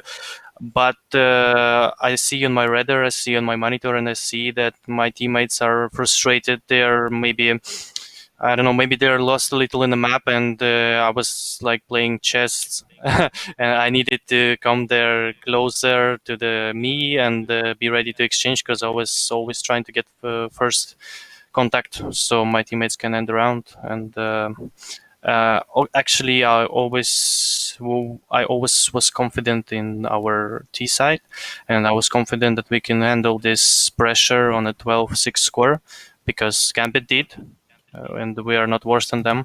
So I'm really glad we handled that, and I appreciate everyone who watched and cheered for us. Yeah, it was absolutely incredible to see how you guys were performing. I just want to ask about that final round on Inferno, though, because it seemed really, really chaotic. You guys left the plant super late. What were the team comms like at that moment? What was going through your head? What were you kind of focused on needing to do to be able to close out the map? Actually, my plan was to get some, I mean, not some, a lot of pressure on our opponents. So that's why I chose the latest timing. It's could have been possible. And what about TeamSpeak? Actually, it was really calm and clear, because we kept that in all T, that was my task to keep it clear. And I think because it was clear in the last round, we managed to pull back the bomb. Because if you watch the match, it was dropped off in the 7 seconds before the end of the round. And C Power took that instantly and planned that in time. So we had everything set up perfectly. And I think it maybe were looking like a chaos from the side of the viewers, but from our side it was clear and clean. So it was a good round, I think. That's what we absolutely love about you, Jerry. You always know what you're going into, and I cannot wait to see you at Flashpoint 2. I know it is incredibly late there for you, so I just want to give the floor open to you. Is there anything you want to say to the fans? Any of the viewers that have stayed up watching, rooting for you? Anything you want to say to them? I want to say thank you for everyone who watched our game, who cheering for us still. You can come and cheer for us on IM New York event, the last tournament this year. And actually, I want to say that we are trying to bounce back. I mean, we had some insane form, but we always trying to get it back. We are testing a lot of things. We are working on a lot of things, and it's just didn't work for us perfectly. But we're still trying, so guys, don't be so rude. And cheer for us. Well, thank you so much, Jerry. A pleasure, Thank as you, always, too. to speak to you, and a pleasure to watch you guys performing. Cannot wait to see you later in the year at Flashpoint 2. Man, Fantastic that was a mouthful stuff. from Jerry. He had a lot to say, and I'm happy to hear it. Right? I feel like we got so much insight from it. And that's the thing. That's why I love a Jerry interview. Yeah. He gives you absolutely everything. And there's so much to be taken away. You didn't even ask a question, did you? Or you just asked, like, how was it? And then you just got literally a summary of the entire series. That was fantastic. Jerry's interviews always on point. Absolutely love that. You know what? It's 4 a.m. for him. He doesn't care. He's going to give us a full breakdown. Let me tell you my life story about that series. And I loved every bit of that. And I think that I learned two really cool things from the interview that I wanted to bring attention to if people didn't catch it or pay attention. First, he said one comment that really struck me. And he's like, maybe to the viewer, it looked like chaos, but to us, it was very clear. That epitomizes Force as a team. Like, they do thrive in moments that seem rather rapid and where it takes a lot of quick decision making. It seems like they have that so down because they play together for so long, or the boot camping that they do. But yeah, I think that was really cool to hear him say that, because it gives you an idea of how they view the game and how they view those moments. And I think the other thing that was really neat is right at the end, you know, when he mentioned the boot camp, he talked about how they are working on new things and discovering new things to try. And I think that that's what we saw on Inferno. We saw a whole different play style on that T side through the bulk of it. So that was really cool. That was great insight from Jerry. Yeah, it's wonderful to see how the team's kind of developing and going on, Vince, because obviously we will be seeing them at Flashpoint 2. So do you feel like there's more work maybe yet to be done to make this well-oiled machine of Fours, maybe regain some of the form we saw back earlier in the year? Yeah, I think that something Dust touched on is it seemed like they'd been evolving a little bit in that last map. What Jerry himself said is that, look, they know that their performances haven't been fantastic and they want to get back to where they were. And that's good to hear. They're not delusional. They realize that things do need to alter and some things do need to be fixed and they do need to be changed. And, you know, the first way of fixing issues is to admit there is an issue in the first place. So I'm hoping that this is only onwards and upwards and they're going to have a really good performance in Season 2. Well, of course, with that, we can take a look at our final brackets to see exactly who made it through to Flashpoint 2. Of course, as you guys were saying earlier, Virtus.pro managing to 2-0 Saw. A bit of heartbreak there from my side, at least, and of course from some of the fans, because it was a very convincing 2-0. We literally just spoke to Saw beforehand. You know, they hadn't had too much time to practice and prepare for VP specifically as an opponent. They had never played them before on an official match. But maybe no surprises there, just that VP end up going home with the trophy and the place at Flashpoint 2. Yeah, I mean, when you looked at the team list on this group, it seemed pretty clear that VP should be the favorite on paper. We know that some of their recent results have been dodgy throughout this year in online play, but they were the team that seemed to have the best chance to make it and seemed to be the most deserving based on, you know, the history of the team when they were Avangar and such.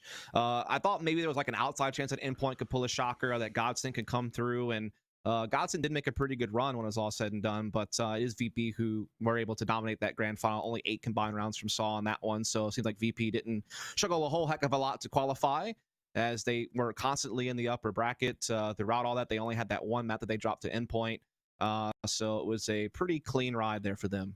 And of course, we can take a recap of Group B. This is where we have been focusing our action on for the past few hours. Of course, Vince, we were saying it all day long. If it was a Force versus Gambit final, it was going to go the full 9 yards. And it really, really did. I mean, we thought Force had it in the bag after that first map of Mirage. No, Gambit said, hell no.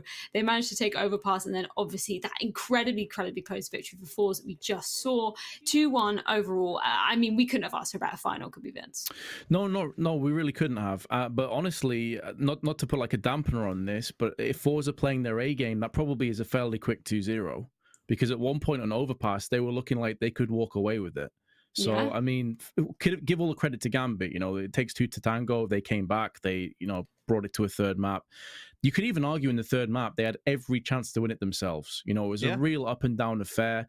And I think considering the time it is in Russia, considering that these guys are obviously going to be mentally fatigued, they put on a hell of a show. It was really fun to watch. They really did. It was incredible to witness. And I think what's so exciting about that as well, obviously we will be seeing Forza progressing into Flashpoint 2. So maybe, we'll be seeing them making those improvements that we've been talking about. Jerry, of course, is well aware of them. So I don't think this is the last we've seen of Forge yet. But I think with that, gentlemen, it's time to wrap up the show. Of course, Flashpoint 2 will be kicking off on November 9th. So if you've enjoyed what you've seen here, of course, we can see those 2 qualified teams and many more teams in attendance at Flashpoint 2. And of course, one massive shout out to pinnacle.com as well. You can go and check out all the latest odds for any of the matchups, and of course the matchups in Flashpoint 2 later this year. But again, gentlemen, thank you so much. It's been an absolute marathon of a day, but I've enjoyed every second of it. Dust, pleasure to get to work with you for the first time. And of course, Vince, you're an absolute pro as always. And a massive shout out to our production team as well. You guys are absolute stars. It's been a pleasure working with all of you, and I cannot wait to kick off Flashpoint 2 on November 9th.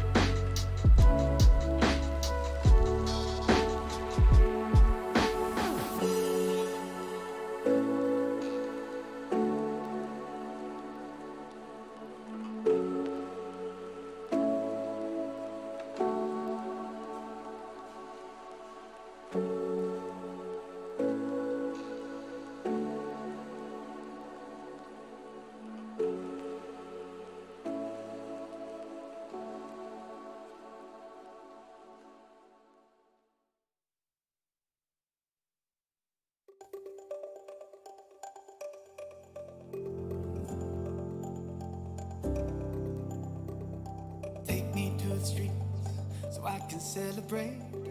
Never knew a feeling better than today. Means the beginning of a brighter day. Letting in a feeling, mending what we break. Find the solace in a dissonance. You control the way you see the world. We've come so far, and now let go. Let the feeling take its toll. We've worked so hard, now don't you know? This is music for the soul. Let the music take control.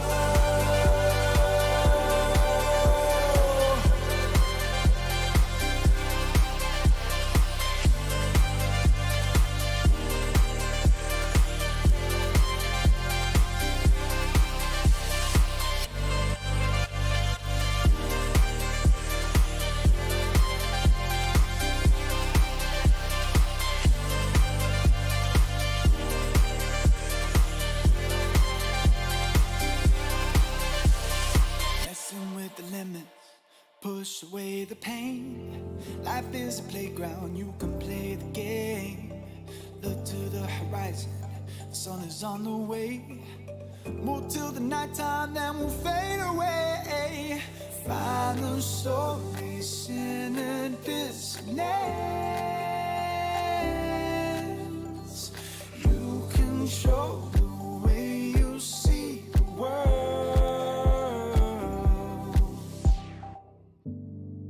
So far, and now let go.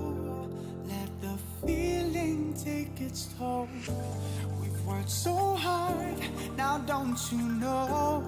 This is music for the soul. Let the music take control.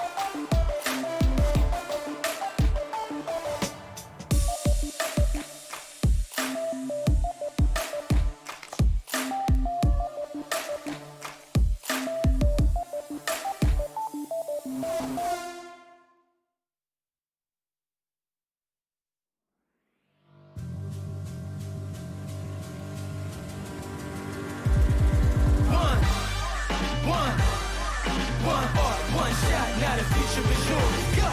Yeah, I was building on the lecture. Verses coming daily under pressure. Working on the plot and the scheme. The true stock trademark is at the edge of your dreams. I'm talking one shot for the kill. The breeze cut, freeze up, straight dropping the chills. I'm talking taking over pieces and shares of bomb.